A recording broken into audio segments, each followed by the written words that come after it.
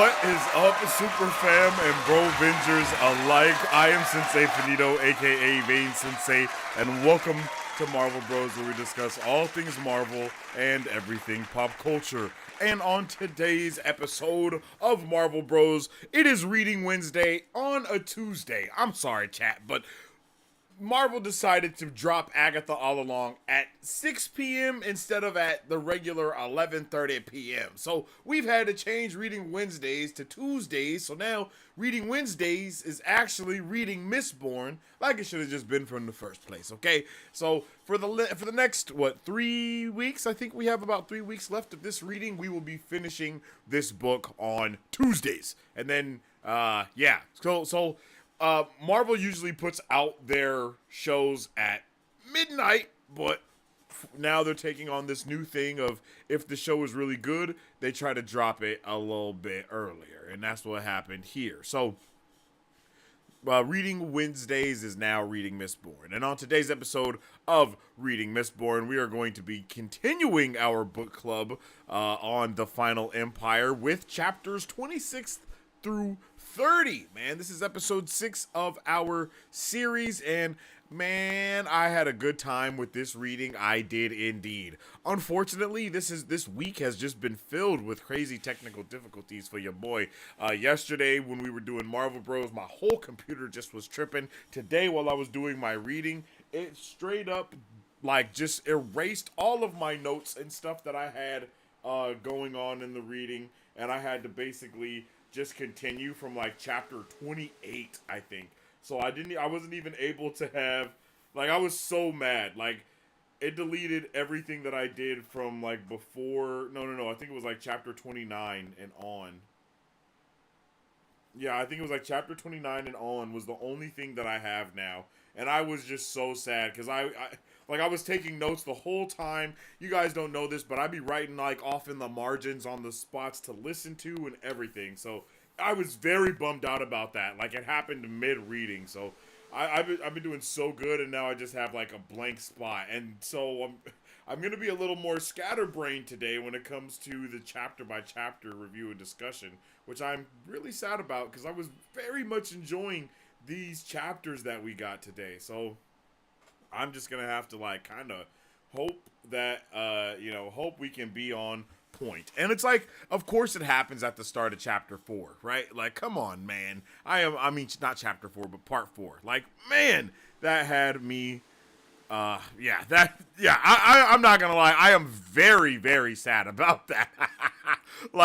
My notes, my highlights, my margins, those that's 50% of the stuff, you know what I'm saying? So, but alas, it happens. I hope you guys are all doing well. And you know what got me through it no matter what? You know what's going to always get me through it? Is this right here. Mustache, baby, underneath the nose. Bruh, I am so happy. Yo, I am so happy. That little thing right there, that just makes it all worth it. One more time. Mustache, baby, underneath the nose. Yes, sir. Oh, man. I'm so happy to have that finally. So, yeah, man, I'm excited. I'm excited. Hopefully today's stuff goes well. If you're new around here, let me tell you how we have our book club sorted up and sorted out. So we start off with our chat talk where we talk to chat, see how all you lovely people are doing, how your week has been. Usually on a Wednesday, you've had half of the week gone through so far, so you kind of got a good vibe of what's happening. But now I just want to know how your weekend was. How was your Monday? I hope everybody had a good day today. Everybody's day should be ending. I know I'm late today as well. More of those technical difficulties I'm talking about. It's been a hectic week so far. I'm not gonna lie, but we here and we ballin' nonetheless, right? So, like I said, we're going to start with chat talk. Then we're going to get into my overall thoughts of the reading. Don't forget, every Wednesday I have been posting my overall thoughts portions of the Mistborn book so far. Starting with, starting at the very beginning. beginning. So tomorrow you'll get like episode 2, I think, or episode 3, as well as far as my overall thoughts go. So make sure you guys check that out. Make sure you guys are ready for all of that good stuff and all those good vibes, because it's going to be a good time checking all that out. All right. And yeah, man. This week has been solid. Yesterday, like I said, it was crazy. I was in a meeting today. I got a good meeting tomorrow. I got a lot of stuff done today. I did a ton of trailer reactions yesterday. And I got a lot of those like kind of split up and set up for release and whatnot. I got some other good things happening this week. So yeah, it's been a solid week so far. I'm not gonna lie. I hope everybody else is well.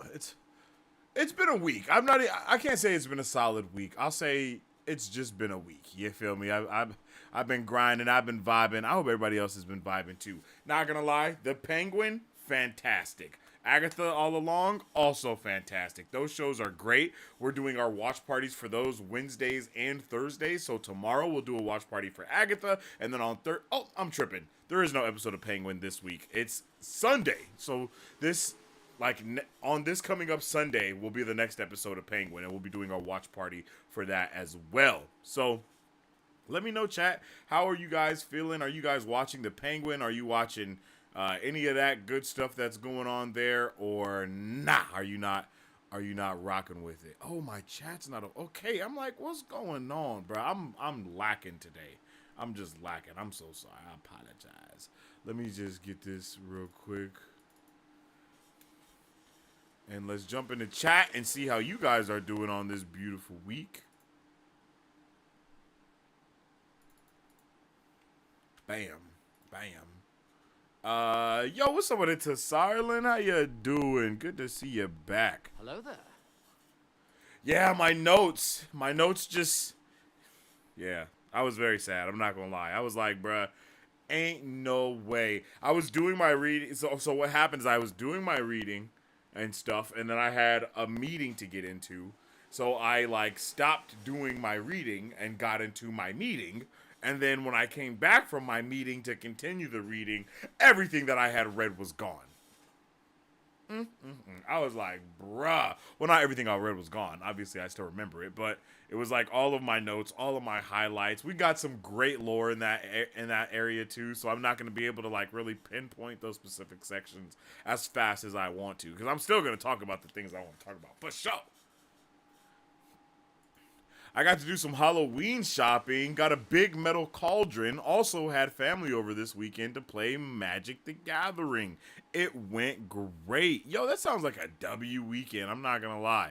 That really sounds like a W weekend. Oh, that's right, it is officially fall. Yo, getting into spooky season, I'm hoping to have, we're gonna be doing like some Halloween watch parties for certain spooky movies, and I want to also play like some scary games as well. So, you know, we're going to have a good time this spooky season, hopefully. Possibly give you guys, you know, the ability to vote on what scary movie we watch. If it's like a super scary or like a kind of scary or whatever, you know what I mean? Whatever it may be, I'll let y'all know. Because I definitely want to get into it for the spooky season this year. Because I think we had a good time last year, and I think we could have a really good time this year, like really getting into it. Sensei, how was your weekend? My weekend was solid. Yeah, my weekend was solid. Remy wasn't feeling too good over the weekend, so I was just kind of taking care of her, you know, and you know, that's kind of, you know, making sure she was all good, you know, and all that good stuff. So it was a solid weekend though. I got to, you know, I think we did watch the Penguin. No, we watched the Penguin last night, and then I'm pretty sure we watched Agatha as well, you know, just doing chill stuff like that. I was getting some work done as always, you know, and just things on the lines of that. Oops, a little late. Hello, yo, what's up with it, Marisu? You're all good. Don't you worry about it. I'm actually the one that's super late. You feel me? I had a whole bunch of things and stuff popping off today. What's this, a day early? It is a day early, but it's also not a day early. Because, you know, Agatha Covenant Chaos is now on Wednesdays at 6 p.m. PST, so we will have to move Reading Wednesday to Tuesdays now, and it's just going to be Reading Mistborn. And I'm pretty sure we're about to be done with the book as well, so it shouldn't be, I hope it's not too big of a inconvenience to all of you lovely people. But yeah, we jumping on that, you know what I mean? That I got to get those watch parties going for sure. But I meant to say, every Wednesday, you guys will be able to check out some type of, what I've been trying to do is take all of the overall thoughts portions from these videos, condense them a little bit, and put those out as dedicated videos every Wednesday morning. So you can expect to check out that one for, I think, episode 2 or 3. I'm not sure, but it should be coming out tomorrow. What's going on? Here we go. Here it is. Let's close that and scroll. But yeah, yo, I hope y'all are having a good day. Marisu and Zibis, how y'all doing? Yo, welcome in. Yeah, so we're going to be doing these things on Tuesdays now. Today we are covering chapter 26 through 30. I am pretty, I'm pretty excited. I'm not going to lie. Like, I am really excited to get into it today. We had some great reading. Unfortunately, as I already said, though, I lost all of my notes for the first half of this portion of reading, but it be like that sometimes. I'm not crying, you're crying. So I'm excited, man. I'm still excited though, nonetheless, because this reading was crazy. I got some things to say in this overall thoughts, y'all. Damn. My overall thoughts are going to be crazy today. I want to know what y'all overall thoughts are. And yo, I really want to know what everyone's overall thoughts are for this one. And I know a lot of you guys have already read this book, so you know a lot of the things that are going to be happening. But goddamn, I was like, oh, buddy, we're about to be cooking. Like, I just was not ready. I wasn't ready for this chapter, for this portion, excuse me. Section? Yeah, I think that's it. I wasn't ready for this section of the reading today. It had me my heart was pumping. I was excited. Like, oh my goodness, I couldn't believe it. Like, especially towards the end, but not just the end. We got so much good information in it. Okay, I'm sorry. I'm getting into my overall thoughts. I'm getting y'all excited. All right, let me relax. I want to give everybody a chance to kind of jump in here and speak a little bit of their piece. We will be done pretty quick. Yeah, I'm pretty sure there's actually only 2 weeks left, right? No, that can't be possible. Can it? I'm looking right now. No, yeah, we only have 2 weeks left. We only have 2 weeks left, you guys. This is crazy. I can't believe it, actually. We're about to be finished with this book. What? I've low-key read more books.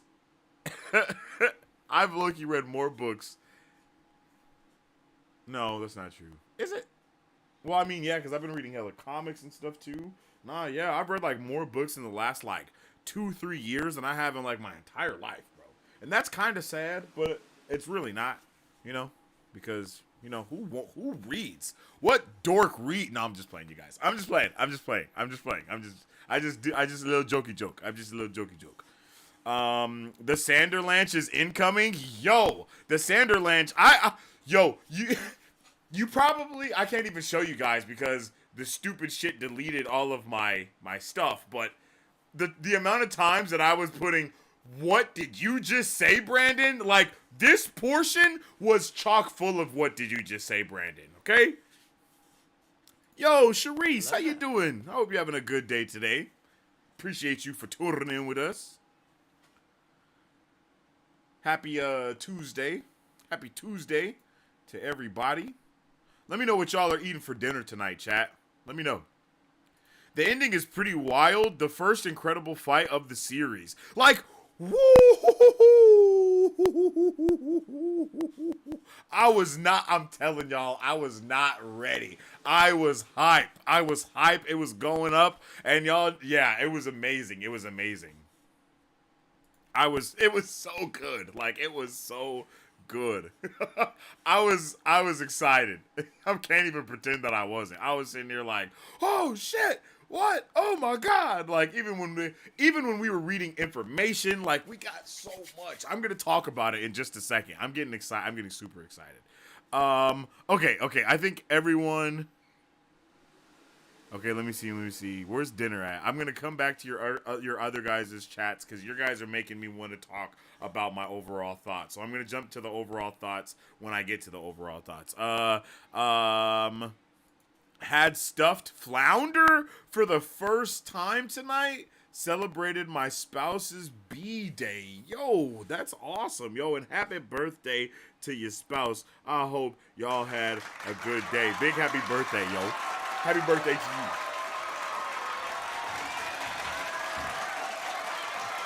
He's gonna happy birthday in the chat.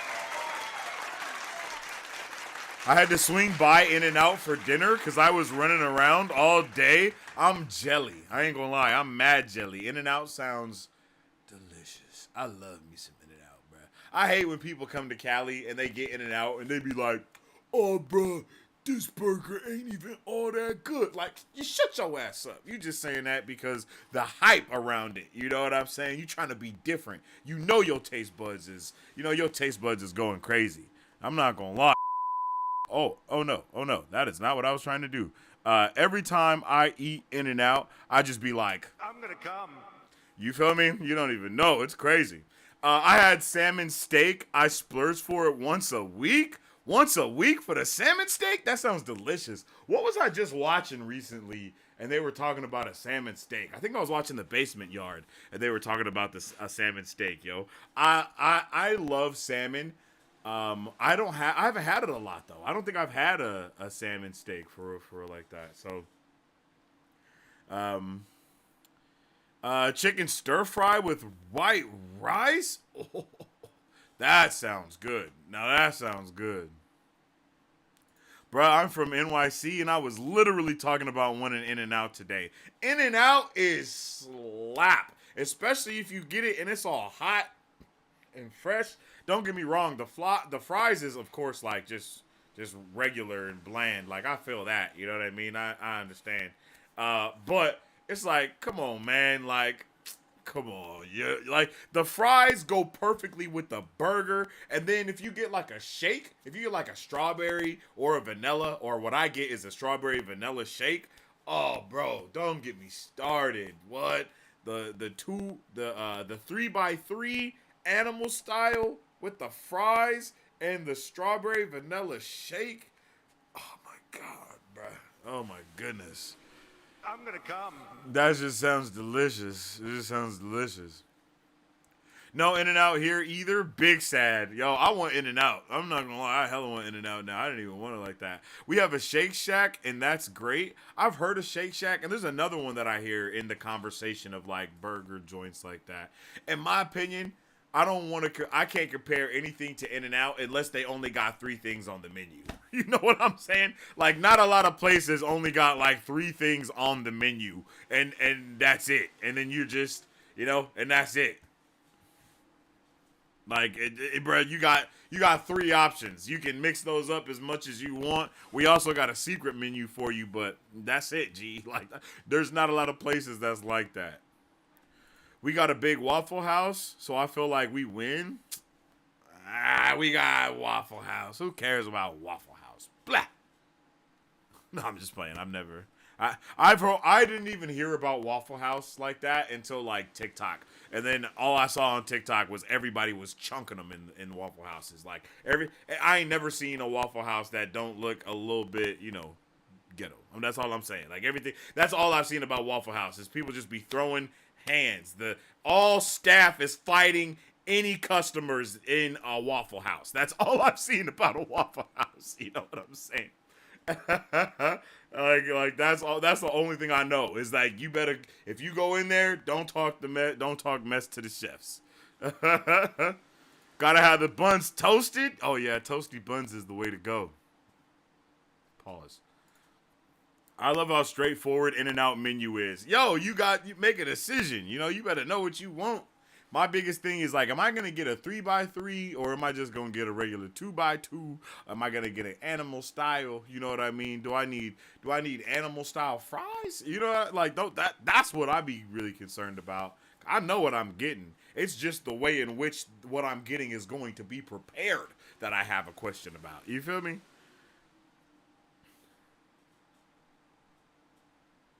I think they put a Waffle House in Brooklyn. It's just not a thing like that here. Yeah, I don't really have a desire for a waffle. I think the closest thing we got to Waffle House is like Denny's. No, we got a... Nope, yeah, Denny's. I think we have a country waffle type of thing, but I don't know if that's the same. I feel like Denny's is our version of a Waffle House, but just maybe not as good. I don't know. Denny's is pretty good. Being faded at like 3 o'clock in the morning, pull up to a Denny's, get a Grand Slam. Yes. That's the fun. Yeah, the violence is the fun of a Waffle House. Okay, I feel you there. In-N-Out is the opposite of Cookout. I got it. Yeah. I don't know what Cookout is, but if you got it, I got it. I love it. All right, chat. I'm excited, man. I'm excited.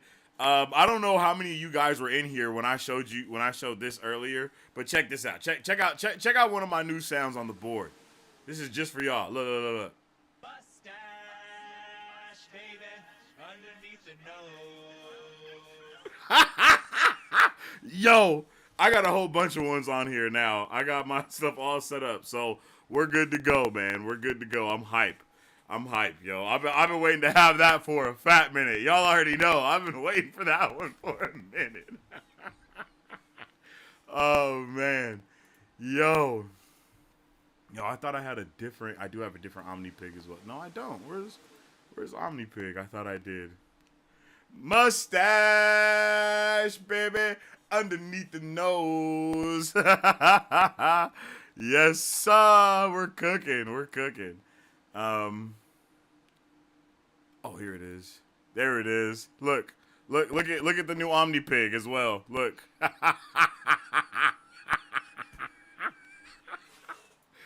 Yo. Oh, wait, that looks kind of wild.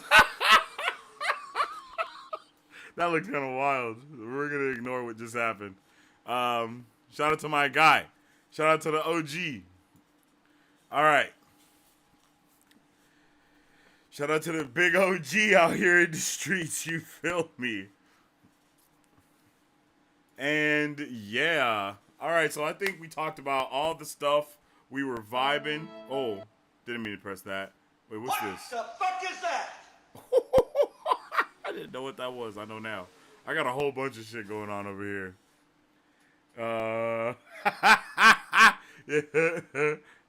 It's Mustache Pig, yo.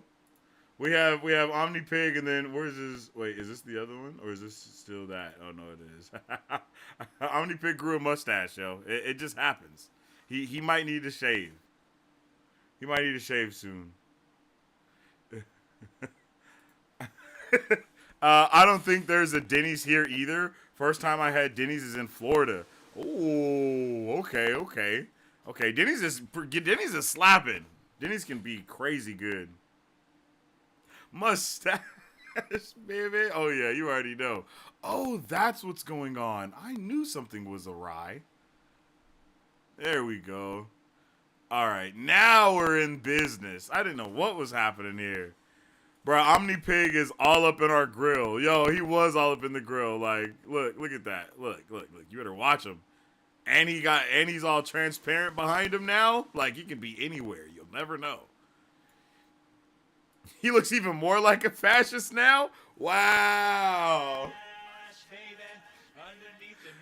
It's the Omni Stash. What do you mean? When he needs to be on the grill. Yo, y'all trying to eat Omni Pig is crazy. Me no like you knew Omni Pig? Nah. Omni Pig slander will not happen around here. I'm going to let you know right now. Okay. All right. See, Let's see. How long? Okay. Yeah, man. So we're about to get into the overall thoughts of everything. If you guys have been watching Agatha all along, or The Penguin, or anything, let me know. If you saw any premieres this weekend at the theater, let me know what movies you guys have been watching, what shows you've been watching, what other books you might be reading. If you doing, I know some of y'all be doing some book club cheating. You feel me? I know there's some of y'all out there. So let me know what other books you might be reading right now. Are you reading a Brando Sando book? Is that going good? Like, what's going on? I want to know how everyone is going. Let me know in the chat. Before we get into my overall thoughts, y'all already know. I'll be right back after these messages.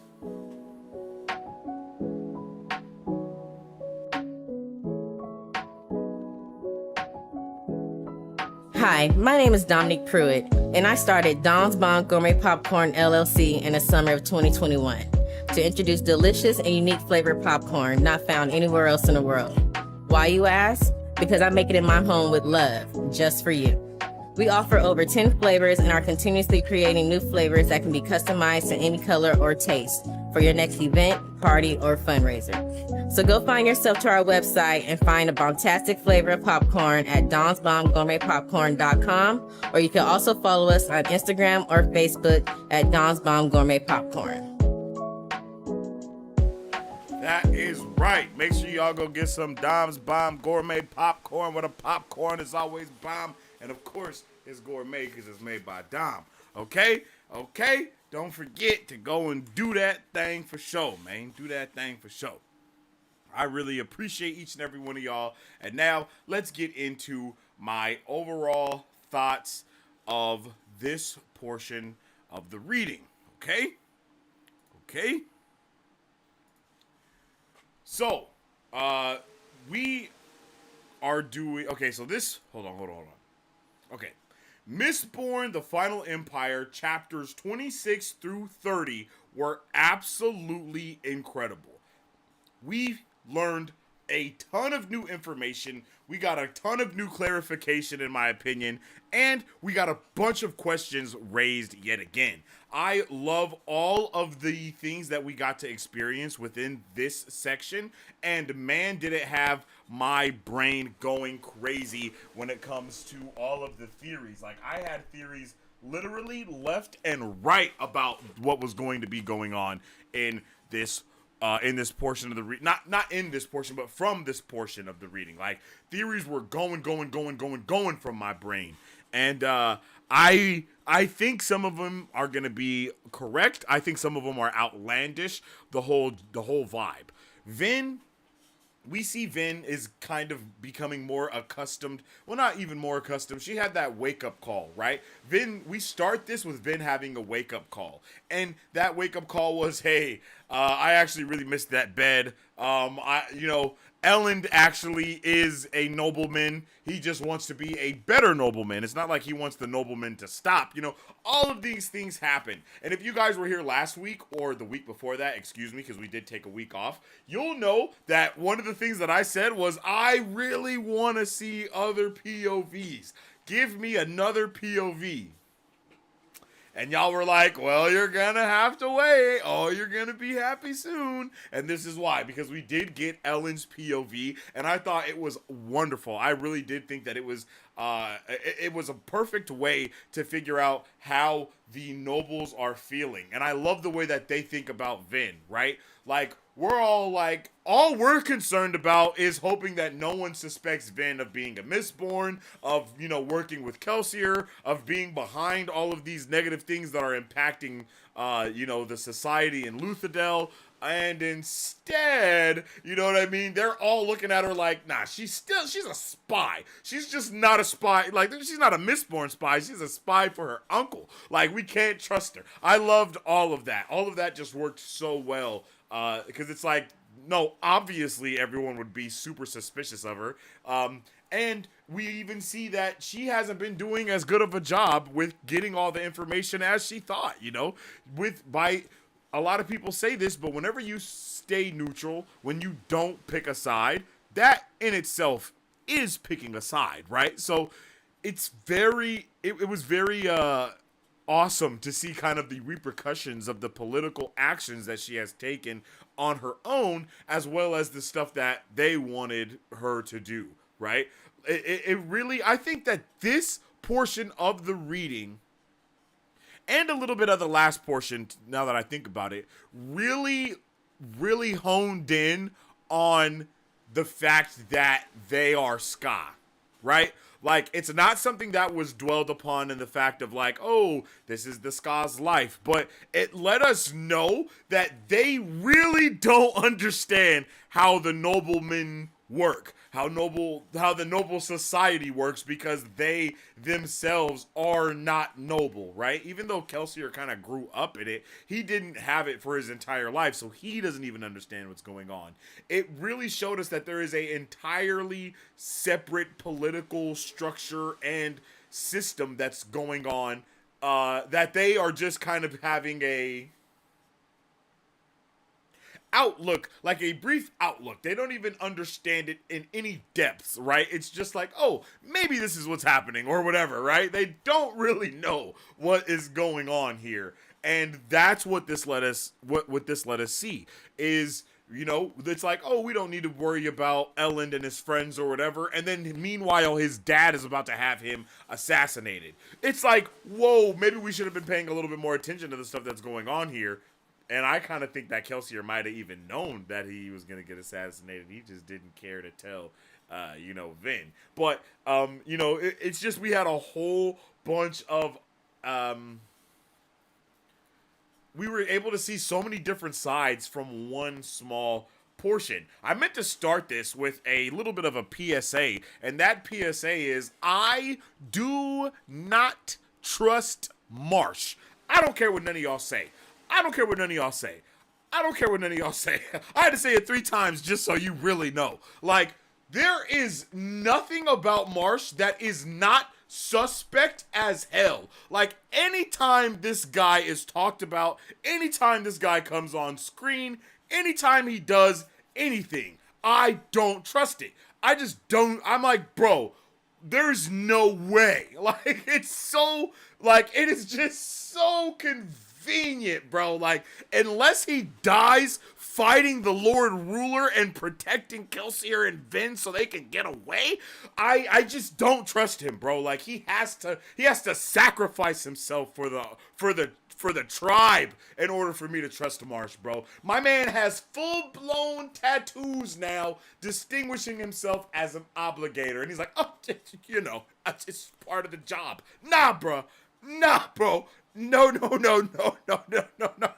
It's just not that good. I'm sorry, man. He is either the best spy that has ever been a spy in the history of ever, or... you know what I mean? He's a double agent. And if he's not a double agent, then they are using him in order to give them false information. And if that happens, then I will apologize to chat, okay? Because I know you guys, I see, oh, here we go, justice for Marsh. Here we go with the Marsh. See, I knew y'all was going to start saying that stuff. I don't trust him, bro. His nickname was Iron Eyes, and he now has obligator tattoos, my boy. No.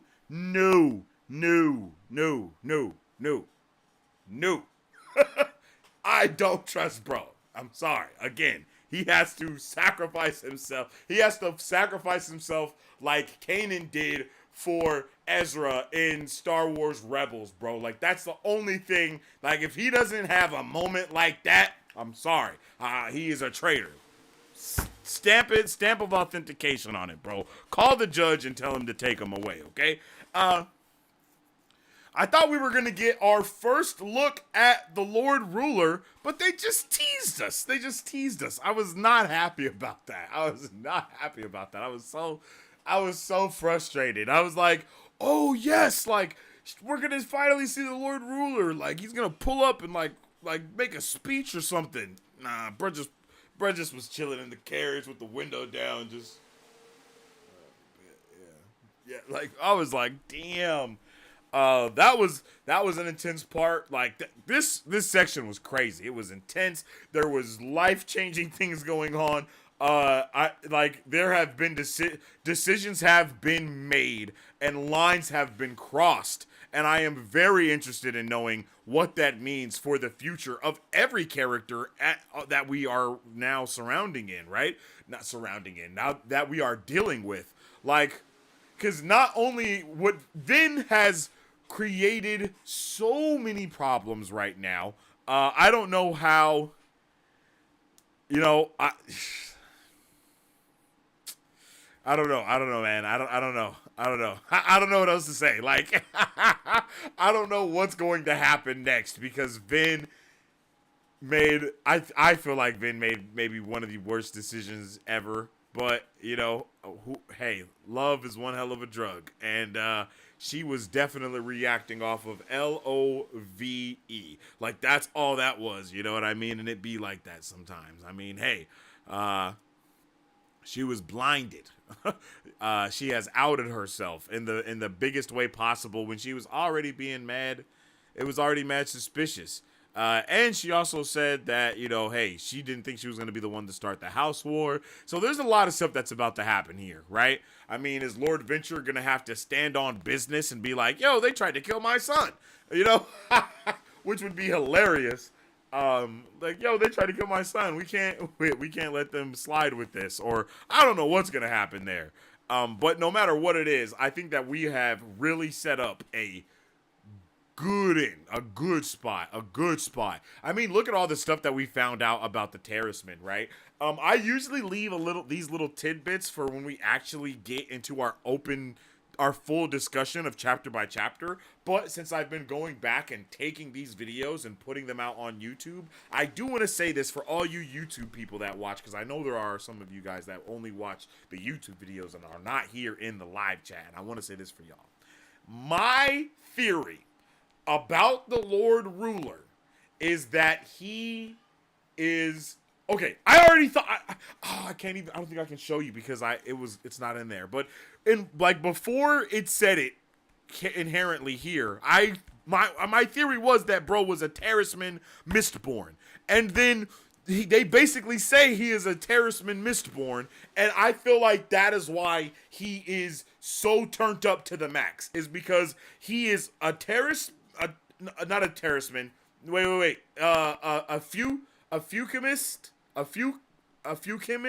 and an allomancer, but a Mistborn allomancer specifically. Like, I feel like he's both of those things, and since he's able to use both of those abilities, right? And then that's why he doesn't like the Terracemen, because the Terracemen that are real-blooded, full-blooded Terracemen don't like him because he's a half-blood, right? Since he's a half-blood, much like how Mistborns in the first, well, not all Mistborns, but much like how, you know, some Mistborns are, like, they are half-borns of Scott and noblemen, I guess is what the race technically they're called. I don't know what they are, right? Like noblemen and Ska. Like they have noble blood, but they are also a Ska. And then some of them become Allomancers or they become straight up Mistborns. I really feel like the Lord Ruler is a Fuchemist Mistborn, and he is able to tap into all the different metals and store the metal in the metal to use the metal and stay young, and then also do that and maybe even use someone else's metal because he's both Fuchemist and Mistborn. I don't know. You know what I mean? Like that's does everybody have their tinfoil hats on? I hope so. I hope so.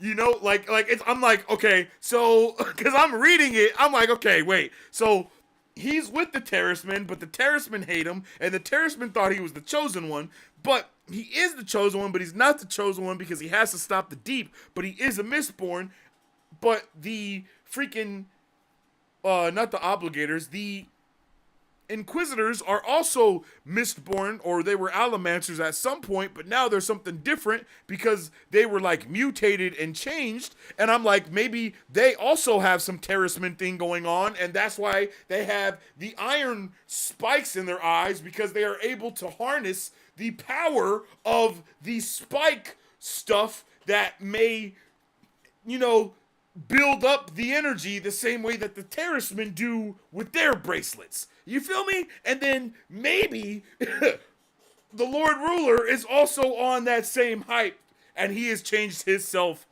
also. So that is my tinfoil hat theory, 100%. Like, that is all the way my tinfoil hat theory. Like, I don't know if that's what's happened. I don't know if that's what's happening. I'm not like, that's 100% what it is. But I'm like, bro, it seems very possible that that is the outcome. And we ended the logbook with knowing virtually nothing, but at the same time, we know hella more about who the Lord Ruler was and how he was just like a regular person and all these other things, right? And then he became a god. And then they also say how the terracemen are able, well, the Fucumists specifically, are able to use their ability stuff to stay young if they do this. And then when Vin takes the earring back from my guy Sazed, she is able to know that his power is like there. It opens up it opens up a new, like a new ability tree for her. Oh my gosh. It opens up a new ability tree for her, and when said ability tree is opened up, she can't tap into it because it's not her ability. But if the Lord Ruler is a half-blood of whatever that is that can do allomancy, if he's half Mistborn and half Fucumist, then wouldn't that mean he would be able to double up on whatever it is that he's burning, making him be able to do both abilities? Like, he would be able to then access that ability tree, basically. You know what I mean? Like, in an MMO, sometimes you can only access a certain ability tree if you have that weapon equipped. So bruh's basically dual wielding, and he's able to access both ability trees. That's what I think is going on with the Lord Ruler. And I think that he also did get changed, because once he went to the Well of Ascension, which is what book 2 is called, beautiful idea for that. I love that. That's awesome. Once he went to the Well of Ascension and he did whatever he did, once he went to the Eye of the World, you know what I mean? He became the Dragon Reborn. And the Dragon Reborn was, he was destined to either save the world or break it. So, you know what I mean? You know what I'm saying? So, it's like, I could see how all of it connects. So, thank you for coming to my tinfoil talk. You know what I mean? Thank you for coming to my tinfoil talk. That is my theory. I think I've laid out all of the information as to why I think that is pretty well. And it's probably wrong, but it might not be. So that's my overall thoughts for chapters 26 through 30, and I would love to know what yours are. So let's jump into the chat and see if y'all talking back. Preview chapters for Brandon's next book are coming out, so I've been keeping up with those. Things be wildin'. Yo, I am so ready. Let me know when those are out for show, because we can even do like a watch party for that. That would actually be awesome. I would love to do that. I wish I would have did that for like Tress and the Emerald Sea first chapters and stuff like that, Like, do some type of watch party for them. That would be amazing. Oh, yeah, that's definitely what we're doing. But we all know Brando Sando does not put dates, out for stuff like that. He just be like, hey, guys, I think it's Thursday. Let's do it, Nah, I mean, he has it on the calendar, obviously. He just don't say anything about it. Then wakes up from the best nap of her life. The best nap of her life, literally. The world of nobles assume you're a spy until proven otherwise. Yeah, and then her not making any 100% political standings makes it seem even more.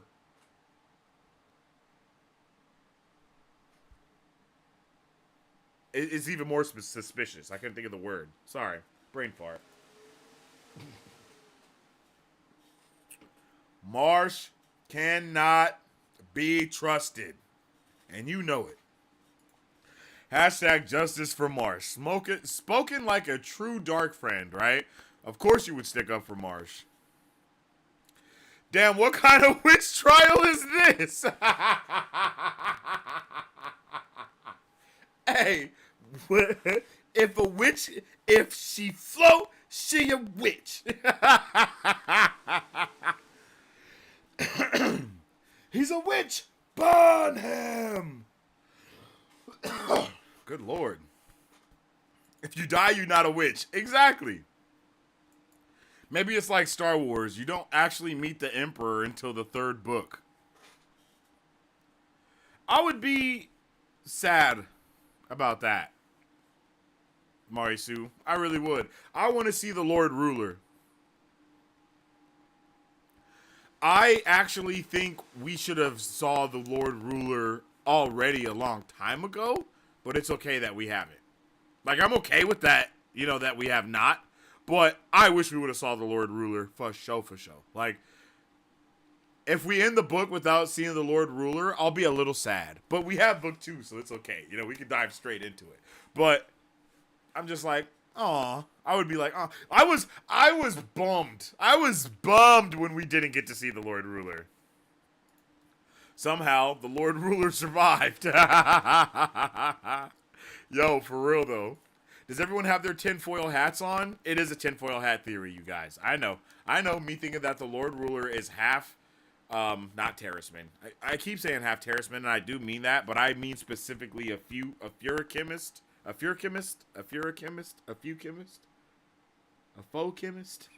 it's something like that. Chemist and Mistborn. I really think he's a mist chemist, a Mistbornist. I'm sorry.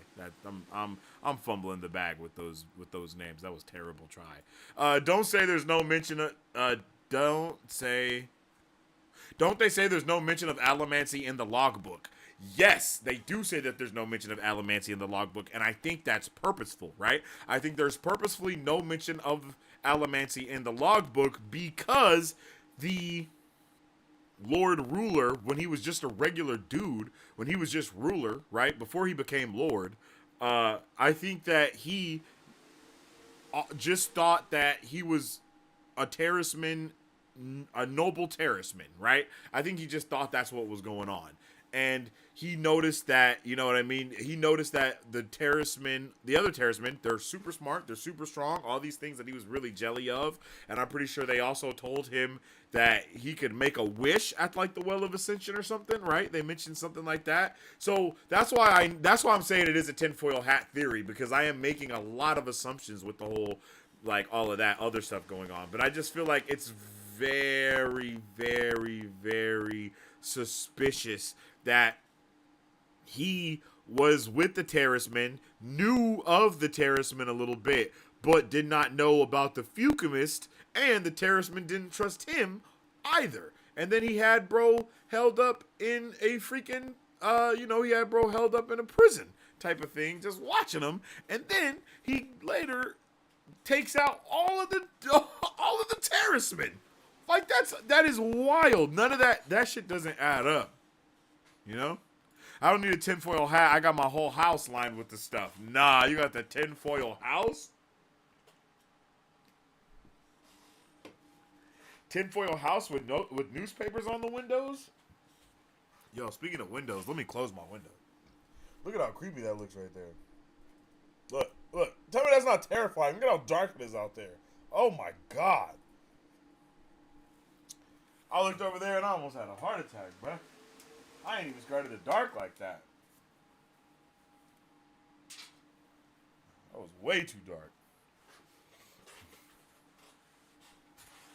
The only thing the Lord Ruler is burning is sage to keep the mist wraiths away? Oh, that's funny. For real, though. Well, it's book 5 of the Stormlight Archive. They're releasing every Monday. Wait, what do you mean they're releasing every Monday? Zibis, give me more information. The preview chapters that are coming out are for Stormlight Archive 5. Damn, so I would be hella confused, huh? I still think I might listen to it. Or check it out. Damn. Who are you so knowledgeable in the ways of science? Ooh. Marsha's knowledgeable in espionage. He's knowledgeable in betrayal. Facts. Though maybe the Lord Ruler is actually nice, but really aloof, and he doesn't know what his ministers are doing in his name. For what? For 1,000 years? For 1,000 years? For 1,000 years? Nah. That ain't it. Nope. The Lord Ruler is like the Earth King and doesn't know there is in fact a war in Bossing Say. Damn, Sharice. That's good. That's a good one.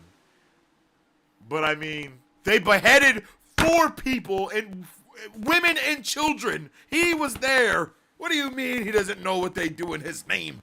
What?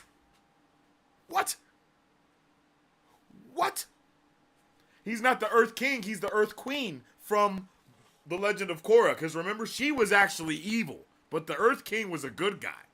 Remember? I should have thought of that comparison, Sharice. Marisu, for real. Inquisitors are the Dai Li. Oh, shit, they are. The Inquisitors are the Dai Li. Oh, my God. Yeah, they are. That's crazy. Except they're the opposite, because they're going to murder everyone and leave it bloody everywhere and let everyone see and make a standing showcase of it. And according to Sensei, Marsha's long fang.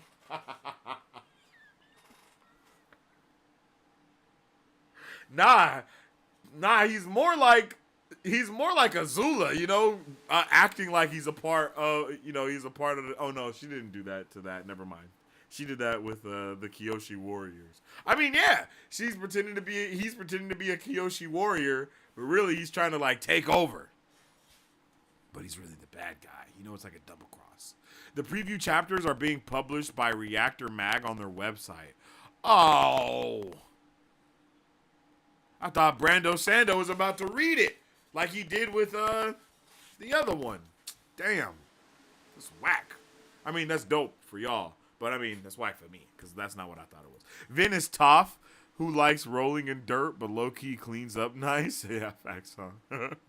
She's like Toph and Katara mixed together, to be for real. Yeah, that's crazy. So yeah, those are my overall thoughts of this portion of the reading, and now it's time to get into our chapter by chapter review and discussion of chapters 26 through 30 of Mistborn: The Final Empire.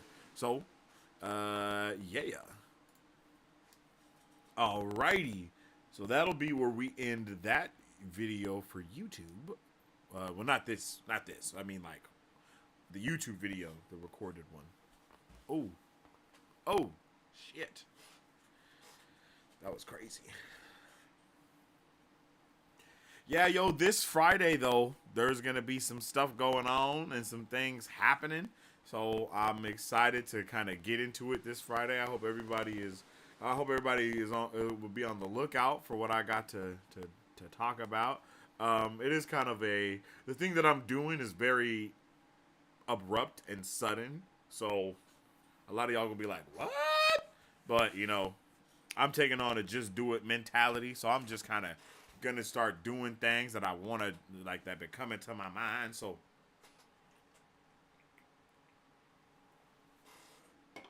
just make sure you following either me on social media as Sensei Finito, or you're following, you have your post notifications on here at Marvel Bros, because we will be live. I'll be putting out some stuff and doing some things. So tap in this Friday. All right, peoples? All right, peoples. So let's see. Oh, I know what I wanted to do. Okay. So, let me know, what was your guys' favorite chapter out of this portion of the reading? What chapter was your favorite? Okay? And then we'll take a little break. I'm about to go run to the restroom real quick, and then we'll get into our chapter by chapter review and discussion for real, okay? All right, y'all? Let me know what your favorite chapter was, y'all. Oh, What is up, Super Fam? How's it going, everyone? Welcome to Marvel Bros, where we discuss all things Marvel and everything pop culture. We started Marvel Bros back in 2019 because we have a love for not only Marvel movies and comics, but because we wanted to have a place where people could stay up to date with all pop culture news. Here, you will have access to all of our content, whether it be trailer reaction. You look like He-Man. Oh! And most importantly, controllable. Go! Character breakdowns. Welcome to Marvel Bros Breakdown. Welcome to Marvel Bros Breakdown, where we dive deeper into characters and theorize about the latest films. Pop culture news updates. On today's pop culture news update. And on today's pop culture news update, Or movie reviews. we love to have open discussions here on the channel, so feel free to join us when we go live. Battle Cove, I like that Kang's motives are understandable in the same way Thanos' motives were. That's exactly what we're saying. That was pretty awesome. Well. Or jump in the comment section of a trailer reaction or breakdowns so we can theorize, converse, and nerd out. Follow us on social media at Marvel Bros to stay up to date with the latest news, rumors, content, and more. You can also join our Discord, where we are constantly having conversations pertaining to Marvel, DC, Star Wars, anime, and everything pop culture. All of our past pop culture news updates are available wherever you listen to podcasts at. If you guys would like to support Marvel Bros, all you gotta do is visit our website at www.marvelbros.com and buy some merch. Represent the super fan. To get early access to content, patron-only scoops, giveaways, private Q&As, and those sacred watch parties.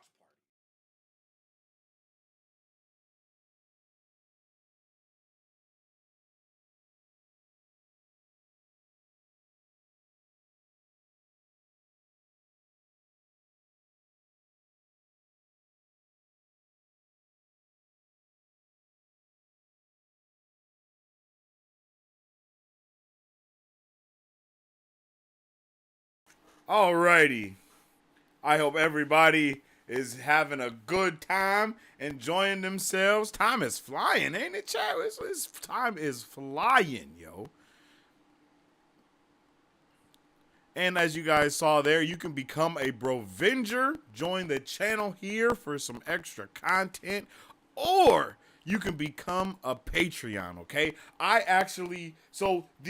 This is actually crazy coincidence. I'm not gonna lie, I didn't do this on purpose, but the parts of my reading that I lost my notes to, I actually recorded me going over, and I'll be putting that out on Patreon, and it will have the reading of Kramer I'm doing the Kramer reading, he's reading, and I'm just doing my stuff, and I'm talking about it, reacting to the things that are happening as well as they're happening, writing my stuff down on my iPad and stuff like that.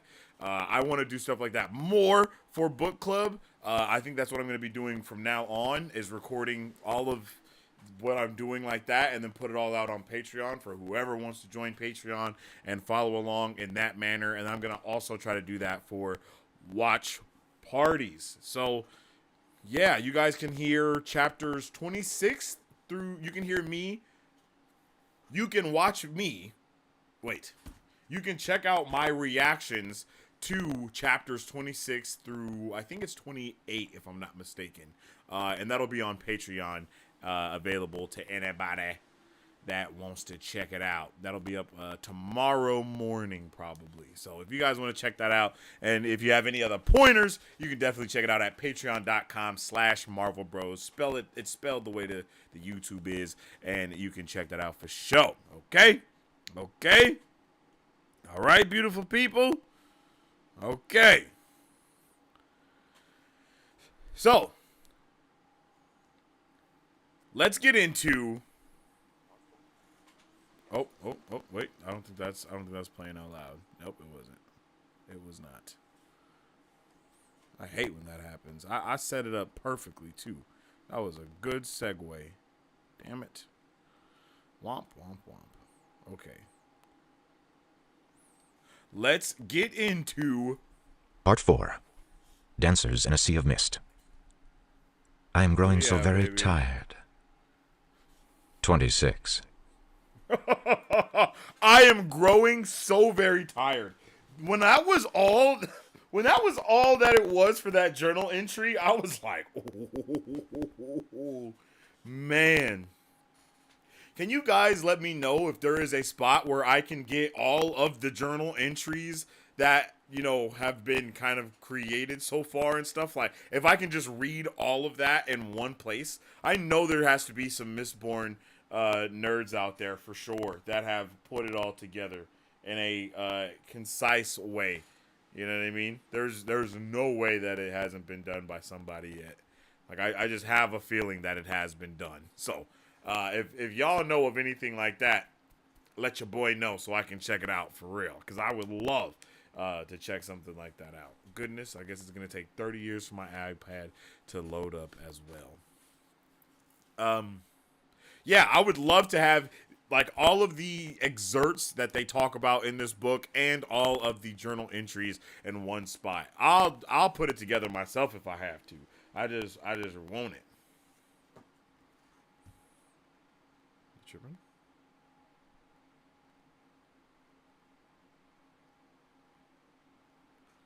I put Agatha. What?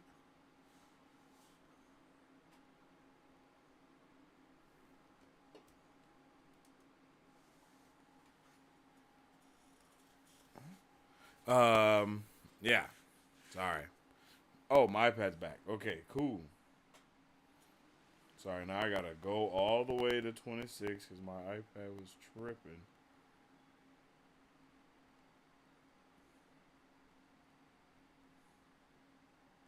Dang. That's 27. Oh, I gotta like really look at this too because... Oh, okay.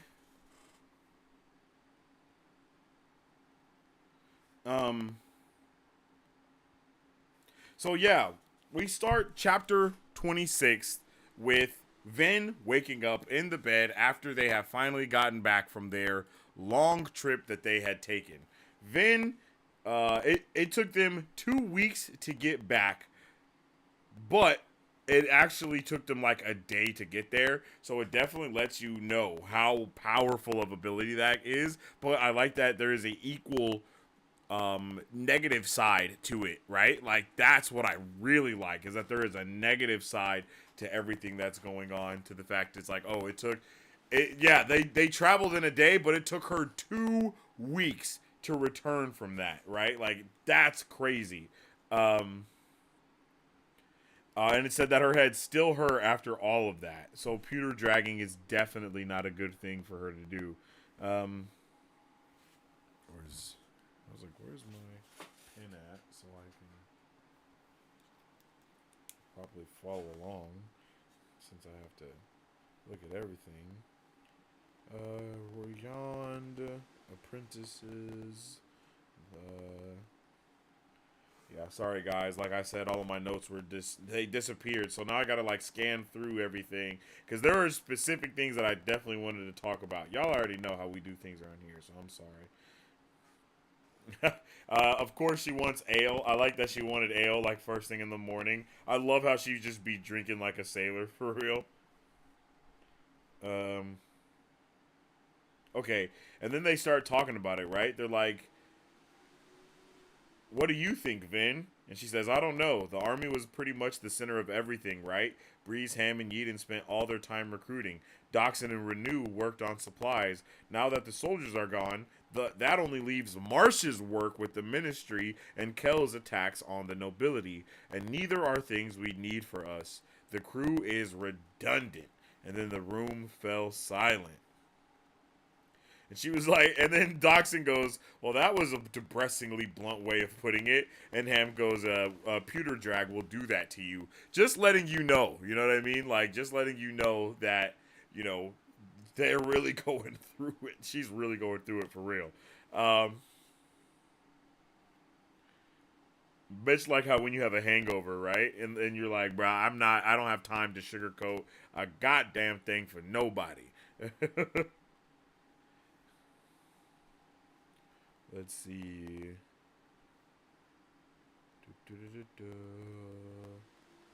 Oh, and then we find out that the garrison is hunting down the rest of their army. The Luthadel garrison relieved the Valtrux or the Valtru troops who were actually pretty beat up from the fighting. The majority of the Luthadel troops should be out for a long while searching for rebels, and several very large groups broke off of the main army and fled before the battle had even started. So they was out of there, bro. And which is something that, I mean, that's sad, but I was happy about that because I was very like, damn, they all died. That's what I thought happened.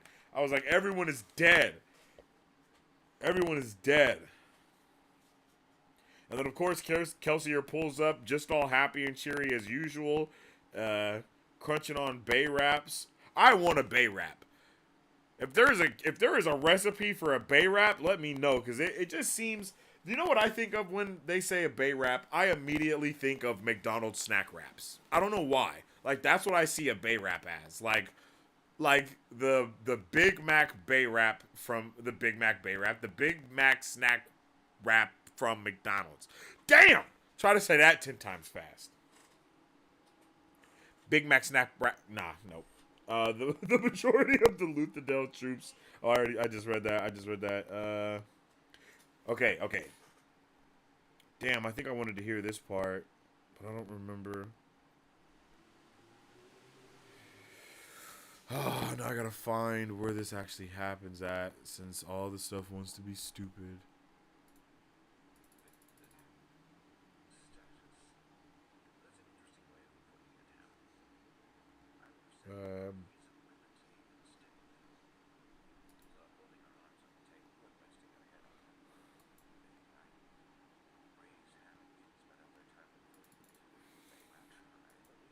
Okay.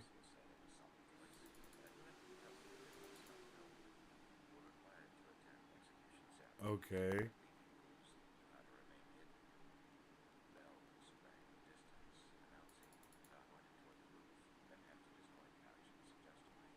All right. Here we go. All right. So, damn, I kind of want to hear all of that because this is a beautiful part. I really, really, really like this part of it. I really like this chapter, you guys. I really like this chapter. Ben knew of only one reason why the workers would be released and sent to Gal. You really need to hire more imaginative housemaids. Despite the comment, he grabbed a cylindrical bay wrap and took a large bite, then smiled pleasantly as he poured himself something to drink. The crew remained quiet. The men exchanged glances. Kelsier remained standing, leaning back against the cupboard as he ate. Kel, we need to talk, Doxson finally said. The army is gone. Yes, Kelsier said between bites. I noticed. The job is dead, Kelsier, Breeze said. It was a good try, but we failed. Kelsier paused. He frowned, lowering his bay wrap. Failed? What makes you say that? The army is gone, Kel, Ham said. Said, what makes the you army say was that? only Everyone's one piece of our dead. plans. We've had a setback, what the hell true, are you talking about? But we're hardly finished. Oh, for the Lord's sake, man, Breeze said. How can you stand there so cheerfully? Our men are dead. Don't you even care? I care, Breeze, Kelsier said in a solemn voice. But what is done. We need to move on. Exactly, Breeze said. Move on from this insane job of yours. It's time to quit. I know you don't like that, but it's the simple truth. Kelsier set his plate on the counter. Don't soothe me, Breeze. Never soothe me. Breeze paused, mouth open slightly. Fine, he finally said. I won't use allomancy. I'll just use truth. Do you know what I think? I think you never intended to grab that Breeze the ATM. creep! You've been using us. Can I get a hashtag? You promised Breeze us the creep in the wealth, so chat, we'd join man? you. But you never had any intention of making us I rich. hate this guy. This is all about your ego. It's about becoming the most famous crew leader that ever lived. That's why you're spreading all these rumors, doing all this recruitment. You've known wealth. Now you want to become a legend. Breeze fell quiet, eyes hard. Kelsier stood with his arms folded, regarding the crew. Several glanced aside, shamed eyes proving that they had considered what Breeze was saying. Vin was one of those. The silence persisted, all of them waiting for a rebuttal. Footsteps sounded on the stairs again, and Spook burst into the kitchen. Spot. Willing to care and upping to see. A gathering in the Fountain Square. Kelsier didn't look surprised by the boy's announcement. A gathering in the Fountain Square, Ham said slowly. Here we go. That means... Come on, Kelsier said, standing up straight. I also love this next We're going part. to watch. I mean, I shouldn't, but... I'd rather not do this, Kel, Ham said. I avoid Hey, these this is things for a really reason. Good part. Kelsier ignored him. He walked to the head of the crew, who all, even Breeze, wore Again, mundane sky clothing and talking about cloaks. that wake-up A call light that I think ashfall had everyone begun, kind of and needed. careless flakes floated down Not from the just sky like leaves Vin. dropped from some unseen Everyone tree. needed a wake-up call to realize Large that clusters they of were ska fighting for. clogged the street, most of them workers from factories or mills. Finn knew of only one reason why the workers would be released and sent together in the city's central square. Executions. She'd never gone to them before. Supposedly, all the men in the city, ska or noble, were required to attend execution ceremonies, but thieving crews knew how to remain hidden. Bells rang in the distance, announcing the event, and obligators watched at the sides of the streets. They would go into mills, forges, and random houses, searching for those who disobeyed the call, meting out death as a punishment. Gathering this many people was an enormous undertaking, but, in a way, doing things like this simply worked to prove how powerful the Lord Ruler was. The streets grew even more crowded as Vin's crew approached the Fountain Square. Building roofs were packed, and people filled the streets, pressing forward. There's no way they'll all fit. Luthadel wasn't like most other cities. Its population was enormous. Even with only the men in attendance, there was no way everyone would have a view of the executions. Yet they came anyway, partially because they were required, partially because they wouldn't have to work while they watched, and partially, Vin suspected, because they had the same morbid curiosity that all men possessed. As the crowds grew thicker, Kelsier, Doxson, and Ham began to shove the crowd a path through the onlookers. Some of the ska gave the crew looks of resentment, though many were just dull-eyed and compliant. Some appeared surprised, even excited, when they saw Kelsier, though his scars were not showing. These people moved aside eagerly. Eventually, the crew reached the outer row of buildings surrounding the square. Kelsier picked one, nodding toward it, and Doxson moved forward. A man at the doorway tried to bar his entrance, but Dox pointed toward the roof, then hefted his coin pouch suggestively. A few minutes later, the crew had the entire rooftop to themselves. "Smoke us, please, clubs," Kelsier said quietly. The gnarled craftsman nodded, making the crew invisible to allomantic bronze senses. Vin walked over and crouched beside the roof slip, hands on the short stone railing as she scanned the square down below. So many people. "You've lived in cities all your life, Vin," Ham said, standing next to her. "Surely you've seen crowds before." "Yes, but..." How could she explain? The shifting, overpacked mass was unlike anything she'd seen. It was expansive, almost endless, its trails filling every street leading away from the central square. The ska were packed so closely, she wondered how they even had room to breathe. The noblemen were at the center of the square, separated from the ska by soldiers. They were close to the central fountain patio, which stood about 5 feet above the rest of the square. Someone had constructed seating for the nobility, and they lounged as if they were visiting some show or horse race. Many had servants holding up parasols against the ash, but it was falling lightly enough that some just ignored it. Standing beside the noblemen were the obligators, regular ones in gray, inquisitors in black. Vin shivered. There were 8 inquisitors, their lanky forms standing go. ahead above the obligators. Bruh, But it wasn't so just much height that information separated in the dark this, creatures from their one, cousins. right? There was an air, a distinctive posture about the Steel Inquisitors. Vin turned, studying the regular obligators instead.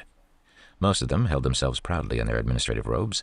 The higher their position, the finer the robes. Vin squinted, burning tin, and recognized a moderately familiar face. "There," she said, pointing. "That one's my father." Kelsier perked up. Vin's daddy! "Where?" "At the front of the obligators," Vin said. "The shorter one with the golden robe scarf." Kelsier fell silent. "That's your father?" he finally asked. "Who?" Doxson asked, squinting. "I can't make out their faces." "Tavidian," Kelsier said. "The Lord Prelin?" Doxson asked with shock. "What?" Vin asked. "Who's that?" Breeze chuckled. "The Lord Prelin is the leader of the ministry, my dear. He's the most important of the Lord Ruler's obligators. Technically, he's even higher ranked than the Inquisitors." Vin sat Bruh. dumbfounded. "The Lord Prelin," Doxson mumbled, shaking his head. Her "This dad is just keeps strong. getting better." "Look," Like Spook said what? suddenly, pointing. The crowd of ska began to shuffle. Vin had assumed that they were too packed to move, but apparently she was wrong. The people began to pull back, making a large corridor leading to the central platform. "What could make them Then she felt it. The oppressive numbness, like a massive blanket pressing down, choking away her air, stealing her will. Prime Minister. She immediately burned copper. Yet like before, she swore that she could feel the Lord Ruler's soothing despite the metal. She sensed him coming closer, trying to make her lose all will, all desire, all strength of emotion. "He's coming," Spook whispered, crouching down beside her.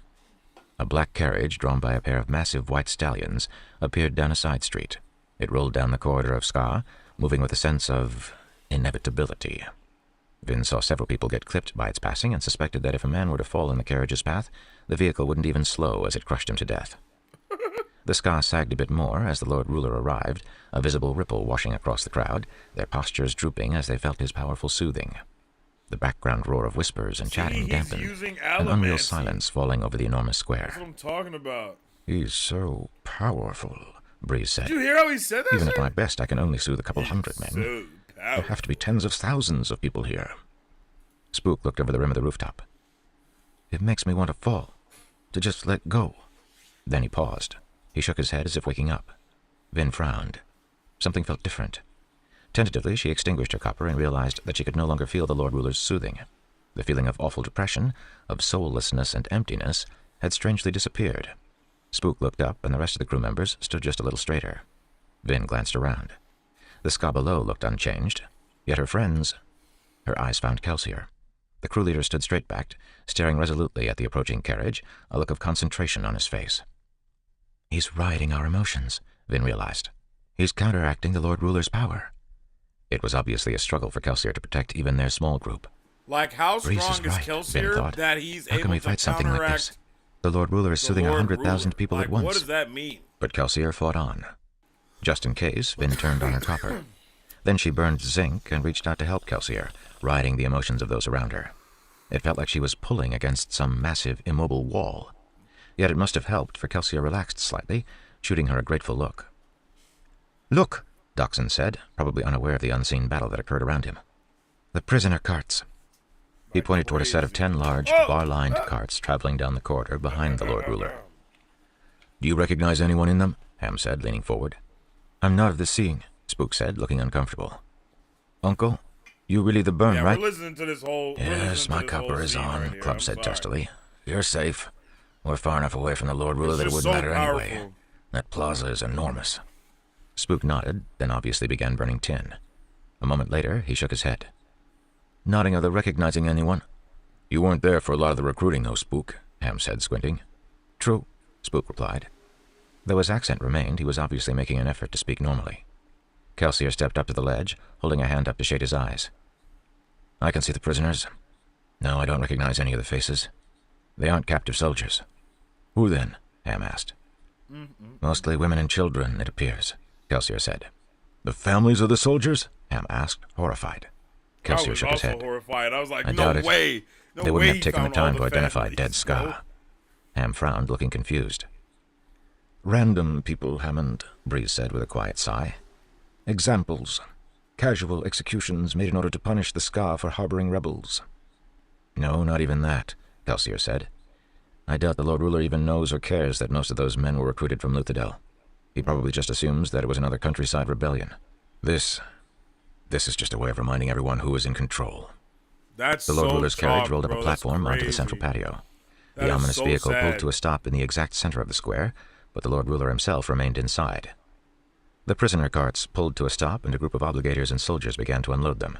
Black ash continued to fall as the first group of prisoners, most struggling only weakly, were dragged up onto the raised central platform. An inquisitor directed the work, gesturing for prisoners to be gathered beside each of the platform's 4 bowl-like fountains. Here we go, 4 y'all. prisoners were Brace forced to their yourselves, knees, chat. one beside each running fountain, and 4 inquisitors Brace raised yourselves, obsidian chat. axes. 4 axes fell, and 4 heads were sheared free. The bodies, still held by soldiers, were allowed to spurt their last lifeblood into the fountain basins. The fountains began to glisten red as they sprayed into the air. The soldiers tossed the bodies aside, then brought 4 more people forward. Spook looked away sickly. Why doesn't Kelsier do something? To saving them, I mean." "Don't be foolish," Vin said. "There are 8 inquisitors down there, not to mention the Lord Ruler himself. Kelsier would be an idiot to try something. I would be...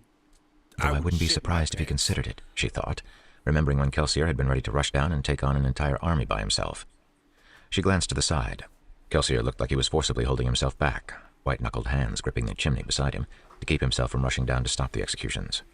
Spook stumbled over to another part of the rooftop where he could retch without spilling bile onto the people below. Ham groaned slightly, and even Clubs looked saddened.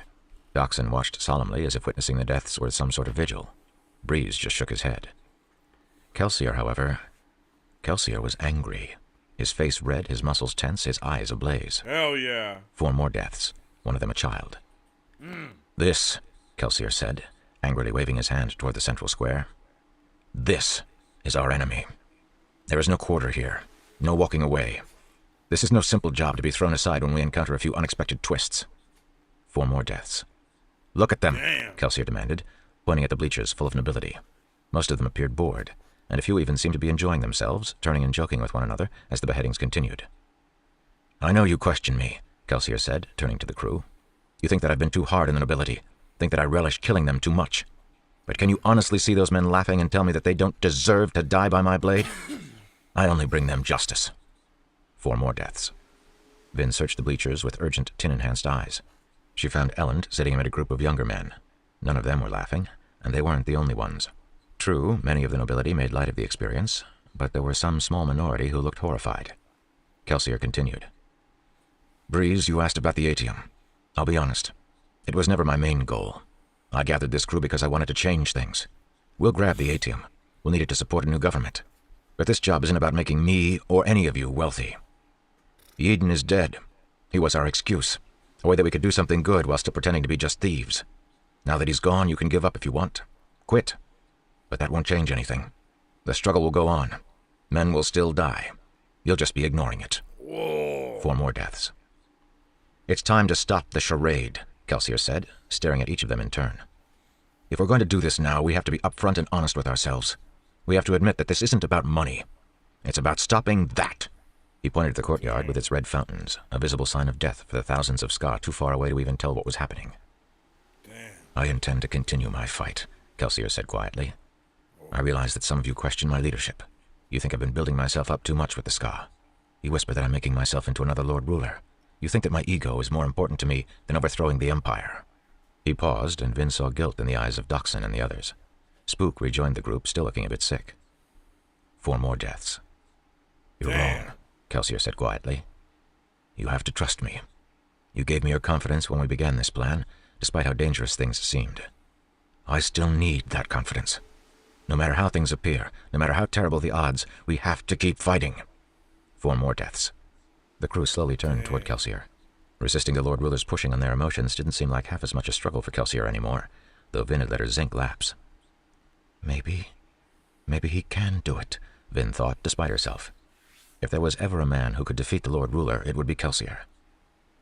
I didn't choose you men because of your competence, Kelsier said, though you are certainly skilled. I chose each of you specifically because I knew you to be men of conscience. Ham, Breeze, Docs, Clubs. You are men with reputations for honesty, even charity. I knew that if I were going to succeed at this plan, I would need men who actually cared. No, Breeze. This isn't about boxings or about glory. This is about war. A war we have been fighting for 1,000 years. A war I intend to end. You may go if you wish. You know I'll let any of you out. No questions asked, no repercussions exacted. If you wish to go. However, he said, eyes growing hard, if you stay, you have to promise to stop questioning my authority. You can voice concerns about the job itself, but there will be no more whispered conferences about my leadership. If you stay, you follow me. Understood? One by one, he locked eyes with the crew members. Each one gave him a nod. I don't think we ever really questioned you, Kel, Dachshund said. We're worried. And I think rightly so. Yo, holy shit, what a fantastic chapter, yo. That chapter, woo, it was just like, oh my goodness, like, bro, that was insane. The way that we went and then it was just, boom. They murdered 28 people in that short time.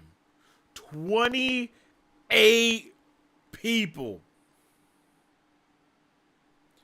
They murdered 28 people in that short time. Just 4 more deaths, 4 more deaths, 4 more deaths, 4 more, like, bro, just as he's talking, they're just slaughtering women and children. Woo! Man, it was just intense, bro. I wasn't ready for that. I didn't know the Lord Ruler got down like that, you know? Like, I knew that I knew that shit was bad, but damn. Like, oh my goodness. What's, like, whoa. Like,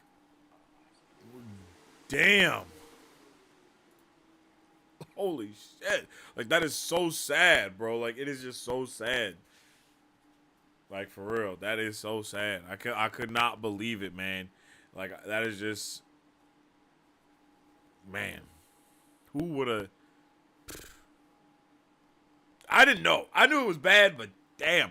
Public execution on such a large scale, just like that, that's wild. That really shows... Like, that really puts things into perspective a lot more. Like, way more. Oh, man, let me know how you guys felt about this chapter. It definitely was deep. I think it was a really strong, a really strong start, and I think it was also a really solid chapter. I really did. I enjoyed it. I've always saw Vin being like Smeller B from the Freedom Fighters. Okay, I feel that. It's got to be chapter 30. They're all great, but nothing tops that for real. Mustache. The journal is on the Coppermind, the fan-made Cosmere wiki. Unfortunately, there be spoilers there until you finish the book. Also a handful for book 2, I think. Oh, here you go. Oh, W. Marisu.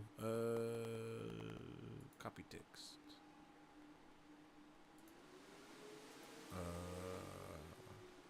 Paste and go. Oops.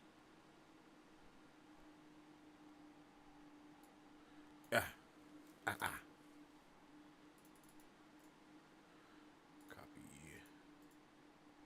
Paste. Whoa. Oh. Paste. Spoiler warning.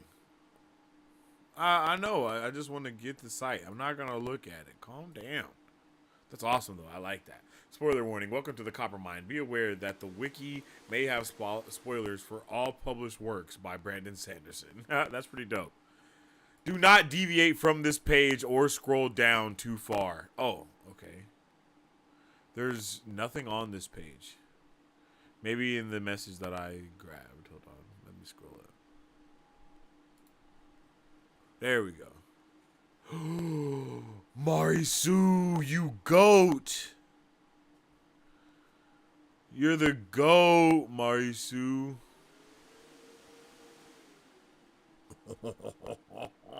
Yo, I'm hype. We are definitely going to read all of that when we finish this book. We're just going to read the portions that we have today as well. Oh, yeah, that's going to be good.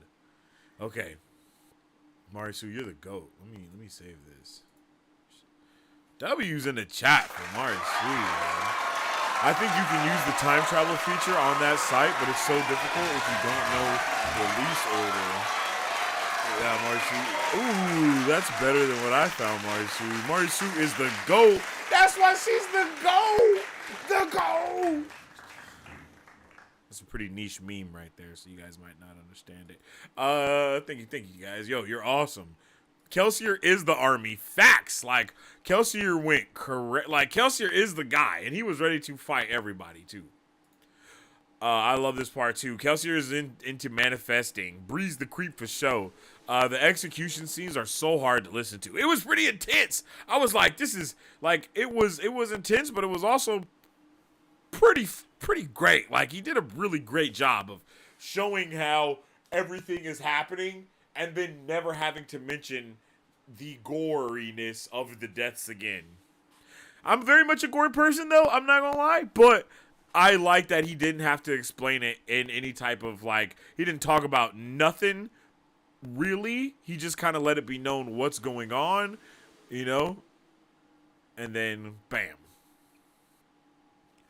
The fact everyone has to watch, it reminds me of the reaping in the Hunger Games. Yo, I need to watch the Hunger Games. I don't think I've ever watched the Hunger Games, like ever, any of them, at all. Your dad is the prime minister, Vin. Hey, the Hunger Games could be a cool from watcher to reader series that we could possibly do. The black carriage with the white horses is a look, though. Hey, you ain't lying, bro. Hey, that's funny you said that, because I definitely was like, bro pulled up stunting. Yo, and I just imagine that the horses were straight strutting in too. You know what I mean? Like, it wasn't even like, you know, he wasn't even tripping. He just came in that thing like, you know what I mean? Like he was that guy. Plus 10 for style, negative 1,000 for ruining everyone's lives. Facts. Oh, you just made me remember the next part of my theory. Oh, man, I feel so sorry for everybody now that's going to be watching that video. They're going to miss the other part of my theory, yo. My other part of my theory. Dang. Tinfoil hat theory, too. I'll just wait until it actually comes out. You know what I mean? It comes out. I'll wait until that part, we get that part in the reading. I wonder how long it's been since the Lord Ruler fought somebody himself. You think he keeps in shape? I don't think so.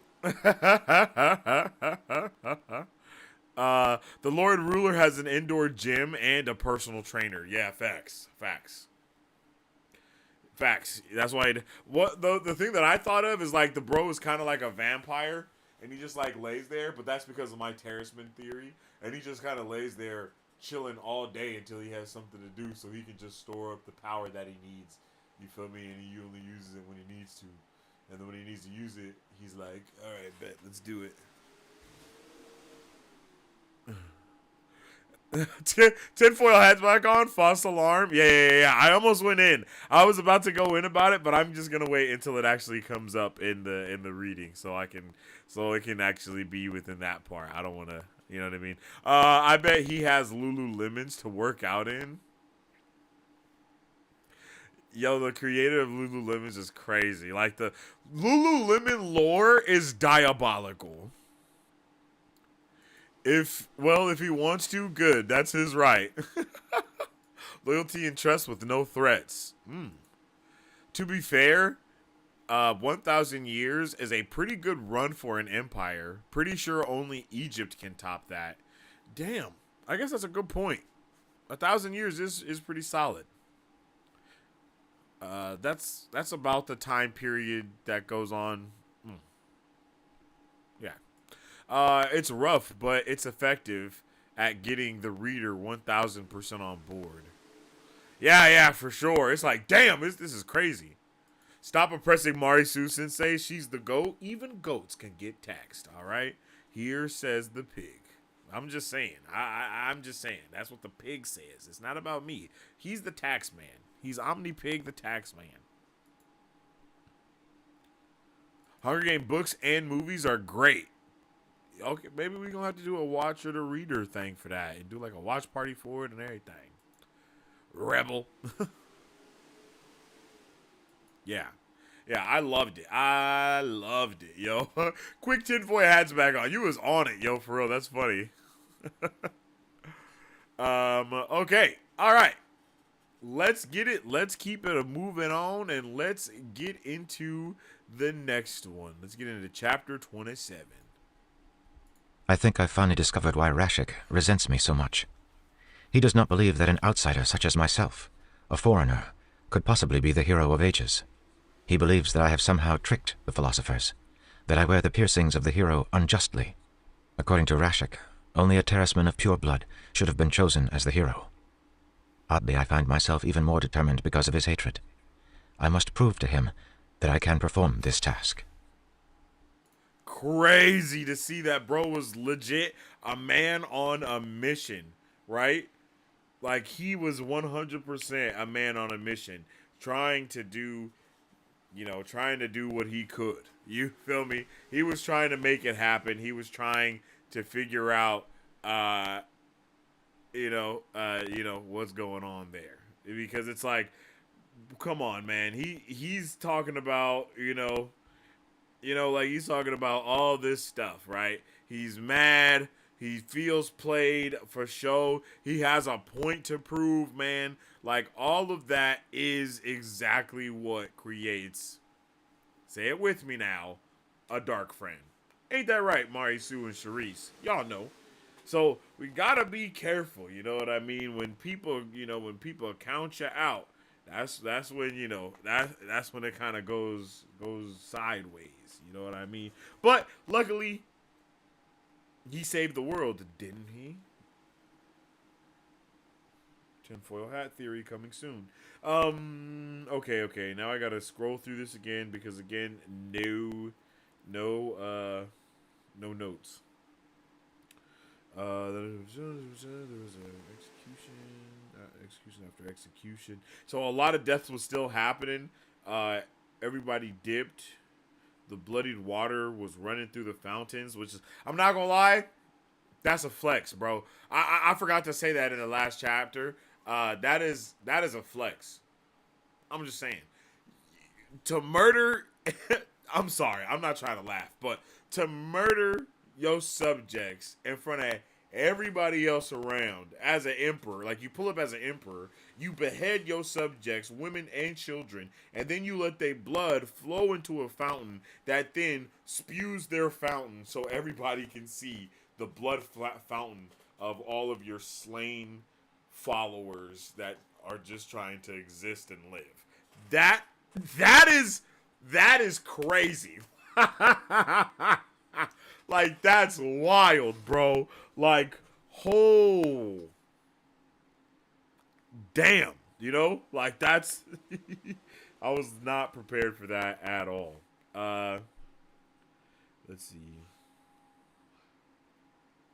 Okay, that didn't do what I wanted it to do. It's okay.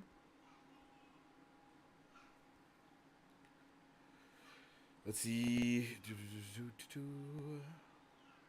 Okay, so now we're talking about... Oh, wait, no. I think I wanted to go into this one. Yeah, I did. I think I wanted to let this play so we could hear this plan. So let's listen to the plan a little bit. I don't think we have to listen to too much of it. Wait, do we need to listen to it? Nah, we can just skip. I think we can just kind of go through it. So they're talking about they need... it's time to plan it out. So they say that Doxson brings up that with the garrison gone, the main focus becomes the nobility now. So, and if they truly want to get the nobility, he comes up with the idea of, well, take all the money. Because if we take the money, because he basically says that they are all nothing but mercenaries. That's what Ham calls them. He calls them mercenaries. And what do mercenaries love? Money. So he's like, yo, if they have the treasury, then they have the garrison. And not only that, but, they're also all gone, like they're all, like all the garrison is gone out fighting and stuff. So they have the perfect intro into getting into, well, not getting into, but, making a plan still work.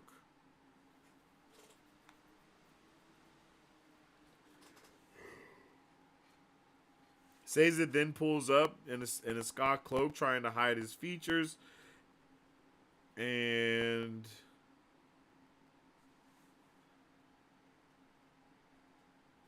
I love this little tidbit right here.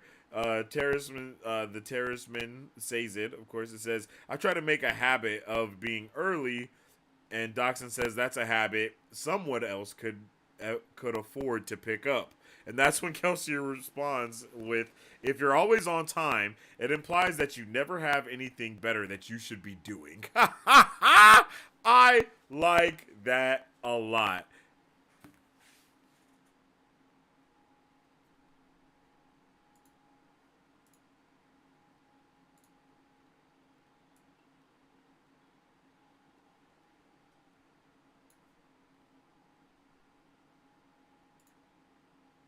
I don't know what the conversation was about, but you gotta know that this was... You knew that this was gonna happen when you typed this out. I know you did.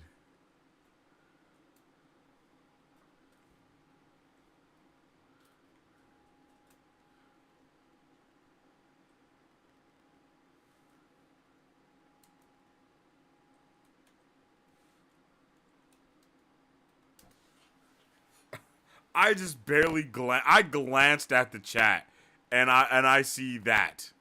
I see that. All right, cool.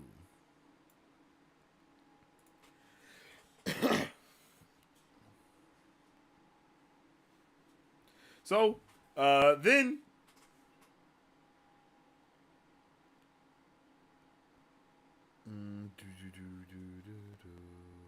they talk about House Venture. They talk about all of the houses. They're talking about trying to see if House Venture can fall before before the House Wars. They say that if Venture falls, the entire final empire would feel the tremors. And she's like, and then of course is like, they're not all bad people, you know. And then we talk about, and then Kelsier says, Lord Straff Venture is, and his family sits at the very head of the final empire. House Venture needs to go, and you already have an in with one of the most important members. So she's all like, her entire vibe was like, from the jump, she's been misconstrued about what's going on here. And I was nervous already. I was like, man, she's about to do something stupid. Little did I know how stupid the thing that she was about to do was actually going to be. Keep your eyes open, child. If you can get the lad to talk about his house finances and find us some leverage, we'll do the rest. And she definitely got him to talking. You feel me? She got Brett yapping. He started yip, yip, yip, yip, yip. The men are as good as can be expected. They can't hide in Renew's warehouses forever. So they try. So they talk about hiding the rest of their army in squads. They don't have the resources to train them in individually, so they'll have a couple hundred men per team hidden in the slums near one another.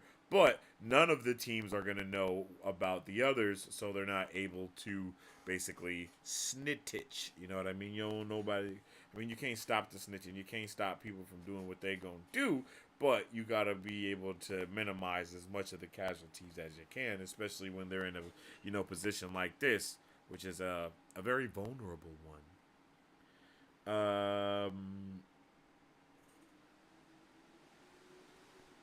And then they talk about going and recruiting more again. They need to recruit some more men, so they're going to get people, they're trying to get people. Kelsier tells Ham to say that their army successfully neutralized the garrison. And then Ham says, though most of them died doing it. And Breeze goes, we can gloss over that part. The people will be angry at the executions. That should make them more willing to listen to us. And I'm like, okay, we're really cooking right now. Like, this is the type of politics that I was really ready to see. I am hoping that we really get into some politics in book 2, man. Like, oh my goodness, the way that we are like teasing politics right now, like, bruh. That would just be amazing. That would just be amazing, for real. I would be so ready for that. And then we find out that Kelsier has to go and talk to none other than the traitor. The betrayer. The man that none of us trust. Not any of us here in chat. None of us here right now trust this guy. And that guy is Marsh. You're not telling us, isn't there? Vin said, looking away from the window, turning toward Kelsier. A part of the plan. Kelsier glanced over at her in the darkness. Marsh's chosen meeting place was an abandoned building within the Twists, one of the most impoverished Ska slums. Kelsier had located a second abandoned building across from the one they would meet in, and he and Vin waited on the top floor, watching the street for signs of Marsh. Why do you ask me that? Kelsier finally said. Because of the Lord Ruler, Vin said, picking at the rotting wood of her windowsill. I felt his power today. I don't think the others could sense it, not like a Mistborn can. But I know you must have. She looked up again, meeting Kelsier's eyes. You're still planning to get him out of the city before we try to take the palace, right? Don't worry about the Lord Ruler, Kelsier said. The 11th metal will take care of him. Vin frowned. Outside, the sun was setting in a fiery blaze of frustration. The mists would come soon, and supposedly Marsh would arrive a short time later. The 11th metal, she thought, remembering the skepticism with which the other crew members regarded it. Is it real? Vin asked. The 11th metal? Of course it is. I showed it to you, remember? That's not what I mean, she said. Are the legends real? Are you lying? Kelsier turned toward her, frowning slightly. Then he smirked. You're a very blunt girl, Vin. I know. Kelsier's smile deepened. The answer is no, I'm not lying. The legends are real, though it took some time for me to find them. And that bit of metal you showed us really is the 11th metal? I think so, Kelsier said. But you don't know how to use it.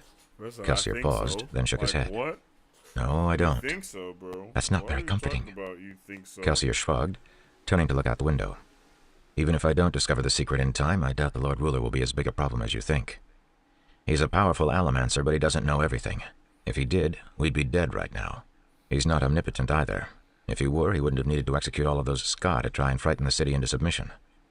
I don't know what he is, but I think he's more like a man than he is a god. The words in that logbook, they're the words of a regular person. His real power comes from his armies and his wealth.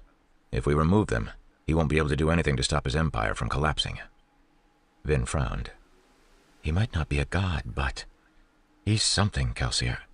Something different. Today, when he was in the square, I could feel his touch in my emotions, even when I was burning copper. That's not possible, Vin, Kelsier said with a shake of his head.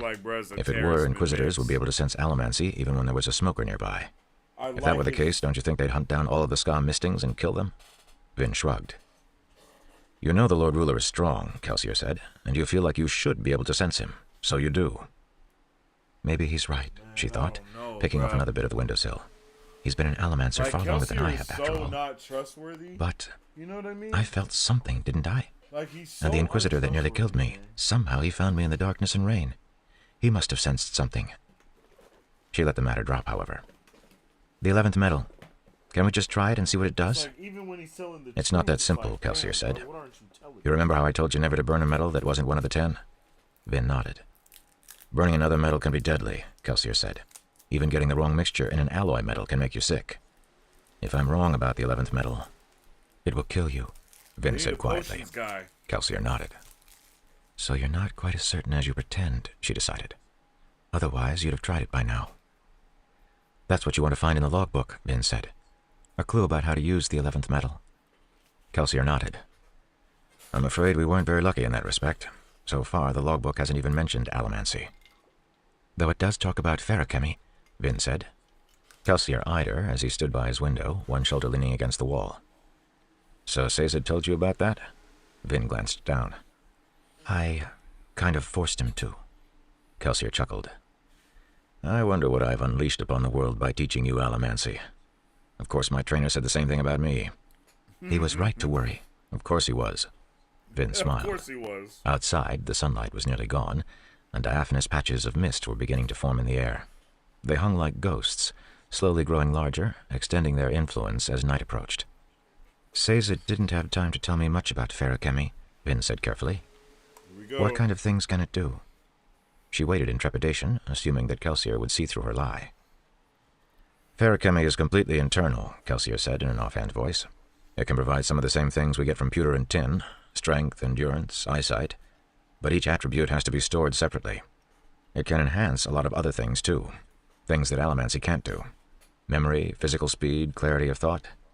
Even some strange things, like physical weight or physical age, can be altered by feruchemy. So it's more powerful than allomancy? Vin said. Kelsier shrugged. Feruchemy doesn't have any external powers. It can't push and pull emotions, nor can it steel push or iron pull. And the biggest limitation to feruchemy is that you have to store up all of its abilities by drawing them from your own body. Want to be twice as strong for a time?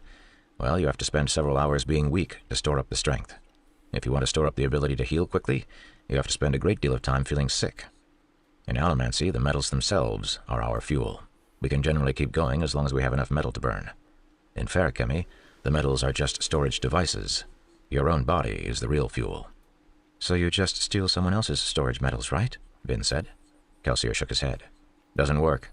Ferrochemists can only access metal stores they themselves created. Oh. Kelsier nodded. So no, I wouldn't say that ferrochemy is more powerful than allomancy. They both have advantages and limitations. For instance, an allomancer can only flare a metal so high, and so his maximum strength is bounded. Ferrochemists don't have that kind of limitation. If a ferrochemist had enough strength stored up to be twice as strong as normal for an hour, he could choose instead to be 3 times as strong for a shorter period of time, or even 4, 5, or 6 times as strong for even shorter periods. Vin frowned. That sounds like a pretty big advantage. True, Kelsier said, reaching inside of his cloak and pulling out a vial containing several beads of atium. But we have this.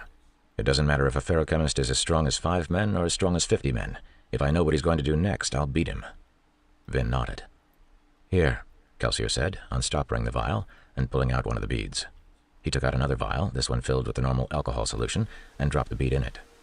Take one of these. You might need it. Tonight? Vin asked, accepting the vial. Kelsier nodded. But it's just marsh. It might be, he said. Then again, maybe the obligators caught him and forced him to write that letter. Maybe they're following him, or maybe they've since captured him and have tortured him to find out about the meeting. But it's just Mars. But it's just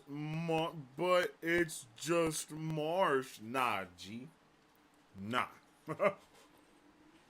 He can't be trusted, I'm telling y'all. Kelsier don't even trust his brother.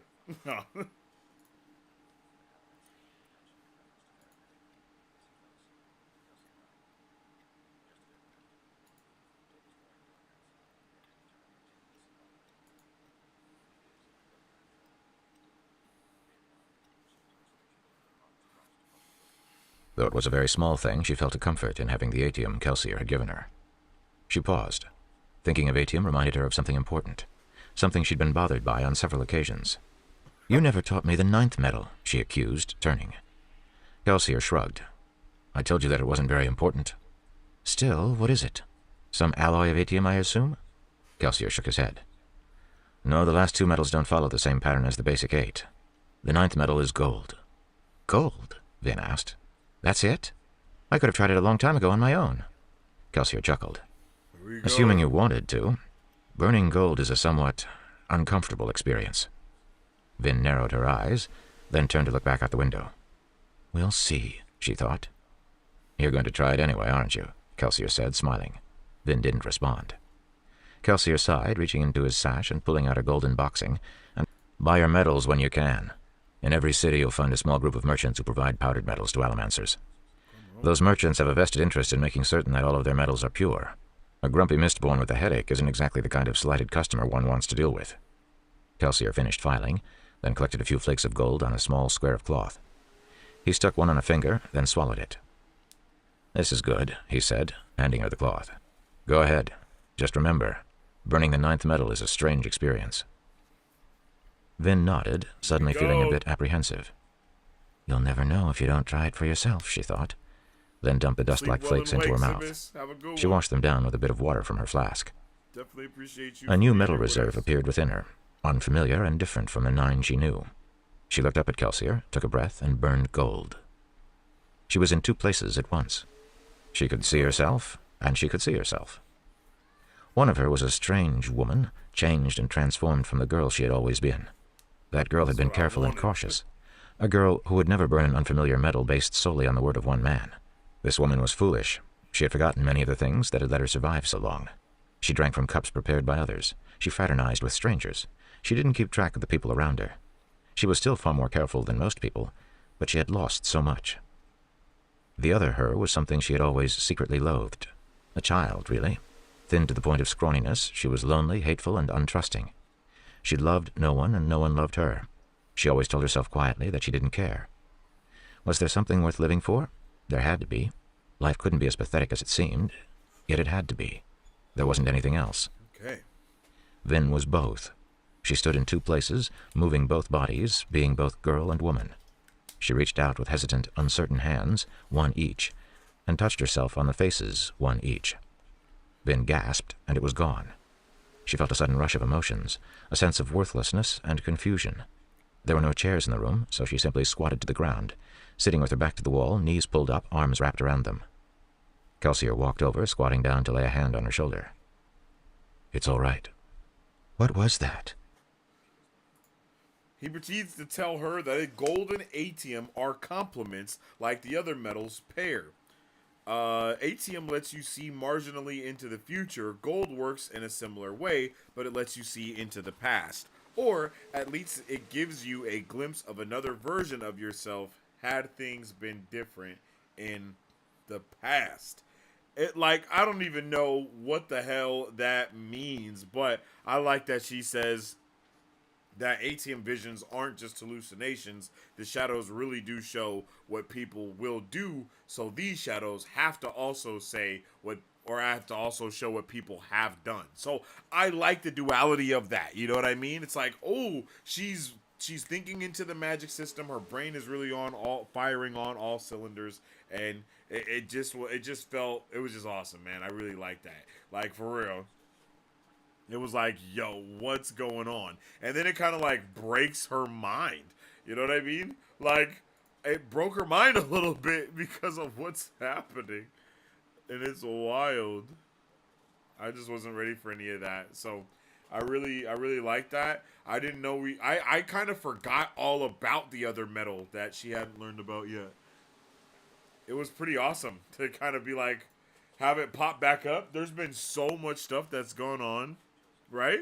There has been so much stuff that's going on that it's easily for us to just kind of forget that this is what was happening as well. And it was. I mean, not that this was happening as well, but that she hasn't learned everything about, allomancy yet. That's what's crazy. That's what's crazy. And I like it. I like it, though. And then, of course, the man, the myth, the Judas himself. Drew closer, she could see Marsh squinting in the darkness. It was odd to watch him, feeling like she was in plain sight, yet knowing that to him, she and Kelsier were nothing more than shadows.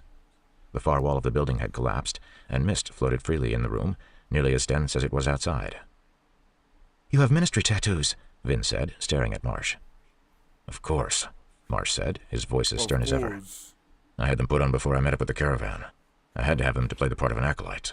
Oh, did you? They weren't extensive. He was playing a low-ranked obligator, but the pattern was unmistakable. Dark lines rimming the eyes, running outward like crawling cracks of lightning. There was one single line, much thicker and in bright red, running down the side of his face. Vin recognized the pattern.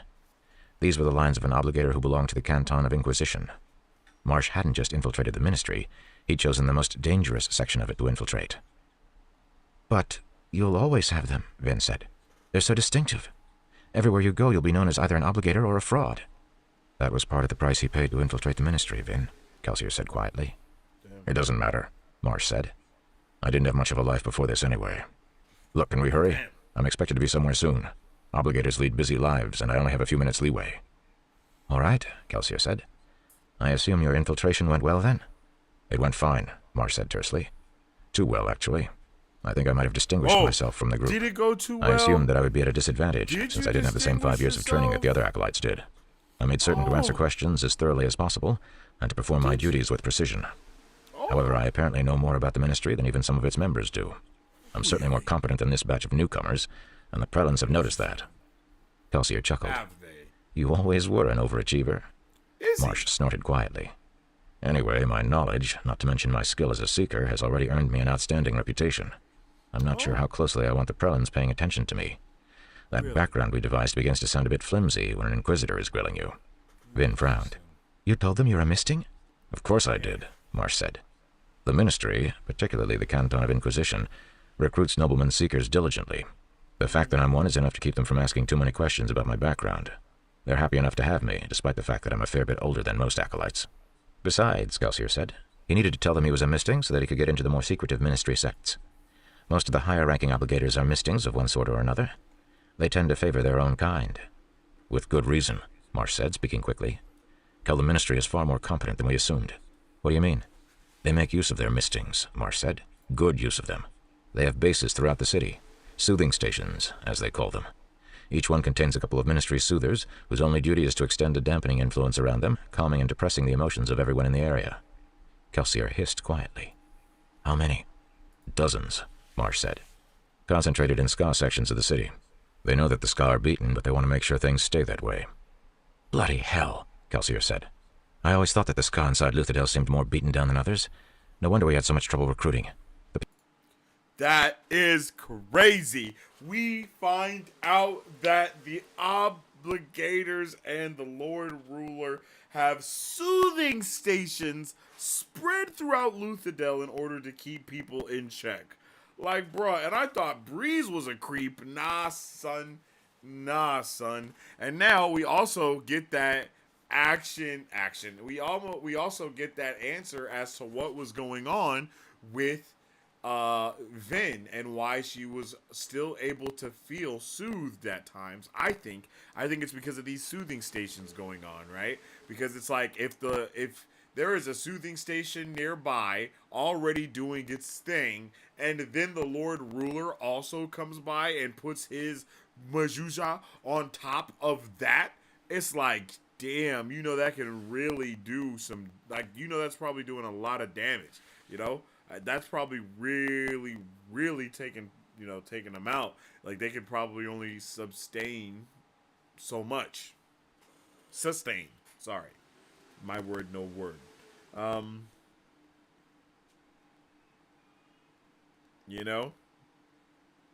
And so, yeah, the Ministry Soothers, we find out that the Ministry Soothers are better than Breeze, and all they do all day, every day is soothe. Like, they are just soothing and a cruising for the bruisins.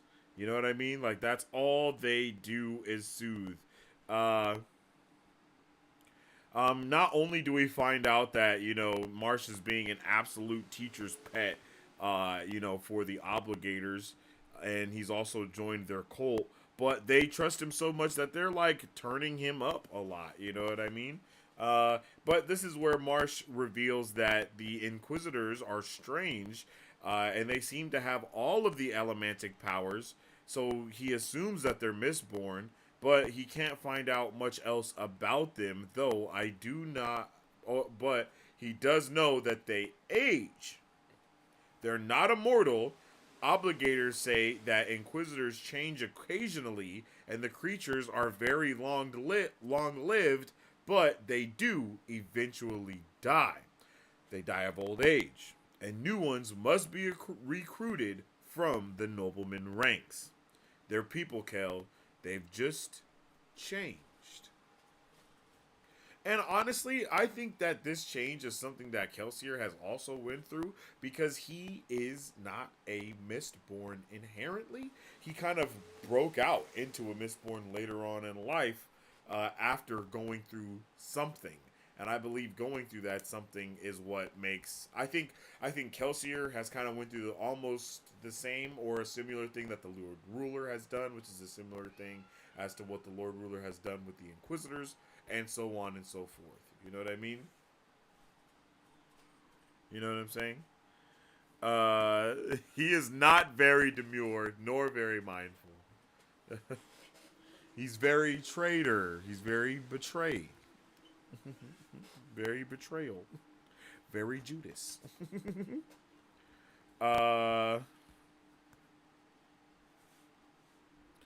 And then Kelsier says if they can die of old age, there has to be a way to be able to kill them too. And then, as Marisu said, unfortunately, Marsh can't stay because he had prior obligations. Like, yeah, whatever. Oh man, I guess I did laugh at it after the fact. I didn't. It's a good one. I'll reimburse you a little bit, okay? I know you're gonna be like, "Hey, you laughed. Where's my money?"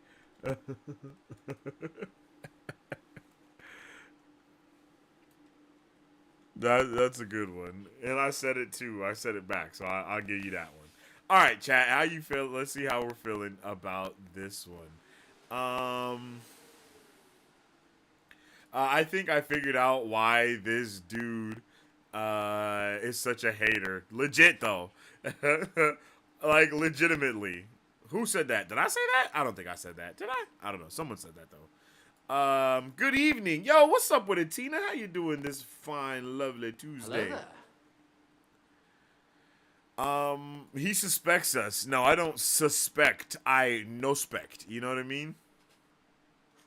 It's just a non-denominational group devoted to eating cookies. Nothing sus. All right. Henry,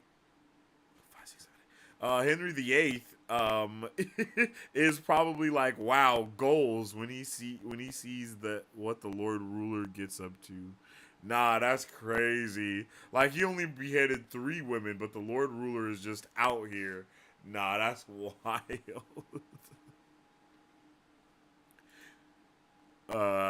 Henry the Eighth is the worst husband ever. That's crazy. Yeah, he can't breathe with no air. Nah, you're out of there. No, don't notice us. We're being subtle. That was the only thing I saw. So if you were being subtle, that is not subtlety. Shouldn't mods have diplomatic immunity? What? What is that? Diplomatic immunity? New.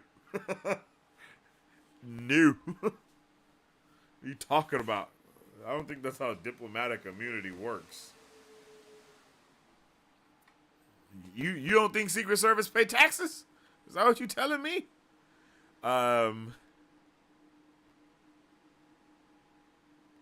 He's ruining the vibe just like the Lord Ruler. Yo, don't do Omni-Man like that. Don't do Omni-Man like that. All right?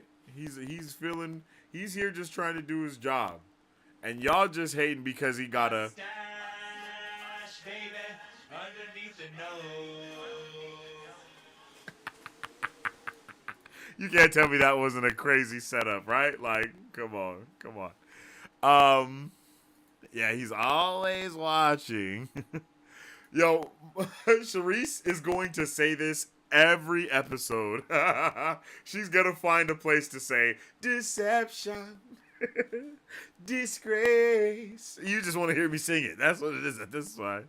At this point, there are both good. There are good people on both sides. Ask him about his crypto, Vin. Nah, that's wild. Facts. It's not politics. It's revolution. I am calling March Judas. Imagine a brother sitcom starring Kelsier and Marsh. It's like 2.5 Men, but Kelsier and Marsh, and then Vin is the half. You know, like 2.5 Alamancers or something like that. You know, but the half Alamancer is actually, you know what I mean? It's actually the brother instead of her. You know what I mean? Because he's not a full Mistborn or whatever. You know, it'd be something like that. I think that would be funny. Have you been given the wrong mixture of allomantic metals? You may be entitled to compensation. See, that's what got you your bucks back, because that was funny. That made me chuckle.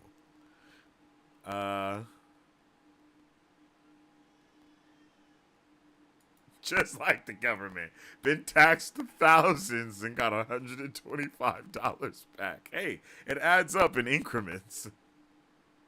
Definitely appreciate you, Zibis. Thanks for tuning in with us, for reals. I hope you had a good time with us, and I hope you sleep well and wake. I'm sorry I'm all out of whack this week because I have missed, because my freaking stuff tripped balls on me. I wanted to be so quick, not quick, but I want to be clear and concise with these. I think I'm gonna get the flow. Like, I got the rhythm of what I need to do. So our next season of book club is going to be way smoother than these last 2 have been, because I really know what I want to do now. Wait, hold on. Wait, where did it go? I don't know what happened just now. Alright, I guess. Kelsier is that parent wait, am I tripping?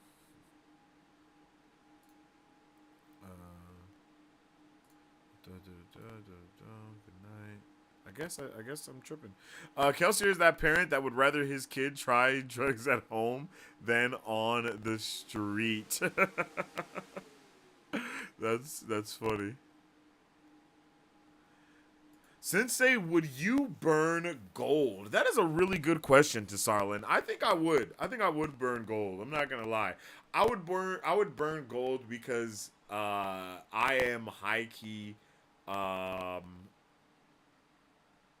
don't know if I would say obsessed, but I high key have a focus on trying to like better myself. You know what I mean? And I feel like you burning gold is kind of like a form of meditation, and being able to look at yourself and really being able to work out your inner demons, for a lack of better words.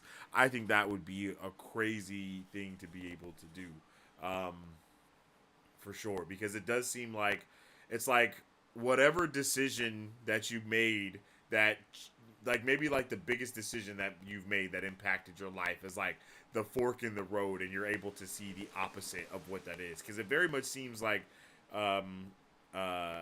Vin sees the person that she would have been if she wasn't eating like 3 square meals a day and taking showers regularly and doing all of these things, right? It's like she would still be that small, tiny girl because she wouldn't be having food and all these other things.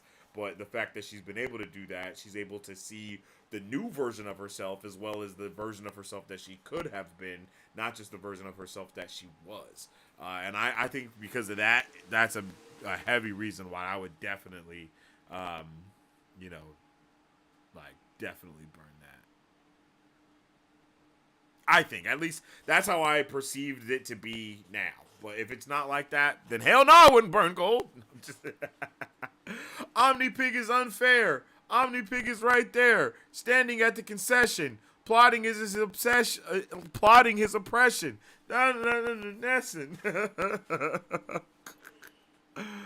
Don't get taxed again. The ministry are the true creeps. Facts, because that's wild. Yeah. Hashtag Lord Creeper. There it is. I love how Marsh is just very demure and very mindful. Very Judas. Hey, Marisu getting the stimulus check. Stimmy's hitting. The government is trying to buy the affection of the people. Is it working? Comrade, our government is oppressive. Y'all gonna make me watch that movie. Yo, watch Lion King 2. It's fire. I literally sing Deception Disgrace every day in my life. I love that. Now you making me want to watch that movie too, I'm not gonna lie. For real, watch it. Yeah. Alright, bet that up. That's amazing. I love it. If you like it, I love it. I'm ready. I enjoyed this chapter as well. It really let us see how much of a snake in the grass Marsh really is. You know what I mean? We finally got a good answer to that. Oh, man. But let's get into the next chapter, which is chapter 28. I think I actually started being able to take notes halfway through this chapter. Let's see. Bam. Sometimes my companions claim that I worry and question too much. However, while I may wonder about my stature as the hero, there is one thing that I have never questioned: the ultimate good of our quest. The deepness must be destroyed. I have seen it, and I have felt it. This name we give it is too weak a word, I think. Yet it is deep and unfathomable, but it is also terrible. Many do not realize that it is sentient, but I have sensed its mind, such that it is, the few times that I have confronted it directly. It is a thing of destruction, madness, and corruption. It would destroy this world not out of spite or out of animosity, but simply because that is what it does. All 28. right, chat. Keep Lical's ballroom. Oops. All right, chat. So, you know what time it is? If you don't know what time it is, I'm going to tell you right now. It is time. Oh, wait. Is that right?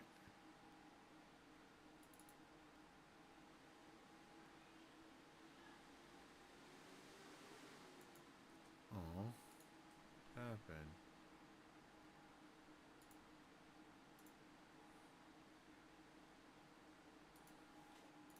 There we go.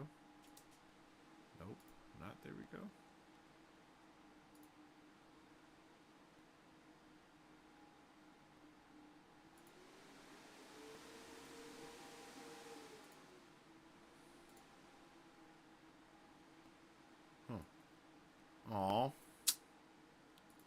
Give me one quick second. Give me one quick second.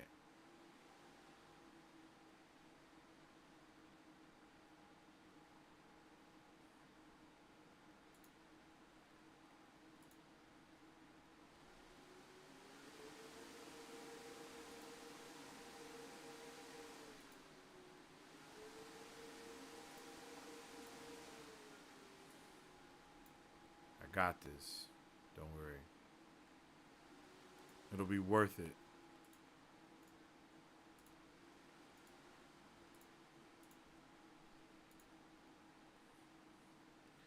$30 seconds.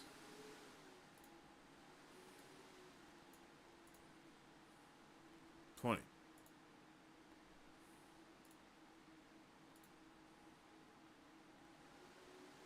$10.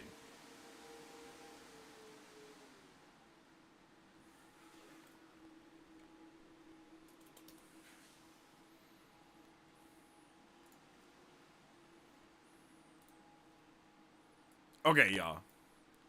It's time to put on that tinfoil hat, baby, okay? That's all I'm gonna say. It's tinfoil hat time, okay? It's tinfoil hat time. So, this is kind of what I'm thinking. At this point, I was like, yo, ain't no way, right? I was like, yo, what's going on? I was like, bruh, is what I think happening the thing that's actually going on right now? Let me make sure that it wasn't the next chapter,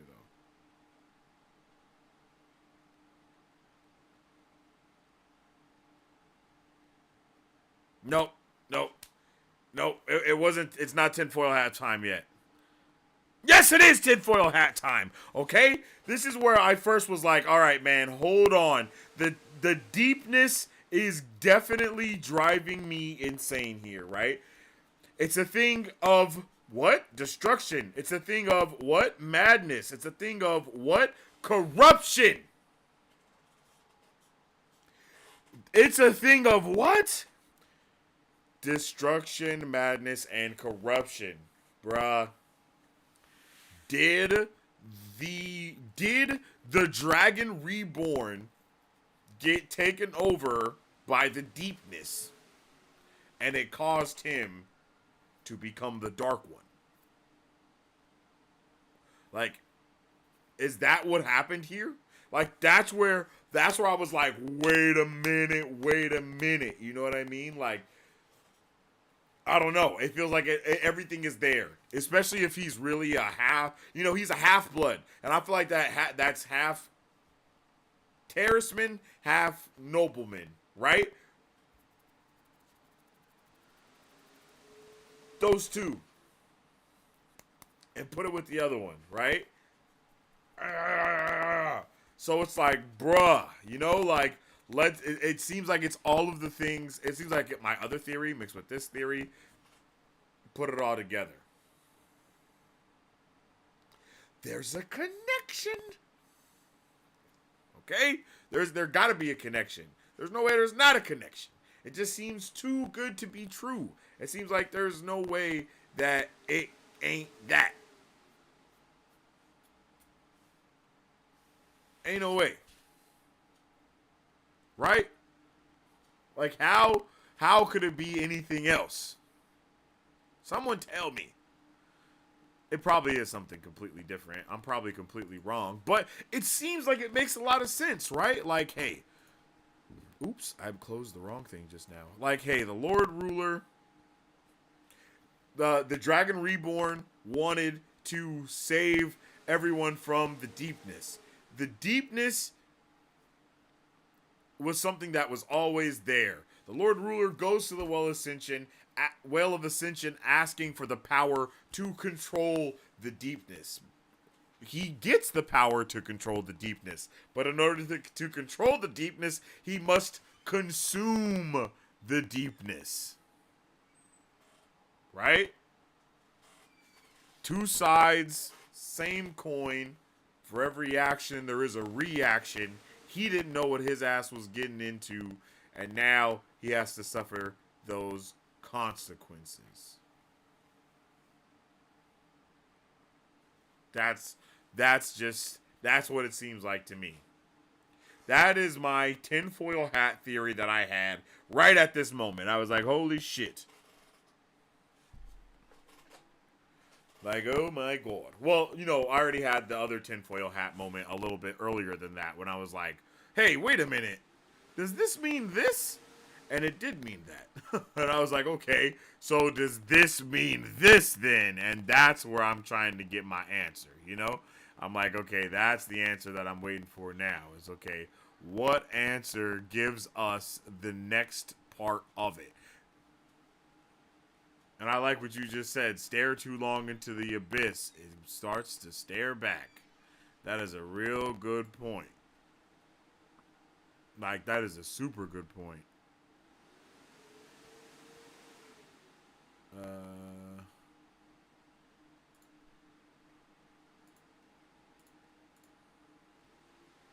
Here we go.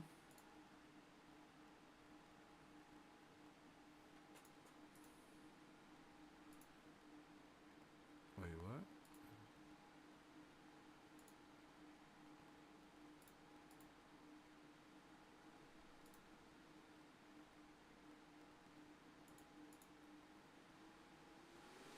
Okay. Oh, here we go. Bam. Mustache, baby, underneath the nose.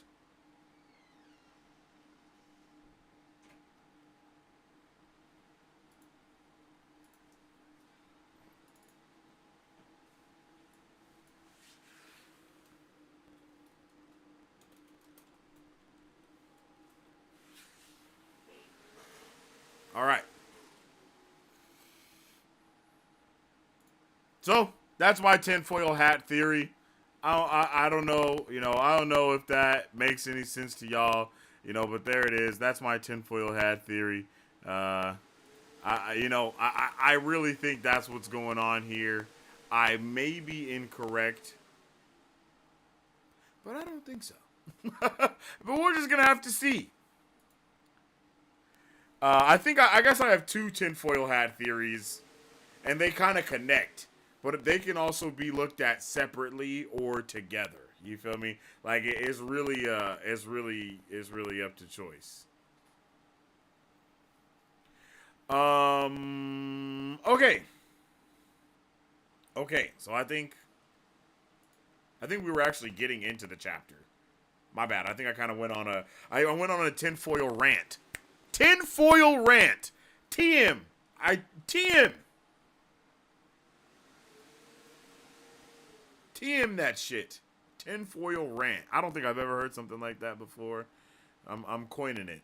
Putting it on a shirt.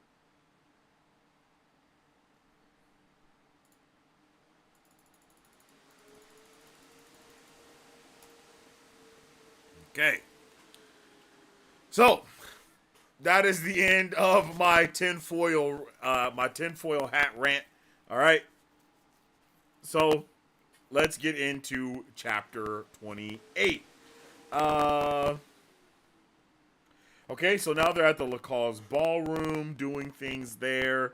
You know, and then of course we start this with talking about the deepness, of course, because we were just talking about the deepness. So why wouldn't we yet again talk about the deepness? So there were requisite pictures dedicated to the Ascension. Vin could recognize these more easily now, and she was surprised to see references to things she had read in the logbook. The hills of emerald green, the steep mountains with faint wave-like lines coming from the tips, a deep dark lake, and blackness. The deepness, a chaotic thing of destruction. He defeated it, Vin thought. But what was it? Perhaps the end of the logbook would reveal more. But did it? She goes up to the balcony where she sees Lady Kliss. She gets some more tea from Lady Kliss. Lady Kliss and her, they kind of swap stories. She lies. She tells the truth. Maybe they're both lying to each other. We really don't know. Um, she tells her that Trin Predri isn't at all interested in a union with House Aim, etc., etc., etc. Oh, oh. And then she tells him about the House Hastings stuff, the House Hastings lie that I believe Breeze and Doxson came up with, which is crazy, right? And then they also are mentioning House Techiel and what happened with them. So everyone is very, very, very scared about the deepness, you know. So Vin is sharing the. Why did I just say the deepness? Vin is sharing the lies, like I was saying again. Drawing lies about House Hastings. Other houses are far more stable than Lord Hastings' house. Let's see. Where does my notes start? I think they start a little bit halfway. Oh, okay, here we go.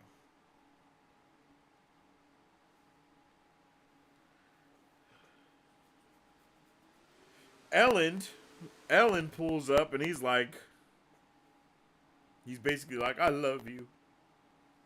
He's basically like, I love you, girl. You need to get up out of here. You need to leave. He's like, I want you to leave Luthadel. I've thought about this a lot. You may not realize it, but the city is becoming dangerous. Very dangerous. Then he says, you know that a small house with no allies has no place in the central dominance right now. Kind of foreshadowing something that's going to be going on. Your uncle was brave to come here and try to establish himself, but he chose the wrong side. And that's something that also stood out to me because it shows that everyone knows what's going on. Everyone's paying attention. Everyone's watching everything that's going around. Not only is she mad suspicious, but so is her uncle. Her uncle is mad suspicious as well. So, you know, like, you don't need no tinfoil hat to see that. You know what I mean? Like, they are hella suspicious.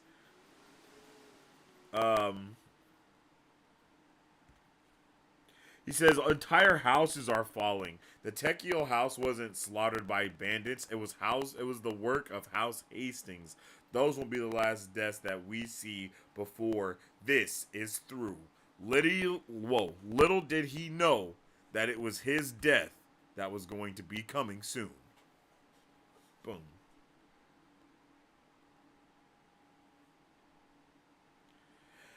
And then my guy Elland, all in love, head over heels. He talking about my family mines the Lord Ruler's ATM valet. That's where our wealth comes from. Our stability depends almost completely on the Lord Ruler's whims.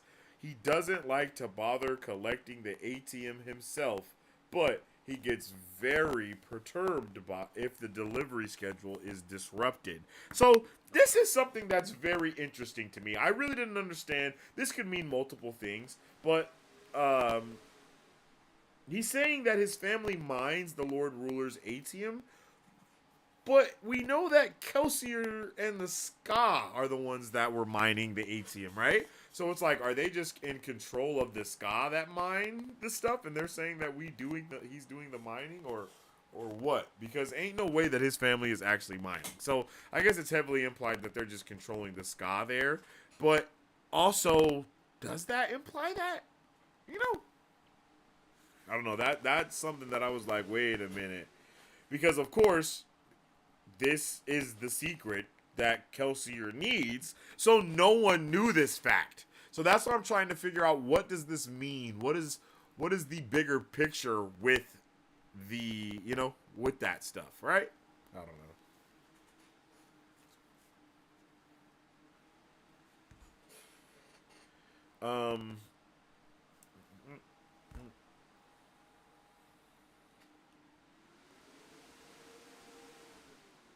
Yeah. So that's going on. That's that.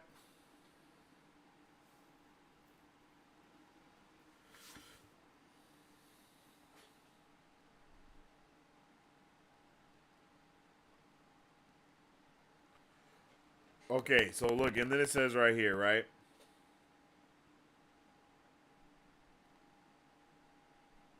He said, you need to understand how dangerous things are. The ATM supply has been having some troubles lately, ever since, well, something happened a few years ago. So it seems like that a few years ago, what happened was Kelsier escaping. I mean, at least that's what it seems like, right? Right? I mean, that's what it seemed like to me.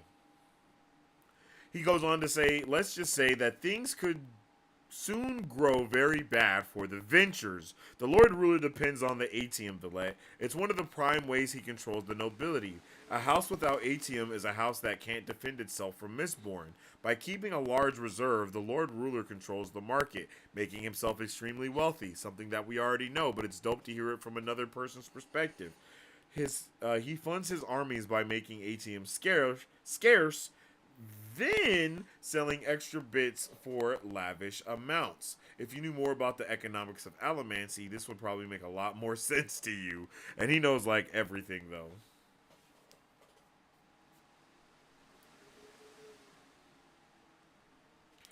And then he tells her to leave and all this other stuff. And then she finds out that he's actually wearing a metal ring that's pure gold, which I do believe is some more foreshadowing, right? Like, we find out, we find out that she can, like, what the new thing for gold is. At the same time, we find out that he's wearing a ring of pure gold, meaning maybe he's going to have to look at himself in the future, possibly giving us that, foreshadowing of him coming to the light side completely. But this is something that I think was dope, right? It says the Lord Ruler wears metal rings, so therefore, the nobility does too. And some philosophers, some philosophers think that's all part of his plan. The Lord Ruler wears metal because he knows the nobility will mimic him. So it's like he's doing things on purpose in order to get into their heads, to make them do the things that he needs them to do. Like, bro is a master manipulator. Like, how do you become... 1,000 years of manipulation will make you a master at it, I guess. Right? Like, damn. That's crazy. Okay, let's see. And so she's like, this was really funny.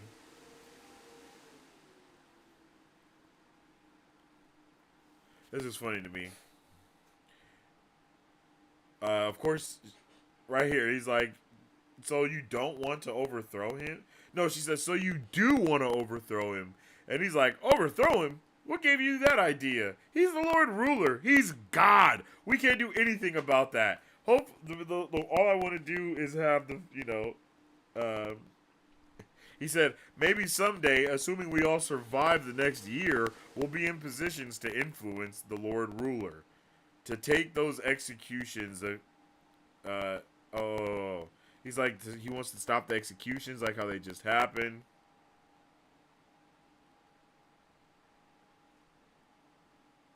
And he was like, he's like, how long is the Lord really going to just murder everybody until there are no Ska left at all to be around?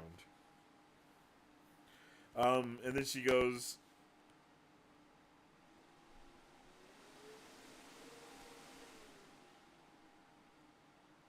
wait, that's not it. Wait.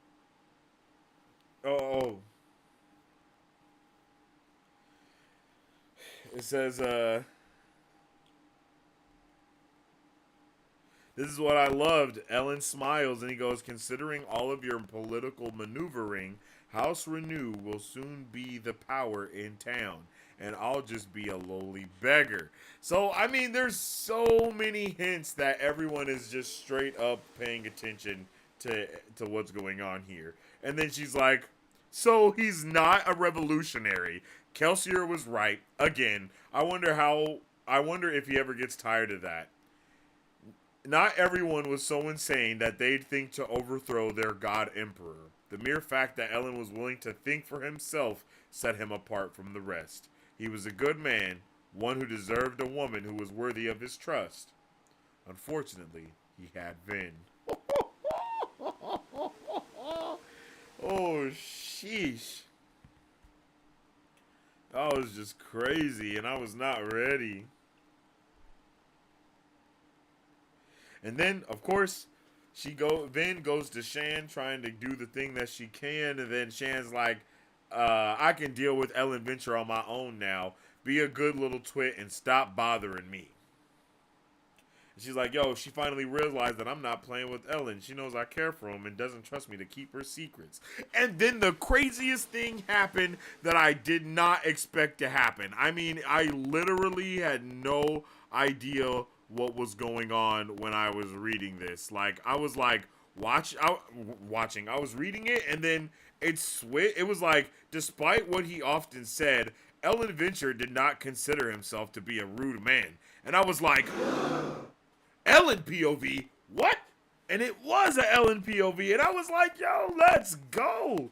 And then he's thinking to himself, and he's like, House War, Ellen thought. What terrible timing. Why now? Things were going so well. So just with him saying things were going so well shows how misconstrued this guy is. How absolutely fucked his thinking was, right? Because he's thinking things were going so well, we were doing so good, everything was going great, but in all actuality, that couldn't be even the close thing to the truth. Things are not going well. Things are not okay.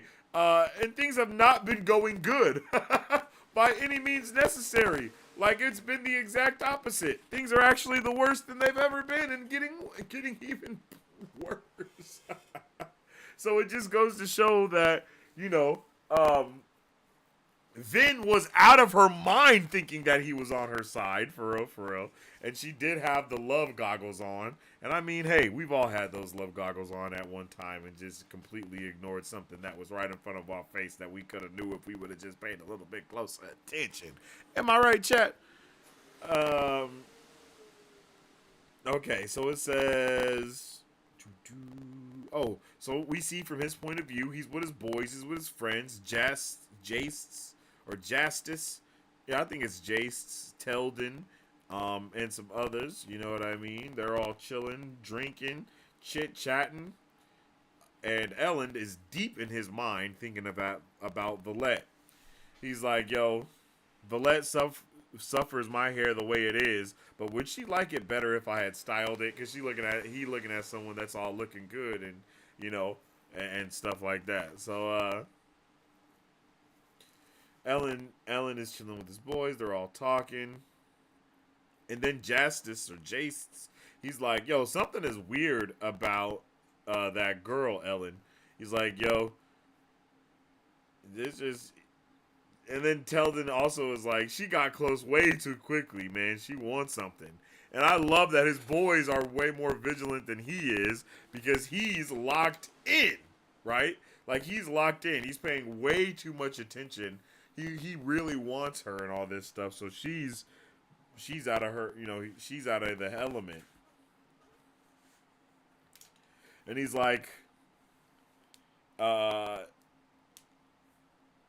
she wants something, and he goes, like what? He's like, Ellen, just, he says, you can't just avoid the game by saying you don't want to play. It'll find you. Renew moved into town just as house tensions began to rise, and he brought with him an unknown scion, a girl who immediately began to woo the most important and available young man in Luthadel.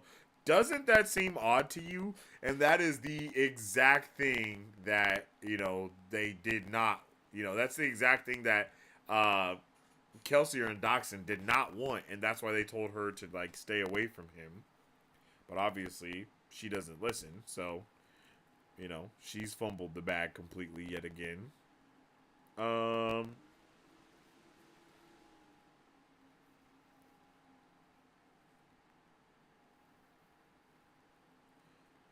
He's like, I approached her, and it was only because she had stolen my reading spot. And then he's like, yo, it's suspicious how quickly she latched onto you. If you're going to dabble with romance, you need to learn one thing. You can play with women if you want, but don't let yourself get too close to them. That's where the trouble starts. And I'm like, yo, he's a wise young man. No, I'm just playing. I'm just playing. But for real, I was like, damn, like, okay. I'm like, damn, bro got a head on his shoulders, though, for real. He's seen everything that was going on. Ellen is the one that was really oblivious, but of course he had them love goggles on.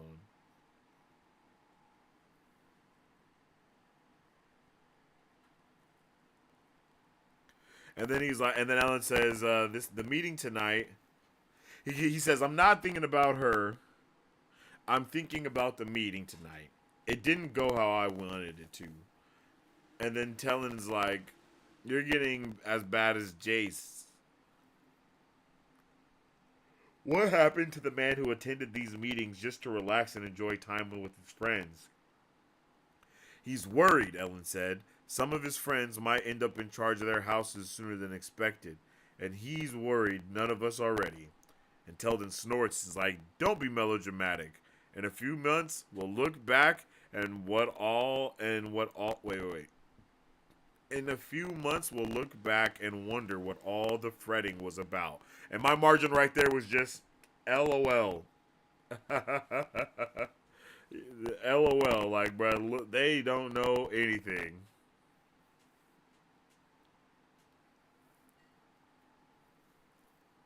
And then Ellen starts to also question what's going on. He's like, is she really, is she really a bad guy, I guess? Like, right? Like, that's what he starts questioning. Like, is she really someone that cannot be trusted?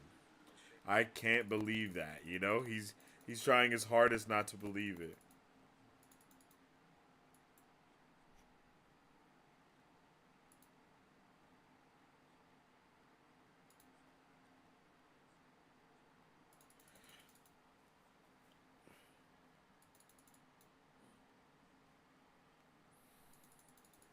Oh.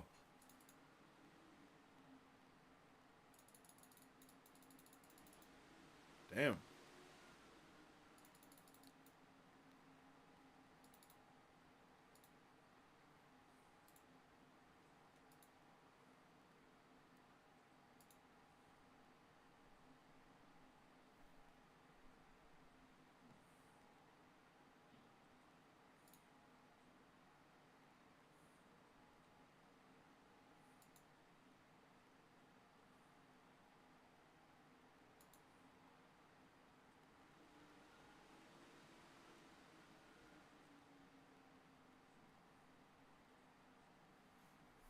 That was the only option.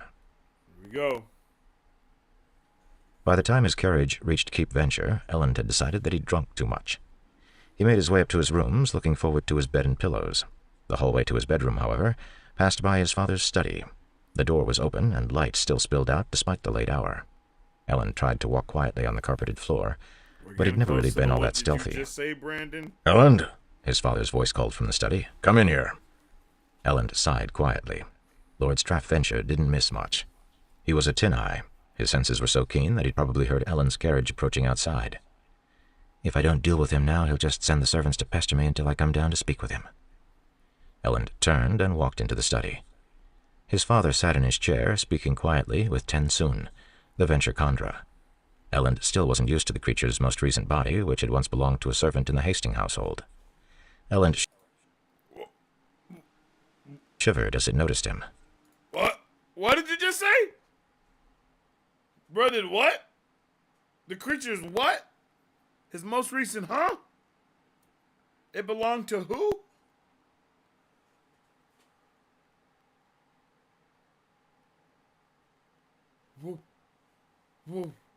What? Like, brother. What do you mean by that? What just happened? Like, what? That is crazy. And then, of course, we find out that his daddy sucks. Straff, indeed, is a terrible person. Like, he sucks, bro. Like, bro sucks. Like, oh my God, his dad sucks.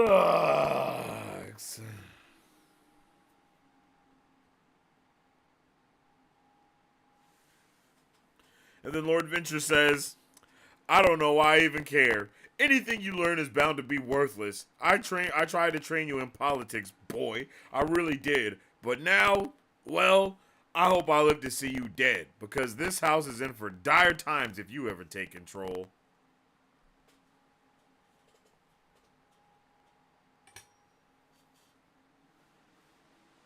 Bruh. Nah, ain't no way.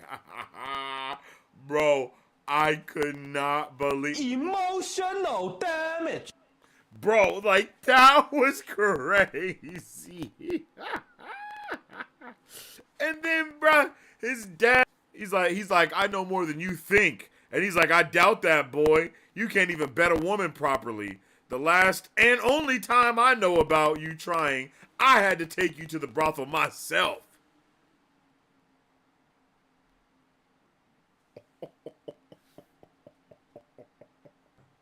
Oh my God! Bro, bro cooked him. I'm not gonna lie. Bro cooked him.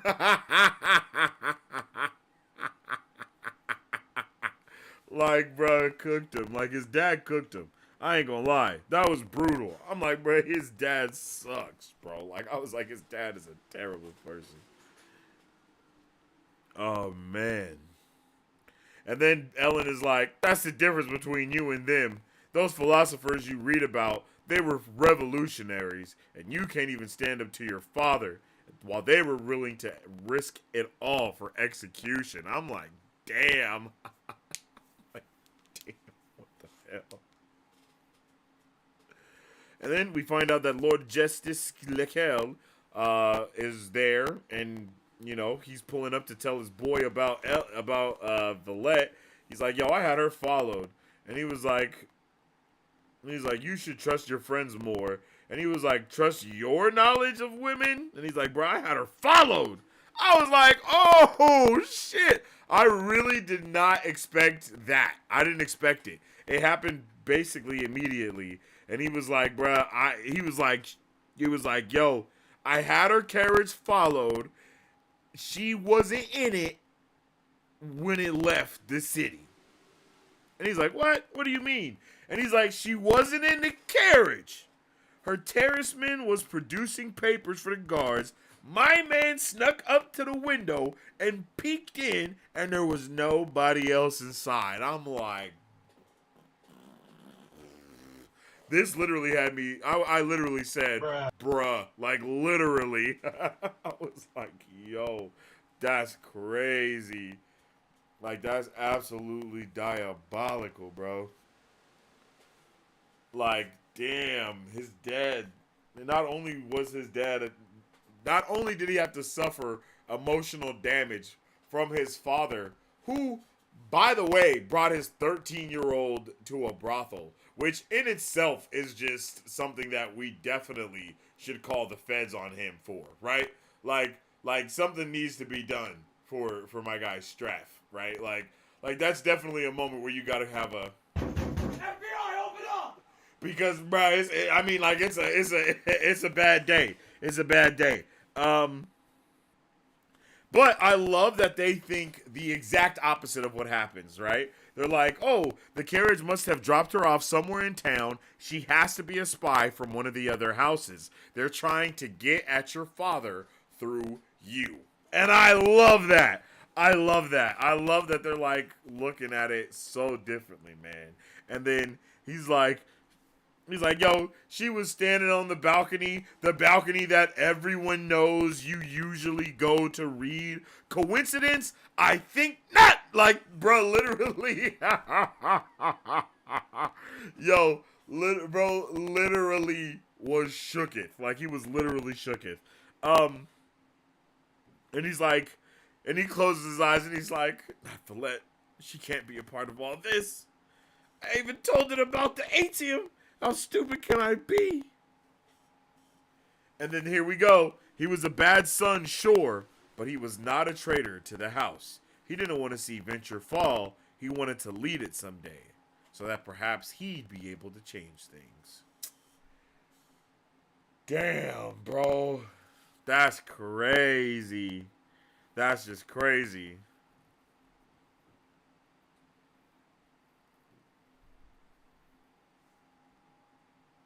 so sad, bro. That shit is just hella sad. I'm not gonna lie. Like, all of that was real sad. Like, I felt bad for my guy, Ellen, because he's like, damn, you know, I know he felt bad. For real.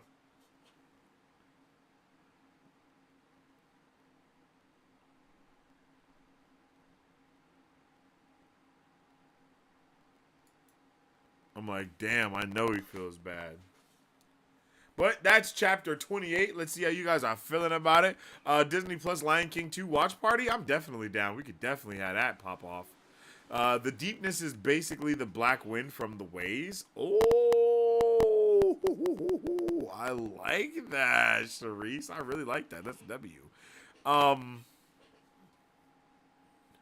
Per the journal, it's deep, sentient, and terrible. Facts. That's very true. The fan canonist in me tries so hard to connect the two universes. The cool thing about Wheel of Time is that literally all fantasy universes exist in our canon there. Oh, that's awesome.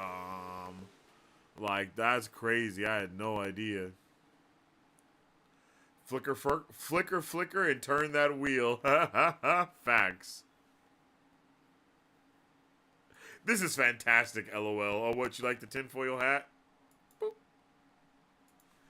Boop. This is not a drill. I repeat, this is not a drill. Tinfoil hat is boop, on. Wait, where'd it go? Boop. Destruction, madness, deception, disgrace. Yo, we need a tinfoil hat emote. I think I put that in there for y'all. You know what I'm saying? That is there. That is one of the new things that you can use now. You can use that tinfoil hat emoji if you become a Brovenger and or a Taviran today. I think it's Broviran. So join as a channel member and get access to our channel emotes as well as some secret content that we have for channel members only. Stare long enough into the abyss and it will stare back. That's a fire. That's just fire. That's just fire. Wait until you get into the cosmere for real. You'll have to leave your tinfoil hat on. The tinfoil hat is hilarious. Sounds crazy, Sensei. Crazy smart. So crazy it's genius. Yo, y'all are hilarious. Yes. New Hershey Kisses emote just dropped. Nah, that's crazy. It does kind of look like it doesn't kind of look like a Hershey Kiss though. You're right. The deepness was just his mother-in-law.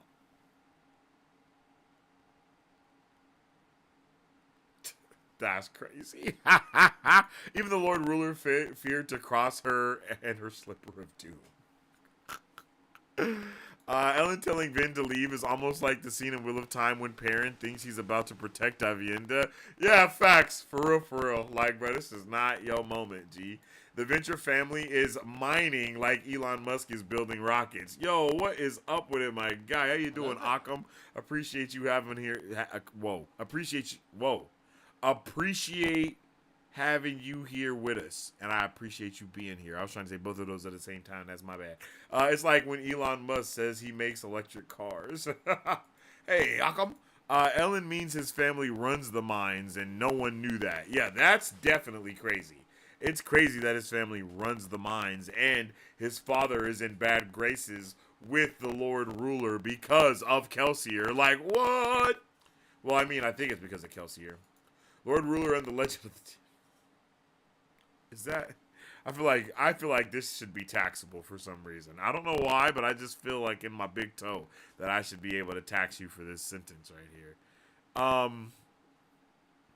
How are we supposed to overthrow God, Valette? Like, be for real. No, that's a good point to have, though.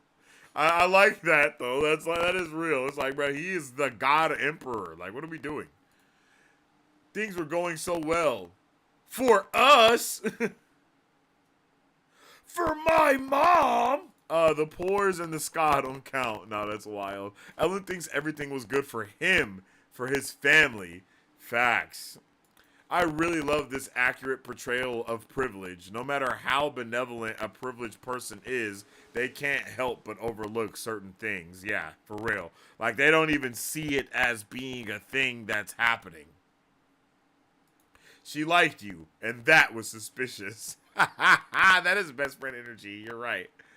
The thing about privilege is you never feel it when you have it. Speak that shit, Marisu. Straff Venture sucks for sure, for sure. There's a whole video about emotional damage on here with Sanderson books. Really, need to check that out. I do love when Brandon drops names and information with no explanation. Literally, like, what do you mean? Like, what are you talking about? What did it say? What do you mean, Tensoon, the Venture Chandra, the person who, the creature that has taken the Hastings household servant body? What? Like, what did you just say, Brandon? Like, what? What? What did you just say, Brandon?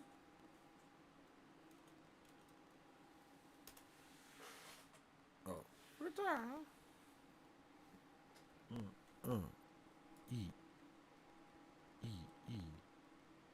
Ah. Brandon literally gives us emotional damage with every book. Yo, I need it. Does Dad really expect to know when his son does the deed? I mean, yeah, he probably has his son followed all the time. And people would know if he was sneaking off and getting busy.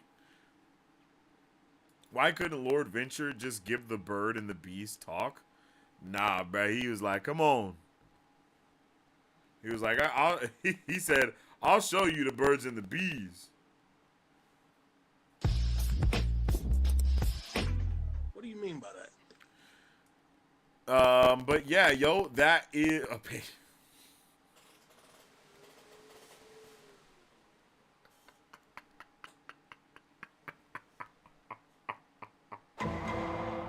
Legit, yo, because that's crazy. I mean, when you really think about it, that's crazy diabolical. Like, bro was tripping, for sure. Like, he was definitely tripping. Like, he was definitely tripping.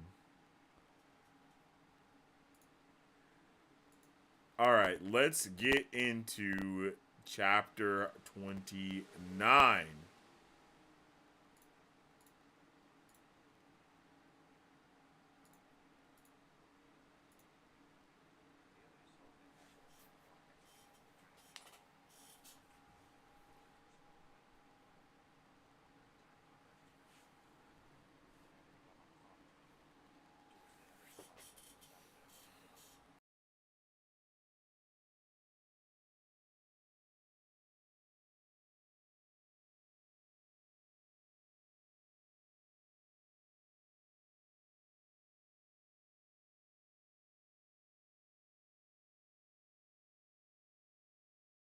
False.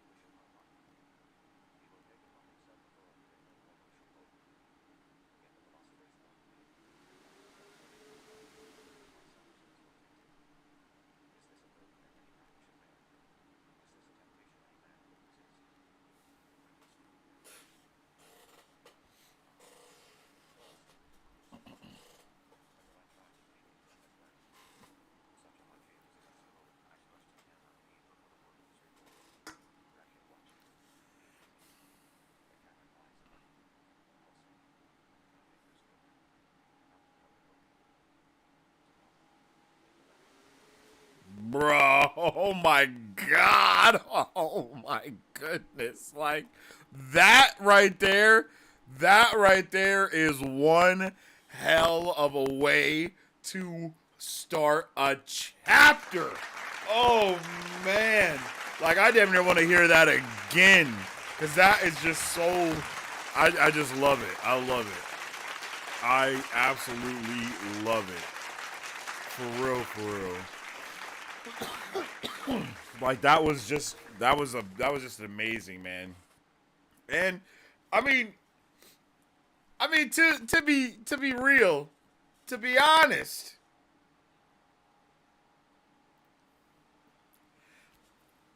most of my theories have kind of been correct throughout the entirety of this book. And I don't know if that's because it's just spelled out, or I don't know if my tinfoil hat was just connected, and it was like connected to the waves, and I was just like, you know what I mean? I don't know what was going on there, but damn. Like, damn, a lot of the stuff that I thought was going on is kind of the stuff that was going on. And I'm like, this is heat. Like, this is amazing. I love it all. It definitely seems like the Lord Ruler was the chosen one. He got a taste of the power and then asked to not just be the chosen one, but to be God. Like, it seems like bro wanted to be God, or he tried to get, the ability to be God. And I mean, it also straight up says that he was going to be able to obtain power that no mortal man would have access to, And it's like, bro, did this one dude, Rashek, like, is that one dude, was it really that serious that he had to go back and murder everyone? Like, he had to kill every terroristman because they knew who he was? Like, what happened? Is it because he didn't actually defeat the deep and he consumed the deep, and therefore he had to murder everybody because he was supposed to destroy the Sith, not join them? You know what I mean? Like, is it like one of those type of things, I just have so many answers here, man. I just have so many answers. And god damn. And Marisu, this is the thing that you had sent earlier, right? That is for all of the quotes from his passage, right? Or do they also add those like subverts that we just got from the book like that? Like, is there anything with all of that compiled into one thing? Because they read from his book a couple of times in this book. And do they have those somewhere that's all together, possibly? Or does that enter in with also with the journal entries? You know what I mean? Is it like the journal entries that we're getting at the end of every or beginning of every chapter? Are those correlating with these entries that we just got right now? Like, is that how it's kind of weaved together, or what's going on there? That's kind of my question as well. But, and then, I think, Vin immediately feels the way we all feel. And it's like, where's the rest? Like, what else happens, right? So, and then she wished that she knew what the waterfalls and all these other things sound that she were able to, like, read. She wanted to know if those things actually were amazing. And she says, if only he put more detail about what things look like. But the Lord Ruler spent far too much time worrying about, just worrying, period, about everything. You know what I mean? He's just a worry. Good Lord, a worry wart. I think that's what it's called. And that worry wart turned him into Voldemort. You feel me? Let's see. And then she goes on a mission looking for Sazed. And I'm not gonna lie, I was a little nervous when I was like at first when she goes to the library and then Sazed isn't at the table, like doing the translation stuff. I was like, uh-oh. Like, did he find out more information than anyone else knew, and then he dipped with it? You feel me? Like I was like, oh shit! Like immediately.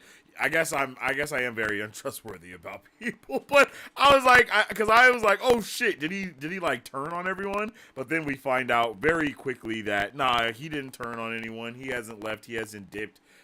He's just back to his regular daily duties, because he finished translating the book, and you know, like that's just it. Because basically. It's because she's like, why wouldn't he speak further of his accomplishments? And then he basically says he simply didn't feel a need to record anymore. He had accomplished his goal, and he became immortal as a side benefit. Keeping a journal for one's posterity becomes somewhat redundant when one is going to live forever. Whoa. Like, that's crazy, right? Like, that is insane. Like, they are... Like, the amount of lore, the amount of world building, the amount of everything that they're just kind of collectively structuring together, it just builds a beautiful, what's it called? It builds a beautiful story. It builds a beautiful narrative, right? It builds a beautiful narrative up. I just love it so much. And it has me ready for the future. It has me ready for whatever else is to come, right? I want to know so much more about the Terracemen. I want to know so much more about everything at this point. Yo, I appreciate you, Nomad Crow. Thank you for that, man. I hope you're having a good one. Yo, thanks for tuning in with us. But right here it says, let me see. It says, you are not the only one who is disappointed by the logbooks because there was no talk of the 11th metal in it at all. And he says, I feel somewhat guilty since I am the only one who benefited from the book. He got a whole bunch of information from it, and he feels so happy for it. And he translated a copy of the logbook and sent it to a location where his brethren and sisterin keepers are, and they will be able to, you know, keep that knowledge as well and be able to pass the knowledge down and around as needed. And then I love right here when she's like, has my lady suddenly become an optimist? And then Vin's like, has my Terraceman suddenly become a smart mouth? And he's like, he has always been one, I think. I'm like, bro, I love Sazin. He's just such a solid character, for real. And right here, we also see, I feel like I never have been so worried about Vin openly talking as I was here after seeing Ellen's POV and knowing that he's sending spies to her, right? I'm like, you're openly talking in the courtyard, you're openly talking around all these skas, you know what I mean? Like, you're talking around all of these people, everyone, all around. Like, what are you doing, my G? Like, what's happening? Like, I kind of felt like that before, but the fact that she was just flat out blatantly speaking about things is what had me perturbed. But yeah, other than that, though, I was like, bro, they need to go back inside. They need to hide out.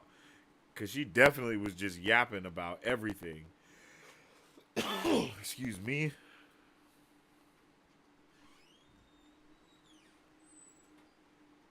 And then she's like, it's all going to change, isn't it? Dox and Kelsier will be planning some new escapade. Clubs will be renting his shop.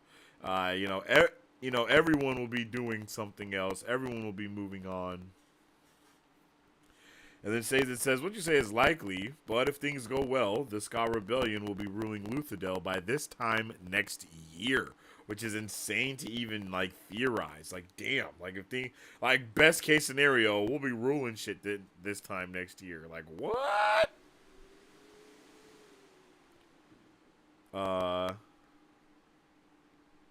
And then she says, I actually like my life now. I like spending time with the crew. I like training with Kelsier. I love going to balls with Ellen on the weekends. Love walking in these gardens with you. I don't want things to change. I don't want my life to go back to the way it was a year ago. And I love the fact that he says it doesn't have to. But the thing that I like here is she's doing a lot of self-reflecting, and that's what I was talking about earlier. You know what I mean? Like, that's what I was talking about earlier, yo. I'm like, oh shit, like what's going on? You know? I'm like, what's happening here? And then I love how he says, simply enjoy what you have. The future will surprise you.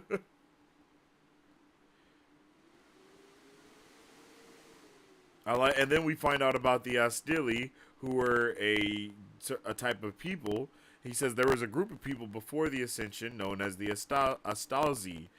They claimed that each person was born with a certain finite amount of ill luck. And so, an unfortunate event happened. They thought themselves blessed. Thereafter, their lives could only get better. And she's like, sounds a little simple-minded to me.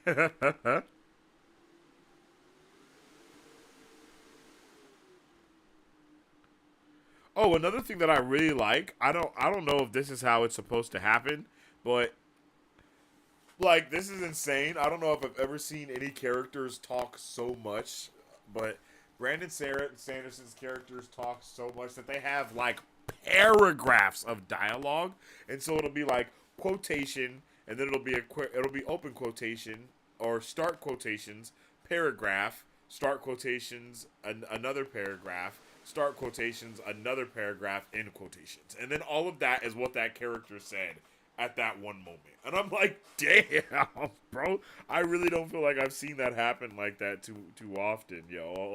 Like if ever. You know what I'm saying? Like, I don't really know if I've ever really seen that go down before. And I just be like, damn, G, what's going on here? Bruh is yapping for real. But I love Sazed, yo.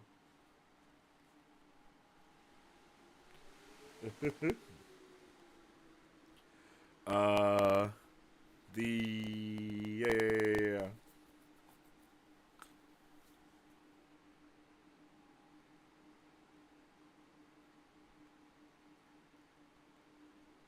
And then this is when we see and we finally find out that, you know, Sazed, when Sazed took the Inquisitor out, he just snuck up on him and then hit him with a stone. And then he had grown many times stronger than a regular man, and then he hit Bruh so hard that it threw the Inquisitor into the wall and it broke several of his bones. And she's like, oh, that's it? And then she's like, yo, you've been so quiet about Furakimi that it makes it seem more mystical, I guess. And then we get a little bit of a lore dump here, and it's the truly unique power of Furakimi, or Farakami, whatever, is the ability to store and recover memories. You must surely have already guessed the rest of the powers are not different really from the powers granted to you by Pewter and Tin. A few of them are still a little more odd, making a Furakimist heavier or changing his age. But they offer little martial application. Age, you could make yourself younger. A Furakimist must draw his powers from his own body. He could, for instance, spend a few weeks with his body aged to the point that it felt and looked 10 years older than he really was. Then he could withdraw that age to make himself seem 10 years younger for an equal amount of time. However, in Furakimi, there must be balance. The metal determines what can be stored, and then Vin is like, yo, can I try to burn some of your metal to see if, you know, she can do anything with it, which is something that I love. I love that she'll just take something and then burn it and see what happens. And then so he gives her something, and it's pewter, and he has stored a moderate amount of strength in it. And then she swallows the tiny earring back, and she felt at her allomantic reserve, but the stud's metal didn't seem to be any different. Then she says that she can feel the power. It's faint, far beyond her grasp, but she swears that there's another reserve, and only one that appears when she's burning his metal specifically. And then he says, is it like you can see a shadow of the reserve but can't access the pewter itself? And then she says, he goes on to say that's how it feels when you are trying to use another Furochemist's metals. And this is where, yeah. And then it says, I should have suspected this would be the result. You cannot access the power because it does not belong to you. If Allomancers could steal strength from my people, it would already be known. The carriage has already arrived. We are late for the meeting, I think. And my margin right here was LR is a Mistbornist because I was trying to add Furochemist and Mistborn together, because I definitely feel like he smacked all of the Furochemists because he's found a way to be able to use all of the abilities or some shit like that. Like everything is starting to really fall together, I feel like. And again, y'all heard me earlier when I put on the tinfoil. I didn't have the tinfoil hat earlier when I was talking about it, but it definitely seems like the Lord Ruler was a regular dude, very similar to how Kelsier is a regular dude, and then he did something, went to the Well Ascension, and became more than a regular dude, and was able to activate both of his Furochemist, his Furochemi and Mistborny sides of him, right? And he's able to use both of those things. That's just how it seems. And bruh said no one can steal anyone else's metal. I heavily feel like the Lord Ruler is able to steal people's metals and steal people's powers, and maybe that's even the way that he is aged, being able to stay aged so young, is maybe he has like a reserve of terrorist men on standby, like how the Skrulls had humans in Secret Invasion type shit, and then he just has them saving up their age, and then he's just consuming their metal and then burning it and causing himself to be younger or some crazy shit like that. I don't know. That's just the vibe. Or the Lord Ruler failed and Rashik actually pulled up and became the Lord Ruler, but took all of his people out because he was definitely... Nah, I don't think he would do that. Maybe not. Maybe that's a little too tinfoil hatty. I don't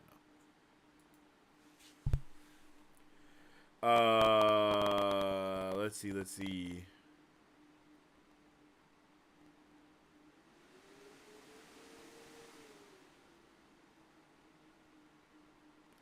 Oh, yeah, and then we have Kelsier's point of view now. He's going into the house.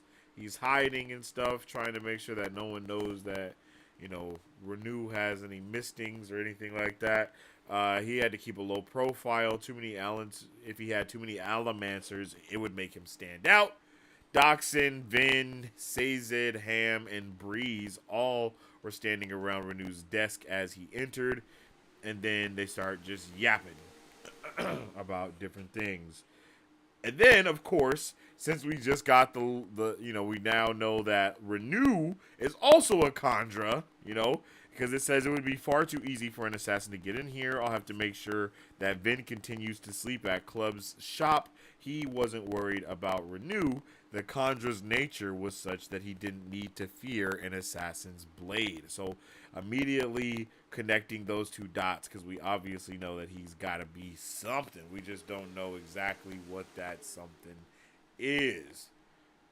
And then we get probably the most suspicious form of information possible to get ever from somebody that is on the inside. I mean, they got the type of information that you can only get from a traitor. She finally asked. My metal, mistress? Something you've used as a ferrochemical store, Bin said. I want to try burning it. Maybe that will let me use some of its power. Sazed frowned curiously. Has anyone ever tried it before? Oops. Too far back. Repair. Interesting, Kelsier said, scanning the map. Frowned, approaching the desk. Kel, that doesn't make any sense. We Mistborn need not make sense, Kelsier said haughtily. What's this? From your brother, Doxson said, pointing at a large map laid across the desk. Oh, It arrived this afternoon in the hollow of a broken table leg that the Canton of Orthodoxy hired clubs to repair. Interesting. Oh, he just sent a map. He just sent a secret map. All right, cool. Kelsier said, scanning the map. It's a list of the soothing stations, I assume. Indeed, Breeze said. It's quite the discovery. I've never seen such a detailed, carefully drawn map of the city. Why, it not only shows every one of the 34 soothing stations, but also locations of Inquisitor activity. Wait. I thought, wait a minute. Hold on. Wait a minute. How is this possible? I thought he was only getting taken by a couple of them to see how they run. Table leg that the Canton of Orthodoxy hired clubs to repair. Interesting, Kelsier said, How scanning the map. convenient. It's a list of the soothing stations, I assume. Indeed, Breeze said. It's quite the discovery. I've never seen such a detailed, carefully drawn map of the city. Why, it not only shows every one of the 34 soothing stations, but also locations of Inquisitor activity, as well as places that the different cantons are concerned about. I haven't had the opportunity to associate much with your brother, but I must say that the man is obviously a genius. Oh! That's funny. You said traitor wrong.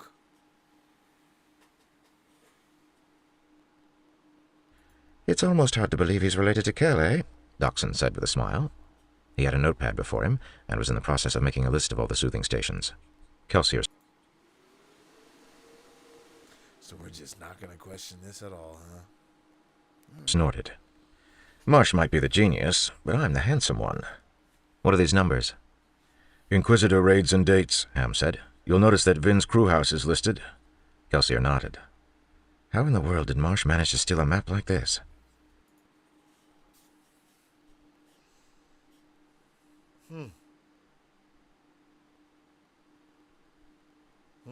Interesting. He didn't, Doxson said as he wrote. There was a note with the map. Apparently High Prelans gave it to him. They've been very impressed with Marsh, and wanted him to look over the city and recommend locations for new soothing stations. It seems that the Ministry is a bit worried about the house war, and they want to send out some extra soothers to try and keep things under control. Oh, really? We're supposed to send the map back inside the repaired table leg, Sazed said. Once we are done this evening, I shall endeavor to copy it in as short a time as possible. And memorize it as well, thereby making it part of every keeper's record, Kelsier thought. The day when you'll stop memorizing and start teaching is coming soon, Says. I hope your people are ready. Kelsier turned, studying the map. It was as impressive as Breeze had said. Indeed, Marsh must have taken an extremely great risk in sending it away. Perhaps a foolhardy risk, even. But the information it contained... We'll have to get this back quickly, Kelsier thought. Tomorrow morning, if possible. What is this? Vin asked quietly. Tomorrow morning is possible. Tomorrow morning if possible. My margin at the bottom of the screen that I wrote with my finger because my iPad pencil was dead. Don't trust Marsh. Don't trust Marsh. Bro, I'm sorry. There is no way. Like, you could clearly see that they've never tried to start a rebellion before because while you don't look a gift horse in the mouth, bruh, this is crazy. This is crazy, bro.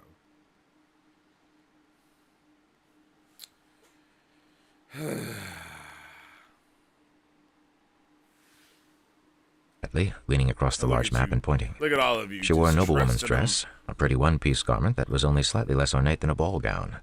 Kelsier smiled. He could remember a time when Vin had looked frighteningly awkward in a dress, but she seemed to have taken an increasing liking to them. She still didn't move quite like a noble-born lady. She was graceful, but it was the dexterous grace of a predator, not the deliberate grace of a courtly lady. Still, the gowns seemed to fit Vin now. In a way, they had nothing at all to do with Taylor. Okay.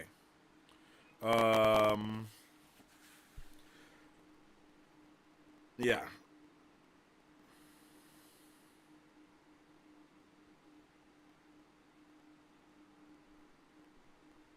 Oh. Oh, here we go. Here we go. Here we go. Here we go. Hillary. Ah, Mare, Kelsier thought. You always wanted a daughter you could teach to walk the line between noblewoman and thief. They would have liked each other. They both had a hidden streak of unconventionality. Perhaps if his wife were still alive, she could have taught Vin things about pretending to be a noblewoman that even Sazed didn't know. Of course, if Mare were still alive, I wouldn't be doing any of this. I wouldn't dare. Look, Vin said. One of these Inquisitor dates is new. It's marked as yesterday. Doxson shot a glance at Kelsier. We would have had to tell her eventually anyway. That's just so sad. He's thinking about his damn wife. Oh man, and how Vin is like his surrogate daughter that he would have had with Mary. Oh shit. I'm not crying, you're crying. I'm not crying, you're crying, I said. That's just bruh.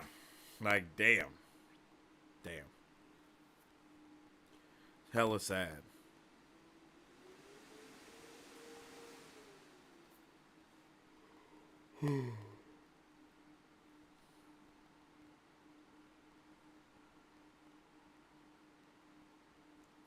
And then they talk about, you know, they would be able to, like, they just talk about a job again, right?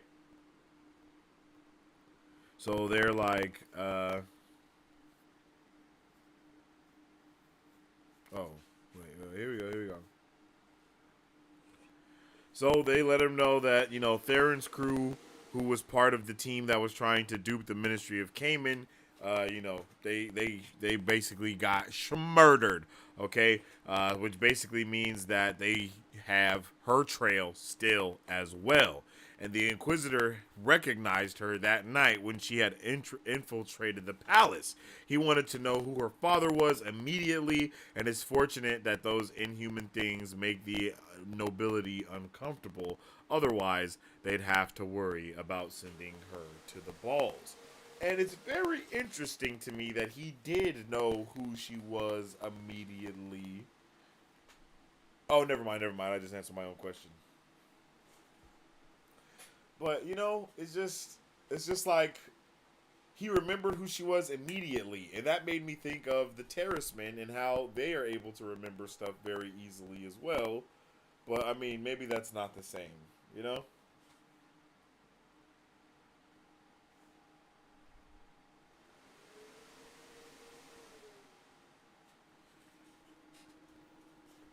So they use the map to get notes on the house's defenses. And, you know, they're just doing the damn thing.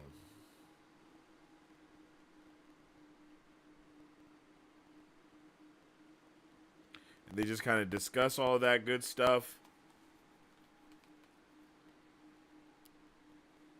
And then they're saying, Mars said that there are at least 3 soothers and a seeker at every one of the stations.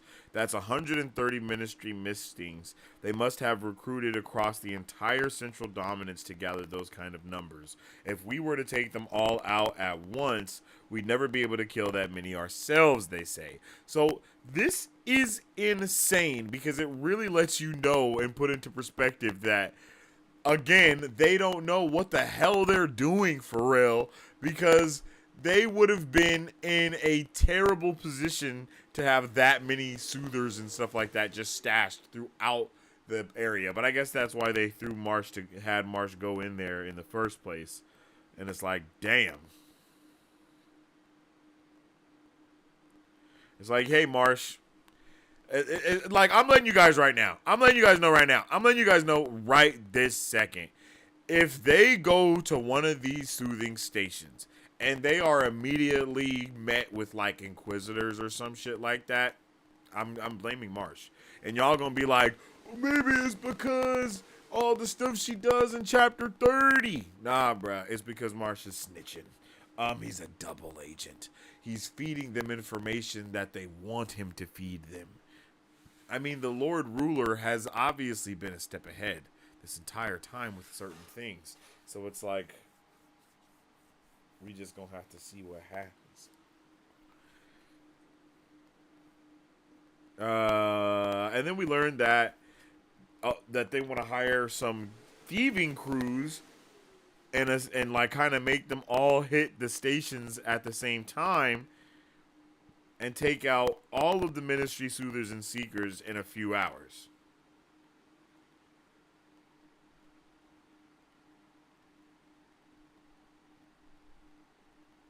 And then they're talking about how the Inquisitors are going to be retaliating, and then how time will be very vital, and they're going to have to wait until they decide on a time before giving the locations of the soothing stations.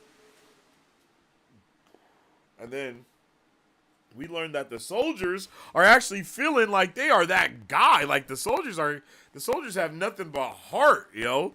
The soldiers got nothing but heart. They're like, yo, they're considering themselves more faithful because they didn't follow Eden into battle. They're good men, and so were the ones that died. So Ham ain't gonna have Breeze speaking ill of them. And I love that. And then Kelsier, of course, has other plans going on, having Breeze, Ham, and I believe Dox go and meet the rest of the team, not the team, but the rest of the army, and kind of like explore things there. And then they talk about Bro's reputation and the things that were worrying him. Like Kelsier has a huge reputation, and all of this stuff is going on. Like, people notice him. He's having to wear sleeves now because people know who he is. They even are like, yo, a guard saw you and you need to back up from the balcony because he's worried that people are going to know who you are. And it's like, yo, Kelsier has really made... Kelsier looking like he about to make a name for himself. You know what I mean? Like, he's really out here doing the damn thing. And... it, you know, then I love that he talks to Sazin and he's like, bro, I can't sleep. I'm having trouble sleeping. You know, I need you to help me out here. Can you tell me some stories? And he tells them about the Bennett people, who were a highly developed people who lived in the southern lands, and they were brave seafarers, brilliant cartographers with maps that the Final Empire still uses that were developed by Bennett explorers. Their religion was designed to be practiced aboard ships that were away at sea for months at a time. The captain was also their minister, and no man was allowed to command unless he had received theological training. Like, immediately getting that,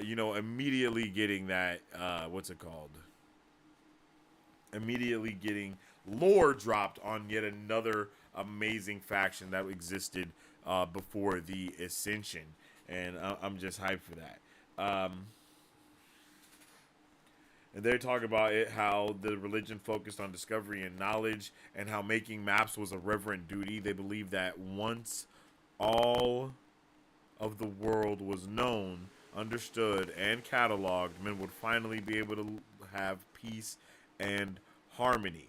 And then Kelsier's like, well, peace and harmony is not really something I'm looking for. And he's like, yeah, you're right. And then we find out about the Vala that lasted long into the Lord Ruler's dominion, longer than any other religion, which is definitely very interesting. They were determined, and they didn't have leaders. The Lord Ruler slaughtered the entire Valen, Kelsier says. And he was like, and then I love that it says, oh, they had leaders. Dead ones, true, but they had leaders nonetheless. And it's like, damn, that is so true, right? That is so true. The memory of a lot of these individuals is far greater than anything else. And I love that. I love it. I love it. I'm here for this, man. This is gas.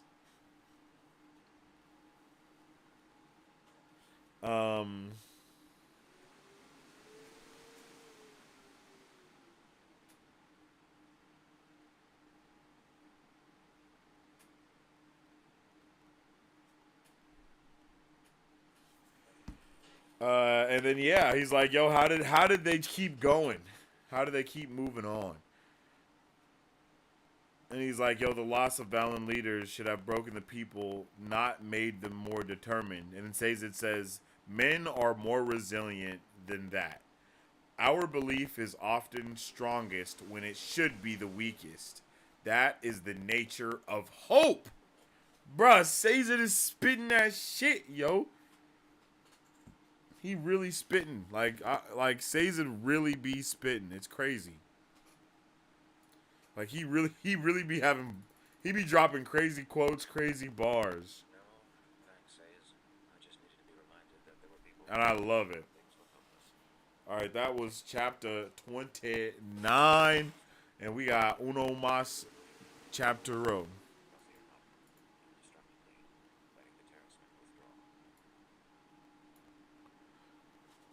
Let's see. Sazed's the best. Facts. Who guessed that Pokemon? That's hilarious. Pretty sure these are just the epigraphs. Okay. I'll look for something more complete. I would love to have that thing. They probably don't have it just for this book, though. They probably have it for all of the things, if the book gets continued anywhere. BS knows. Oh, Brandon Sanderson. I was like, BS, what? Brandon Sanderson knows how to make you nervous. Classic gambler's fallacy. Would you rather be a Furochemist or an Allomancer? I think I would rather be an Allomancer because with the Furochemist, I think it takes way too much to give. I think you have to give way too much to get out of that, right? Like, you have to... Like, whatever you want, you have to save it up equally in that amount in order to use it. I think that's not the vibe I would be on. That's definitely more of a monk way, you know what I mean? Because, like, you know, you got to chill out and just not do anything. Like, nah, bro, I'm trying to be flipping coins and flipping through the air and pushing and pulling off the shit. You know, that's what I'm trying to be doing. Let's not get crazy now. I don't know what that was. Maybe that was in response to me talking about, you know, Marsh. With only 5 boxings a day, you can help fight to end the Marsh slander and get justice for our undercover agent. Yo, he's a double agent. Wow, how dare Marsh do his job that he sacrificed his face for and will ruin him for the rest of his life. I mean, that only is true if he's like not a double agent, right? Because it's not gonna ruin his life, nor has he sacrificed his face if he's actually a double agent. Like, if that's the case, then he's actually improved his life. And he was going to become an obligator anyway. Good old Iron Eyes, you know? Sensei, it's giving ungrateful. Bro is mad sus, yo. Bro is mad sus. Like, come on. The saying, you don't look a gift horse in the mouth, only worked until the Trojan army literally hid in the gift horse. You know what I mean? Like, inside of the gift horse. Like, come on now. Like, let's be honest here. Did someone stick Sesame sign on Mara Marsh? I thought I needed to go to sleep. Maybe you need to go to sleep. Vin is overconfident in her ability to go unnoticed. Facts. Way too overconfident in her ability to go unnoticed, as if she's been a Mistborn, as if she's been training all her life or something. You know what I mean? Like Nipsey Hussle said, he been grinding all his life. She thinks she been training all of hers. Like, yo, what's going on here? The Lord Ruler literally had 1,000-year head start. Man. I mean, he beat the deepness, right? And the deepness had to have like 1,000-year head start on him too. So I mean, it's only right. Kelsier needs a fake mustache to wear in public. He definitely needs a underneath the nose. Yep, he definitely needs that, yo. He definitely needs it. Ain't that right? Ain't that right, I'm the pig? I mean, ever since OmniPig got a mustache, he's been a far better person, right? I mean, he's even giving stimulus packages out in the chat. I mean, come on, you can't even call him a fascist anymore, right? I'm just saying. All right, go away. Thank you. Rebellions are built on hope. I think I saw that in a movie somewhere. Dun dun dun dun dun. Sazed really has bars, though. He does have bars. Sazed has crazy bars. Like, he really be spitting. It's insane. It's actually crazy. Like, I'm definitely gonna take some of his quotes and throw them on a shirt. You feel me? Because, man, he was going crazy with it.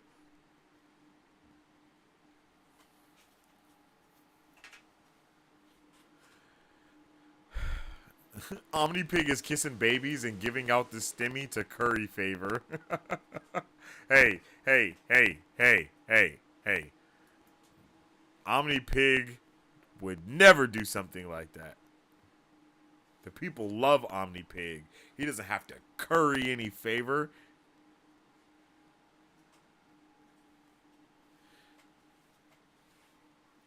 The truth is whatever OmniPig says it is, goddammit. I mean, anyway, let's get into the next chapter.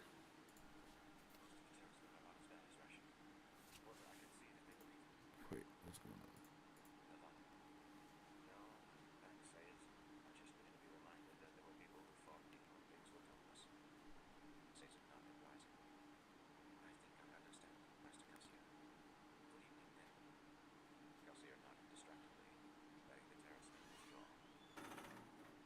Most of the terracemen are not as bad as Rashik. However, I can see that they believe him to an extent. These are simple men, not philosophers or scholars, and they don't understand that their own prophecies say the hero of ages will be an outsider. They only see what Rashik points out, that they are an ostensibly superior people and should be dominant rather than subservient. Before such passion and hatred, even good men can be deceived. Man, this chapter was friggin' crazy, bro. This chapter was freaking crazy. But let's dive into that epigraph right there, right? Most of the terrorist men are not as bad as Rashek. Interesting. I can see that they believe him to an extent. These are simple men, not philosophers or scholars. They don't understand that their own prophecies say the hero of ages will be an outsider. They only see what Rashek points out, that they are an ostensibly superior people and should be dominant rather than subservient. Before such passion and hatred, even good men can be deceived.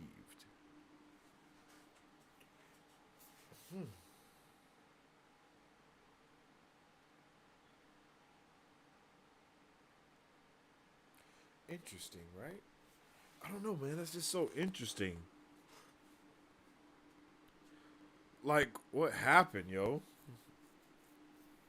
I mean, Rashek was getting a little Hitlery. I'm not gonna lie, but you know, like, was that cause for the Lord Ruler to then become even more Hitlery? Like, I don't know. I'm so confused.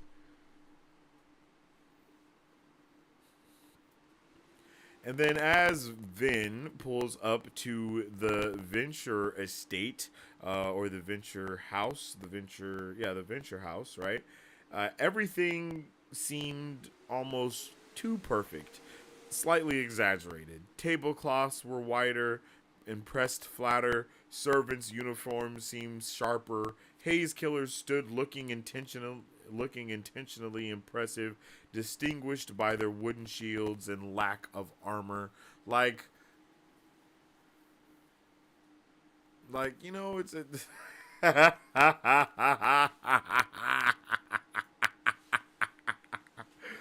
yo, Sharice, another good one, yo.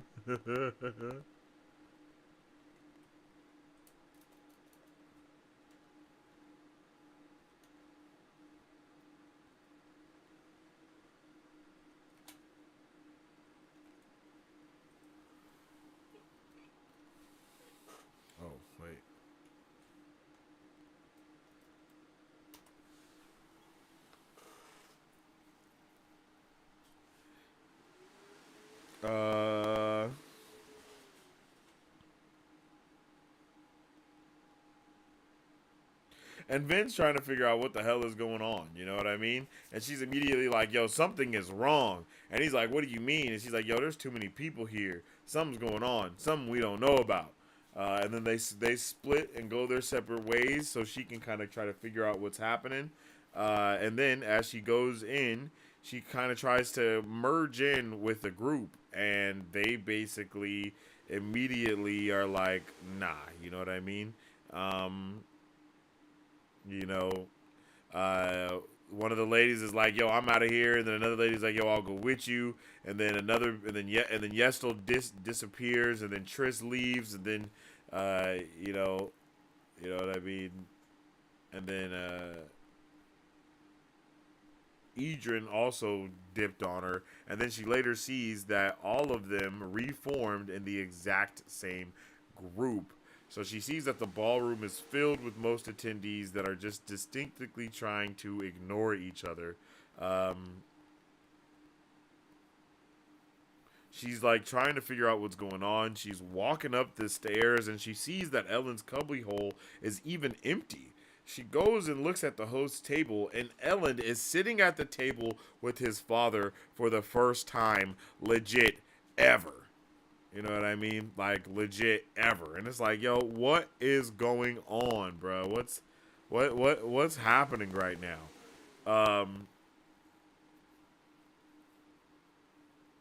And then she sees Kliss, and then Sazed is like, he looking around and he like, oh shit, and he like run up to her, you know, he going and he find her, he's like, yo, we have missed an important announcement. This is going to be the last ball this week. House Alariel canceled, and normally Tekiel would be next, but they did. So House Shunna has already announced that it won't be holding any more balls as well. So it appears that this will be the last ball for a long, long time. So the reason everyone has been so standoffish is because everyone is now finalizing their alliances, standing with their strongest friends and supporters, because they know that this is the last ball and they all came to make an appearance. But they know that there's no time left for the politicking. And now they are basically behind because they don't have any, they didn't make any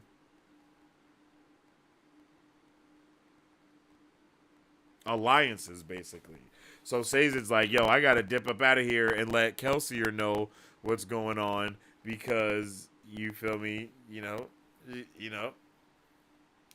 to make, you got to make sure he knows what's going on, because bruh's about to go, talk his shit. So if he ain't got no shit to talk, what he gonna do?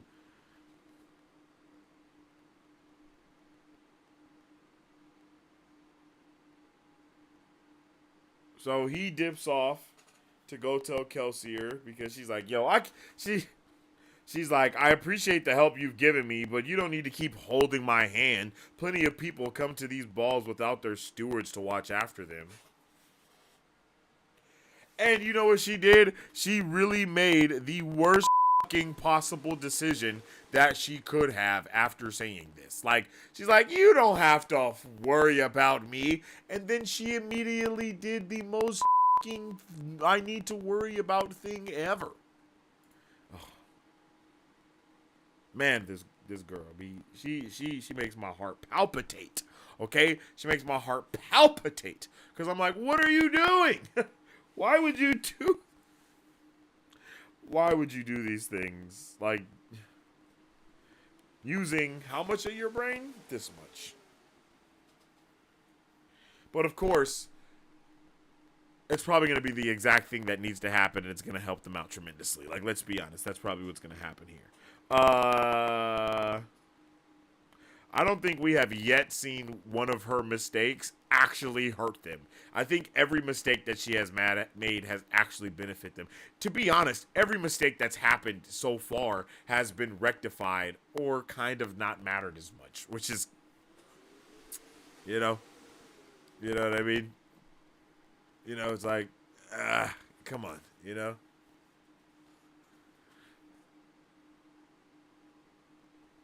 And you know Sazed is going to be like, damn, I should have listened. Like, why did you... Like, bro, the last time you said that, Sazed, what happened? The last time you said that, what happened? She was introduced to Ellen. And then it's all been downhill from there. Like, bro, why would you do this again? You feel me? And she's all... And what does she say? She's like, no, I can't miss the ball. I have to be here. It'll be suspicious if I leave. People will start being curious about me. And then basically outs herself to everyone as a Mistborn after that. Like, bruh. That shit was hilarious, man. Like, that shit was really funny. Because she really was just, like, she really was just yapping. You know what I mean? Like, she was really just yapping.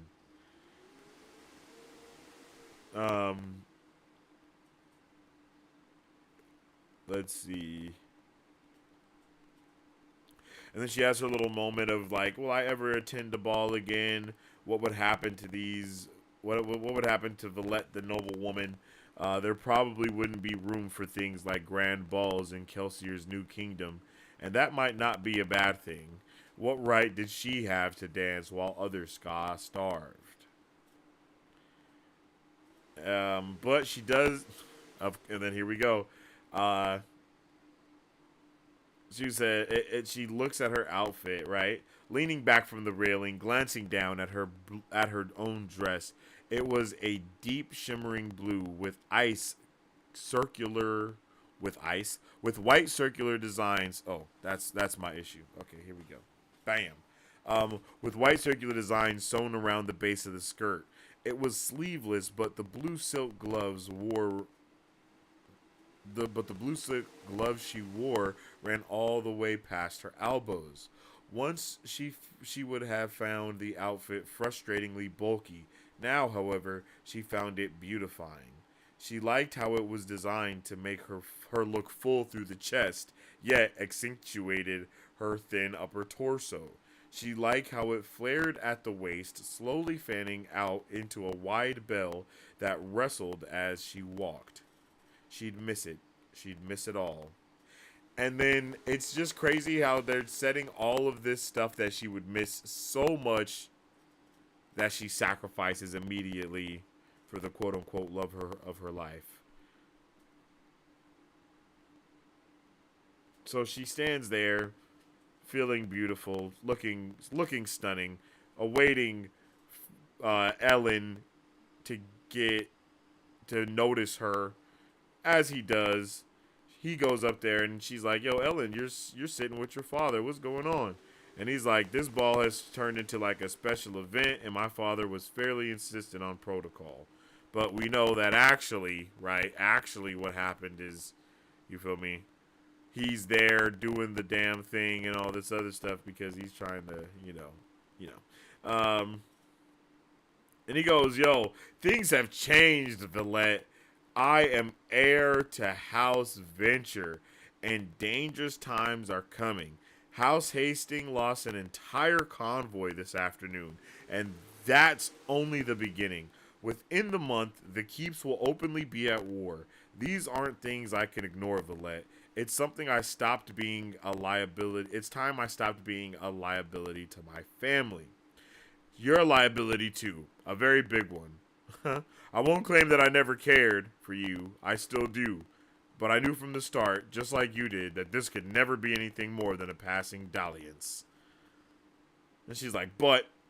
And he turns away, and she's like, Ellen, don't turn away from me. And he's like, I know the truth, Villette. I know you lied. And then she's like, Ellen. And he's like, don't make me embarrass you in public, Villette. I was like, damn. Damn. Like, literally, I was like, damn, that's cold. Don't make me embarrass you in public. Sheesh. Why did he say that, yo? That was crazy. And then Ben paused, feeling numb. And then she was too angry to be numb. Too angry, too frustrated, and too terrified. Don't leave, she whispered. Don't you leave me too. Ah! Ah! Vin! What have you done? Why would you fall so in love with this guy? What are you doing? What are you doing? Vin, like, what are you doing?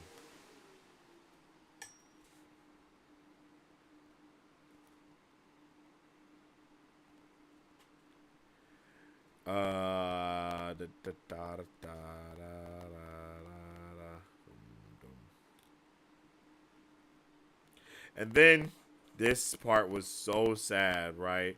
Vin stood in the darkened corner off to the side where she could see Ellen bid good evening to his family and head back through the corridor toward the keep's living section. He can't do this, me. Not Ellen. Not now. And then a voice from within, a voice she had nearly forgotten, began to speak. Of course he left you, Reen whispered. Of course he abandoned you. Everyone will betray you. What did I teach you, Vin? No, she thought. It's just the political tension. Once this is over, I'll be able to convince him to come back. I never came back for you, Reen whispered. He won't either. The voice felt so real. It was almost like she could hear him beside her. Super interesting that all this stuff is also happening after she uses the gold to split her personality. Just saying.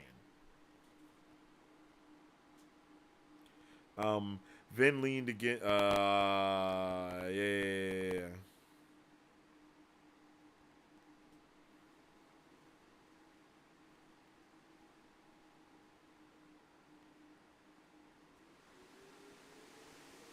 And then Cliss pulls up to Valette, and this is where we found out everything.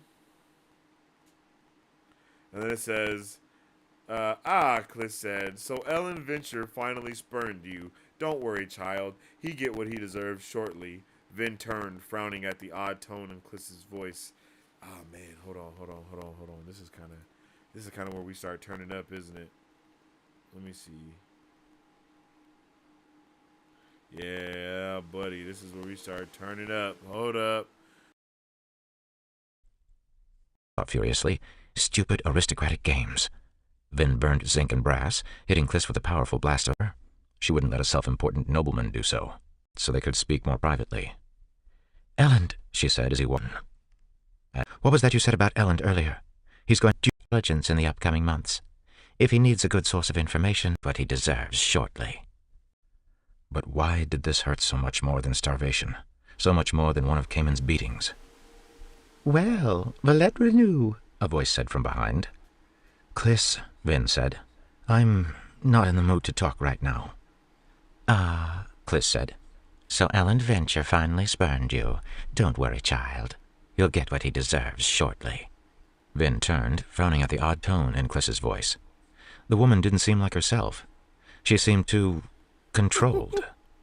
Deliver a message to your uncle for me, will you, dear? Cliss asked lightly. Tell him that a man such as himself, without house alliances, might have a difficult time gathering intelligence in the upcoming months. If he needs a good source of information, tell him to send for me. I know lots of interesting things. You're an informant, Vin said, pushing aside her pain for the moment. But you're a foolish gossip? The short woman asked. Why, yes, I am. It's fascinating the kinds of things you can learn when you're known as the court gossip. People come to you to spread obvious lies, such as the things you told me about House Hastings last week. Bruh. Why would you want me to spread such untruths? Could House Renew be making a bid for the weapons market during the House War? Indeed, could House Renew be behind the recent attack on the Hastings barges? Cliss's eyes twinkled. Tell your uncle that I can be made to keep quiet about what I know, for a small fee. You've been duping me all along, Vin said numbly. Damn. Of course, dear, Cliss said, patting Vin's arm. That's what we do here at court. You'll learn eventually, if you survive. Now be a good child and deliver my message, all right? Cliss turned, her squat, gaudy dress suddenly seeming a brilliant costume to Vin. Wait, Vin said. What was that you said about Elend earlier? He's going to get what he deserves? Cliss said, turning. Why, that's right. You've been asking after Shanalario's plans, haven't you? Shan? Vin thought with rising concern. What is she planning? Now that, my dear, is an expensive secret indeed. I could tell you, But then, what would I have in return? A woman of an unimportant house like myself needs to find sustenance somewhere. Vin pulled off her sapphire necklace, the only piece of jewelry she was wearing. It's crazy how wrong everyone was Bliss accepted the necklace with a about thoughtful what's expression. actually going on. Yes, very nice indeed. What do you know? Like, Vin snapped. Everyone was so Young wrong Ellen about is going to be everybody. one of the first venture casualties in the house war, I'm afraid, Bliss said, stuffing the necklace into a sleeve pocket. It's unfortunate. He really does seem like a nice boy. Too nice, probably. When? Vin demanded. Where? How? So many questions, but only one necklace, Kliss said idly. It's all I have right now, Vin said truthfully. Her coin pouch contained only bronze clips for steel pushing. But it's a very valuable secret, as I've said, Kliss continued. By telling you, my own life would be... That's it, Vin thought furiously. Stupid aristocratic games. Vin burned zinc and brass, hitting Kliss with a powerful blast of emotional allomancy. She soothed away all of the woman's feelings but fear, then took hold of that fear and yanked on it with a firm tug. Tell me, Vin growled. Kliss gasped, wobbling and nearly falling to the ground. An allomancer? No wonder Anu brought such a distant cousin with him to Luthadel. Speak, Vin said, taking a step forward. Bruh. You're too late to help him, Kliss said. I'd never sell a secret like this if it had a chance of turning on me. Tell me. He'll be assassinated by Ilarial allomancers this evening, Kliss whispered. He might be dead already. It was supposed to happen as soon as he withdrew from the Lord's table. But if you want revenge, you'll have to look toward Lord Straff-Venture, too. Ellen's father? Vin asked with surprise. We're turning up Of right course, foolish child, Kliss said. Lord Venture would love nothing more than an excuse to give the house title to his nephew instead. All Venture had to do was withdraw a few of his soldiers from the rooftop around young Ellen's room to let in the Ilarial assassins. And since the assassination will occur during one of Ellen's little philosophy meetings, Lord Venture will be able to rid himself of a Hasting and a Lecal, too. Vin Bro, spun. really 10 steps I have ahead? to do something. Of course, Kliss said with a chuckle, standing up. Lord Venture is in for a surprise himself. I've heard that your Ellen has some very choice books in his possession. Young Venture should be much more careful about the things he tells his women, I think. Vin turned back to the smiling Kliss. The woman winked at him. I'll keep your allomancy a secret, child. Just make certain I get payment by tomorrow afternoon. A lady must buy food, and as you can see, I need a lot of it. As for House Venture, well, I'd distance myself from them if I were you. Shan's assassins are going to make quite the disturbance tonight. I wouldn't be surprised if half the court ended up in the boys' room to see what the ruckus was about. When the court sees those books Ellen has, well, let's just say that the obligators are going to become very interested in House Venture for a time. Too bad Ellen will already be dead. We haven't had an open execution of a nobleman in quite some time. Ellen's room, Vin thought desperately. That's where they must be. She turned, holding the sides of her dress, and rustling frantically down the balcony walkway toward the corridor she had left moments before. Where are you going? Kliss asked with surprise. I have to stop this, Vin said. Kliss laughed. I already told you that you're too late. Venture is a very old keep, and the back passages leading to the Lord's quarters are quite the maze. If you don't know your way, you'll end up lost for hours. Vin glanced around, feeling helpless. Besides, child, Kliss added, turning to walk away, didn't the boy just spurn you? What do you owe him? Vin paused. She's right. What do I owe him? The answer came immediately. I love him. With that thought came strength. Vin rushed forward despite Kliss's laughter. She had to try. She entered the corridor and moved into the back passageways. However, Kliss's words soon proved true. The dark stone passageways were narrow and unadorned. She'd never find her way in time. The roof, she thought. Ellen's rooms will have an outside balcony. I need a window. She dashed down a passage, kicking off her shoes and pulling off her stockings, then running as best she could in the dress. She searched frantically for a window big enough to fit through. She burst out into a larger corridor, empty save for flickering torches. A massive lavender rose window stood on the far side of the room. Good enough, Vin thought. With a flare of steel, she threw herself into the air, pushing against a massive iron door behind her. She flew forward for a moment, then pushed powerfully against the rose window's iron bindings. She lurched to a stop in the air, pushing both backward and forward at the same time. She strained, hanging in the empty corridor, flaring her pewter to keep from being crushed. The rose window was enormous, but it was mostly glass. How strong could it be? Very strong. Vin groaned beneath the strain. She heard a snap behind her, and the door began to twist in its mountings. You must give, she thought angrily, flaring her steel. Chips of stone fell around the window. Then, with a crack of sound, the rose window burst free from the stone wall. It fell backward into the dark night, and Vin shot out behind it. Cool mist enveloped her. She pulled slightly against the door inside the room, keeping herself from going out too far, then pushed mightily against the falling window. The enormous dark-glassed window tumbled beneath her, churning the mists as Vin shot away from it, straight up toward the roof. The window crashed to the ground just as Vin flew up over the edge of the rooftop, her dress fluttering madly in the wind. She landed on the bronze-plated roof with a thump, falling to a crouch. The metal was cool beneath her toes and fingers.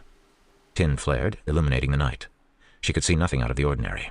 She burned bronze, using it as Marsh had taught her, searching for signs of allomancy. There weren't any.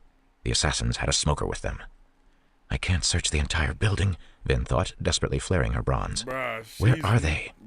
Then, oddly, she thought she sensed something. An allomantic pulse in the night. Faint, hidden, but enough. Vin rose to dash across the rooftop, trusting her instincts. Legit. As she ran, she flared pewter and grabbed her dress near the neck, then ripped the garment down the front with a single yank. She pulled her coin pouch and metal vials from a hidden pocket, and then, still running, she ripped the dress, petticoats, and attached leggings free, tossing it all aside. Her corset and gloves went next. Underneath, she wore a thin, sleeveless white shift and a pair of white shorts. She dashed frantically. I can't be late, she thought. Please, I can't. Figures resolved in the mists ahead. They stood beside an angled rooftop skylight. Vin had passed several similar ones as she ran. One of the figures pointed toward the skylight, a weapon glittering in its hand. Vin cried out, pushing herself off the bronze roof in an arcing jump. She landed in the very center of the surprised group of people, then thrust her coin pouch upward, ripping it in two. Coins sprayed into the air, reflecting light from the window below. As the glistening shower of metal fell around Vin, she pushed. Coins zipped away from her like a swarm of insects, each one leaving a trail in the mist. Figures cried out as coins hit flesh, and several of the dark forms dropped. Several did not. Some of the coins snapped away, pushed aside by invisible allomantic hands. 4 people remained standing. 2 of them wore mist cloaks. One of them was familiar. Shan Ilariel. Vin didn't need to see the cloak to understand. There was only one reason a woman as important as Shan would come as an assassin like this. She was a Mistborn. You? Shan asked in shock. She wore a black outfit of trousers and shirt, her dark hair pulled back, her mist cloak worn almost stylishly. 2 Mistborn, Vin thought. Not good. She scrambled away, ducking as one of the assassins swung a dueling cane at her. Vin slid across the rooftop, then pulled herself to a brief halt, spinning with one hand resting against the cold bronze. She reached out and pulled against the few coins that hadn't escaped out into the night, yanking them back into her hand. Kill her, Shan snapped. The 2 men Vin had felled lay groaning on the rooftop. They weren't dead. In fact, one was climbing unsteadily to his feet. Thugs, Vin thought. The other 2 are probably coin shots. As if to prove her right, one of the men tried to push away Vin's vial of metals. Fortunately, there weren't enough metals in the vial to give him a very good anchor, and she kept hold of it easily. Shan turned her attention back to the skylight. No, you don't, Vin thought, dashing forward again. The coin shot cried out as she approached. Vin flipped a coin and shot it at him. He, of course, pushed back, but Vin anchored herself against the bronze roof and flared steel, pushing with a firm effort. The man's own steel push, transmitted from the coin to Vin to the roof, launched him out into the air. He cried out, shooting off into the darkness. He was only a misting, and couldn't pull himself back to the rooftop. The other coin shot tried to spray Vin with coins, but she deflected them with ease. Unfortunately, he wasn't as foolish as his companion, and he released the coins soon after pushing them. However, it was obvious that he couldn't hit her. Why did he keep the other Mistborn? Vin thought, ducking to a roll as a figure leaped from the dark mists, glass knives flashing in the air. Vin just barely got out of the way, flaring pewter to give herself balance. She came to her feet beside the wounded thug, who stood on obviously weak legs. With another flare of pewter, Vin slammed her shoulder into the man's chest, shoving him to the side. The man stumbled maladroitly, still holding his bleeding side. Then he tripped and fell right into the skylight. The fine tinted glass shattered as he fell, and Vin's tin-enhanced ears could hear cries of surprise from below, followed by a crash as the thug hit the ground. Vin looked up, smiling evilly at the stunned Shan.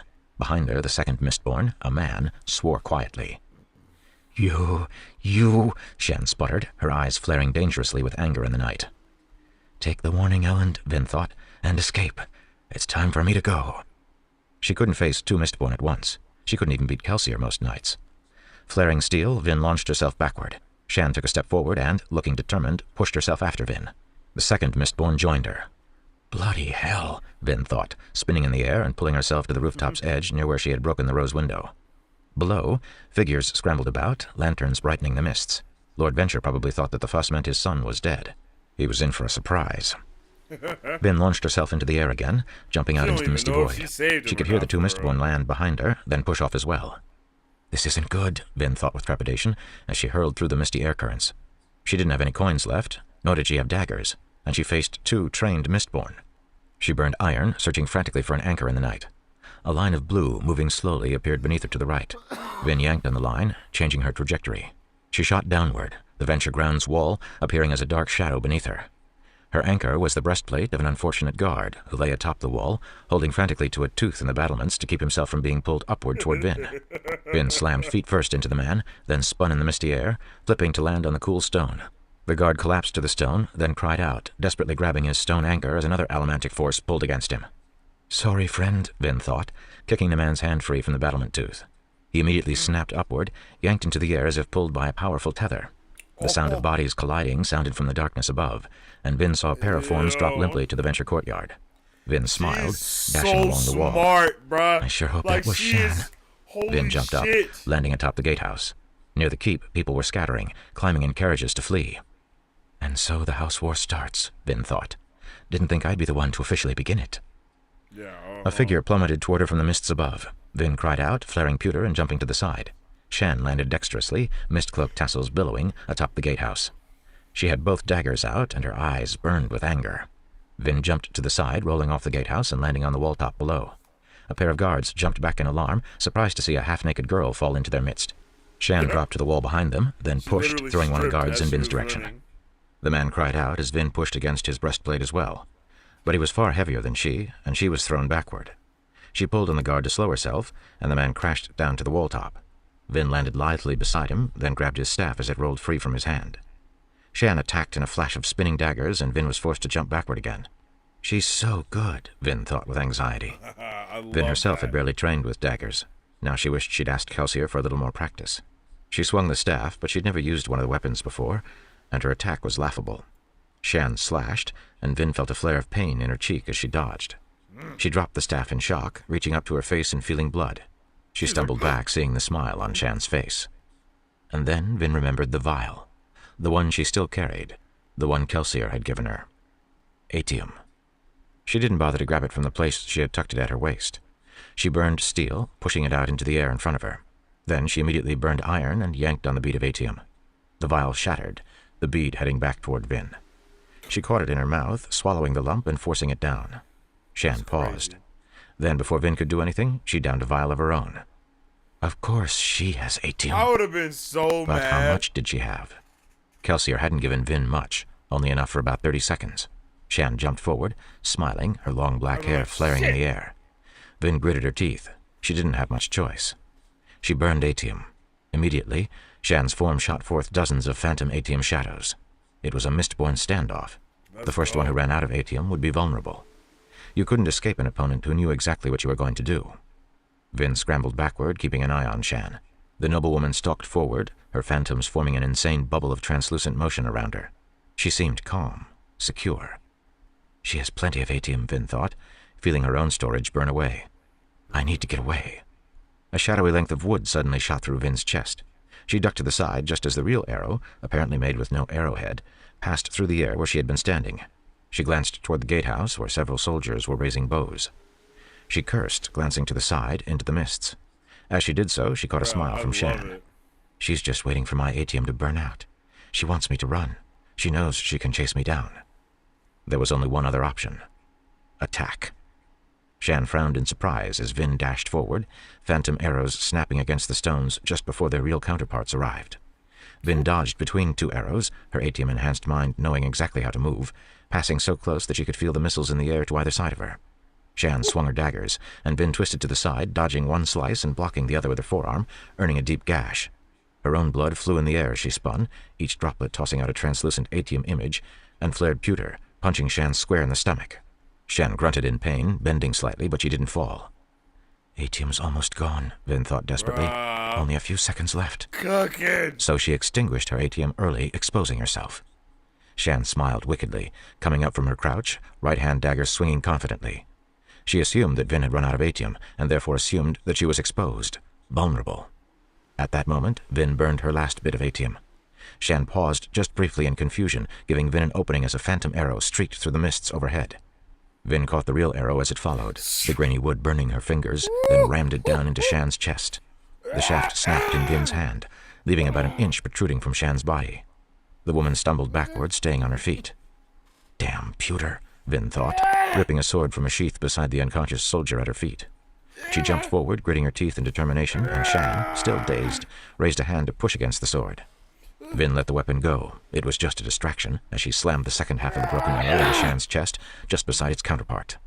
This time, Shan dropped. She tried to rise, but one of the shafts must have done some serious damage to her heart, for her face paled.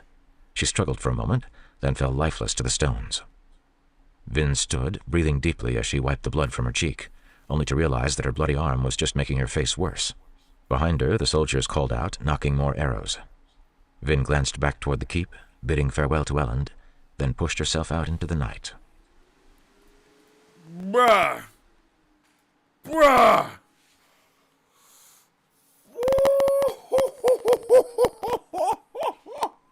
She was turned up, bruh! Yo! She was turned up, yo. She was low-key a little bit more turned up than Kelsey, or just a little bit, because she was going crazy. And it's because she's so tiny, too. She going up against people for sure. Well, I mean, bruh's taking out a lot of people, though. So, I mean, but, bruh, it's like, yo! Like, come on, G. You know, bruh, that pushed on that thing and went flying in the air. He was like...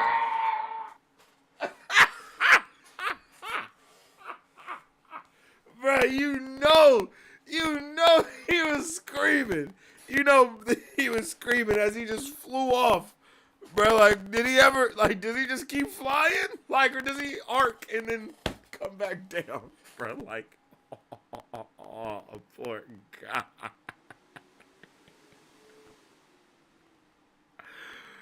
Bruh, like, that shit was hilarious. And then she makes, and then she uses one bruh to like kind of land, and then he's holding on for dear life so he doesn't fly away as she's pulling him. And then another Mistborn is following her, and he also pulls on the same source that she pulls on, but then she kicks bruh's hand, and then they fly, and you know, like, right before they smashed into each other, bro just was like, what? Like, bruh, and then he just smacked it.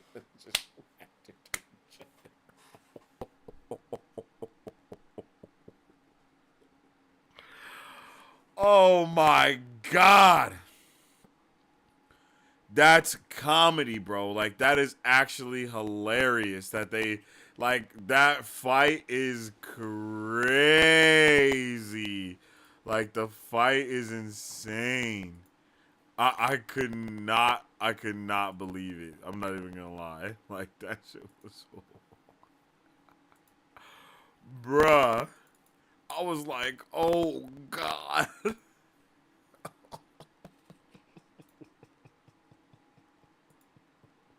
She was turning up, bro. She was turning up. I love it.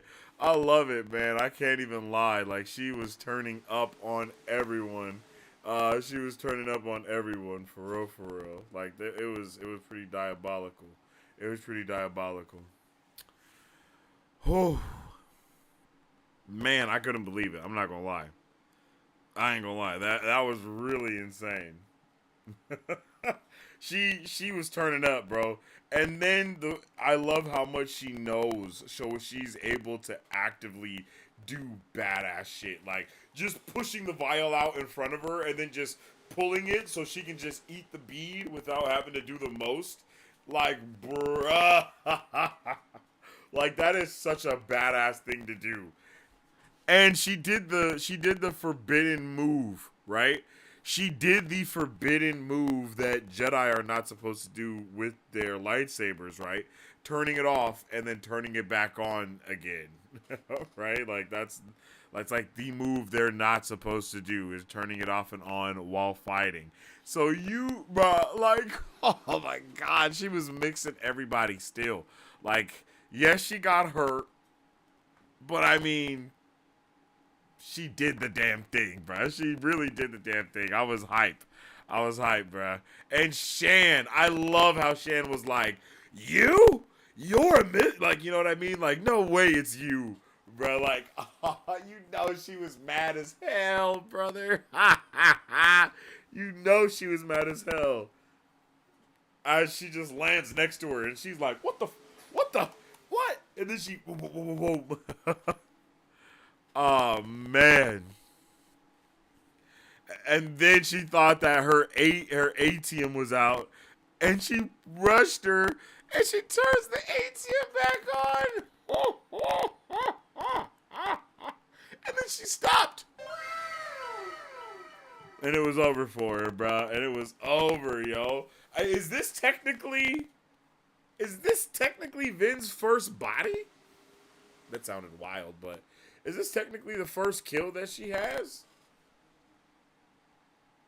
She didn't, like, kill anyone else, right? Like, just all these people here. I mean, she had to kill a couple. I don't think she just killed Shan here. I think she killed, you know, I think she might have killed a couple of those dudes from the beginning. She definitely mortally wounded a few of them, you know? Like I think she killed at least 2 people here. I don't know. Maybe she only killed Shan, but it definitely seemed like she killed a couple of people. You know? Like a couple of people. It was like, ooh. That's how I felt. I was like, ooh, she's smacking people. You know she's not feeling good about that. But again, it was just, you know, it was just Shan, so. I did not think that Shan was a Mistborn, though. I thought she was just a soother or whatever. But it's more than that, bruh. And now we see what Shan has really been trying to do. She was trying to get all the information she needed for Straff in order to be able to take out Bruh, like, for whatever reason. I don't know why she wanted to take him out. You know what I mean? Outside of, I don't know if she's just that jealous of a person that she was like, bro, I'm gonna kill you, son. But she was definitely on her way to murder him. Super interesting. Maybe the nephew was gonna be, like, wed to her or some crazy thing like that. Like, you help me kill my son and let my nephew be my heir, then I promise to wed my nephew, the new heir, to your daughter who will kill my son. You know what I mean? Like, maybe it's some crazy shit like that going on. I don't know. But they definitely were cooking right there. Like, for real. Like, man. Alright, chat, let's see how y'all was feeling about this one. Imagine just journaling and a dude near you is like, I hate the way that you walk, I hate the way that you talk, I hate the way that you dress. Yeah, that's insane. Like, bruh's just hating on him for no reason. Crazy that their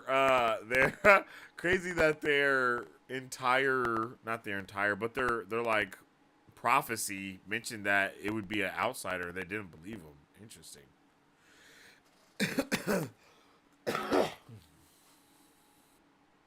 Then it's getting iced out. For real. You can't sit with us. She doesn't even go here. Yeah, that's wild. Marisu, you always get it.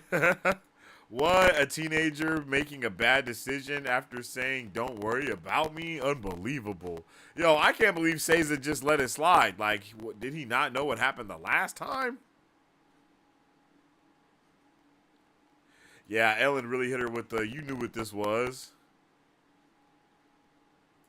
But girl, you did lie to him, like, a lot. Exactly. Like, what are you mad about? Like, you dead ass gaslit, bro. Like, you lied to bro. Like, that shit is crazy. Yeah, but only about her identity, her aims, and her abilities.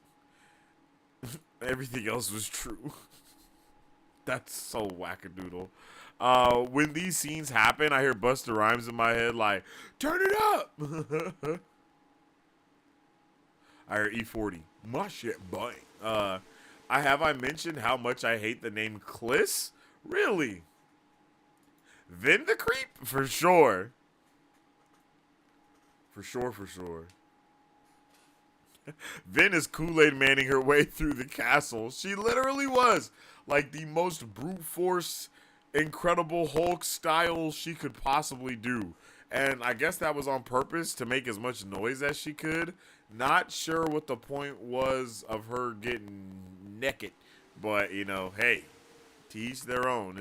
Like, she was just loving the dress and she just tore it apart. I don't even know why. Like, everybody noticed her anyway, you know? Like, what was the point? To be more quiet as you flew through the wind? I feel that one. Here I go killing again. I love how Brandon makes sure you get the magic system, so when he turns it up, you understand everything that's happening, even if you didn't consciously realize it could be done. Yeah, that's actually true. That's actually really true. That's actually really true.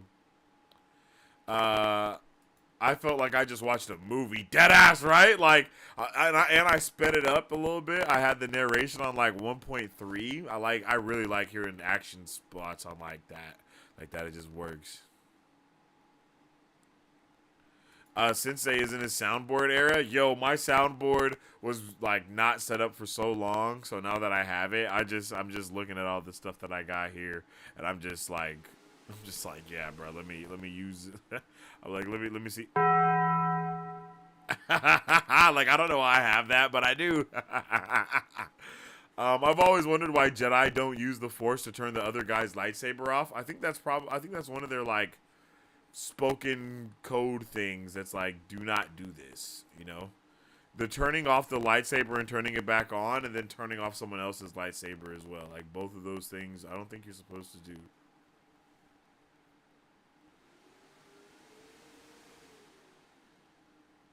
IT rep, did you try turning it off and turning it on again? Jedi, no! I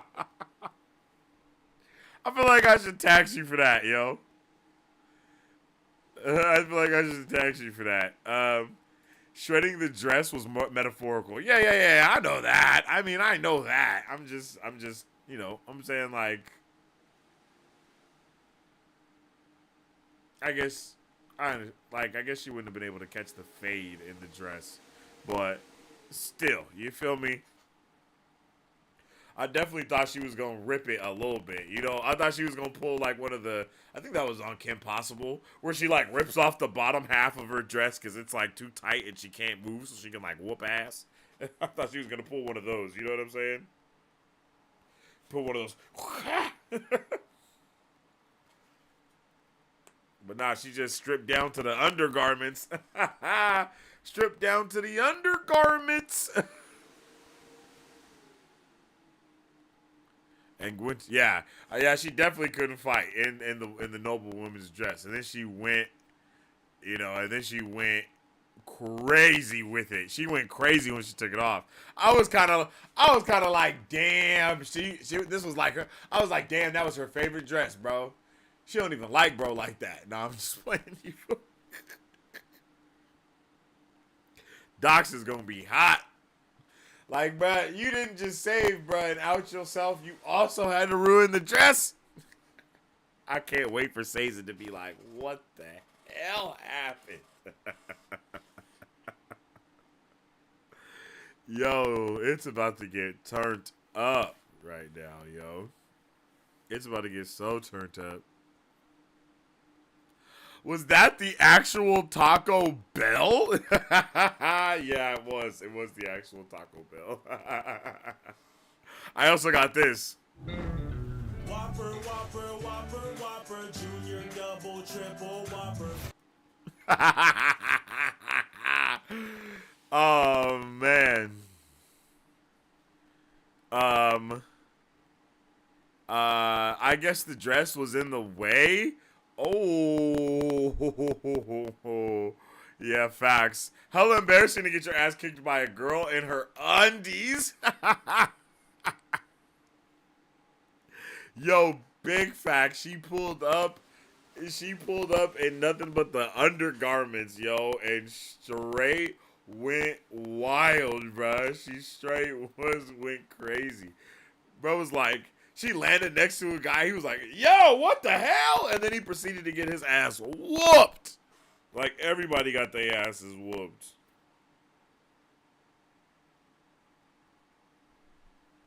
And crazy how she like used the coins like a shotgun. That was awesome. I really love that. Yeah, Sazed is gonna be sick, bruh. He's gonna be sick, bro. I can't wait for the next chapter. I can't wait. Damn, now that I think about it, we're probably gonna POV switch to Ellen in the next chapter. That's probably what they're gonna do. You know what I mean? To kind of tease us with it a little bit more. But yo, I know Sazed is about to be sick to his stomach, bro. He gonna pull up. He gonna see all the people running away, and he gonna be like, oh. He's gonna be like, oh, mistress. He's gonna be set tripping, bro. He's gonna be like, I can't wait. Yo, what's up with it, Duncan and friends? Yo, how you doing over there, my G? Hope you're having a good one. Hello there. Now, we're not taking calls right now. You can drop ! Discord in the chat to join in the Discord, and then when we do take calls, it'll all be through the Discordia. So if we ever do that, you can jump in there so you can be a part of that. All right. Yo, yeah, I just really was not prepared for this chapter at all. I think it was an amazing chapter, and I cannot wait to get into the next portion of the reading as well. Like, chapter 31 is going to be insane. I am so Other men worry whether or not they will be remembered. I have no such fears. Even disregarding the terrorist prophecies, I have brought such chaos, conflict, and hope to this world that there is little chance that I will be forgotten. I worry about what they will say of me. Historians can make what they wish of the past. In 1,000 years' time, will I be remembered as the man who protected mankind from a powerful evil? Or will I be remembered as a tyrant who arrogantly tried to make himself a legend? Like, bruh, what happened? What happened? I need to know. I need to know what occurred. I need to know what went down, yo, because obviously we are missing something. And I cannot wait to find out what else is going on in this story. And I hope you guys are excited too.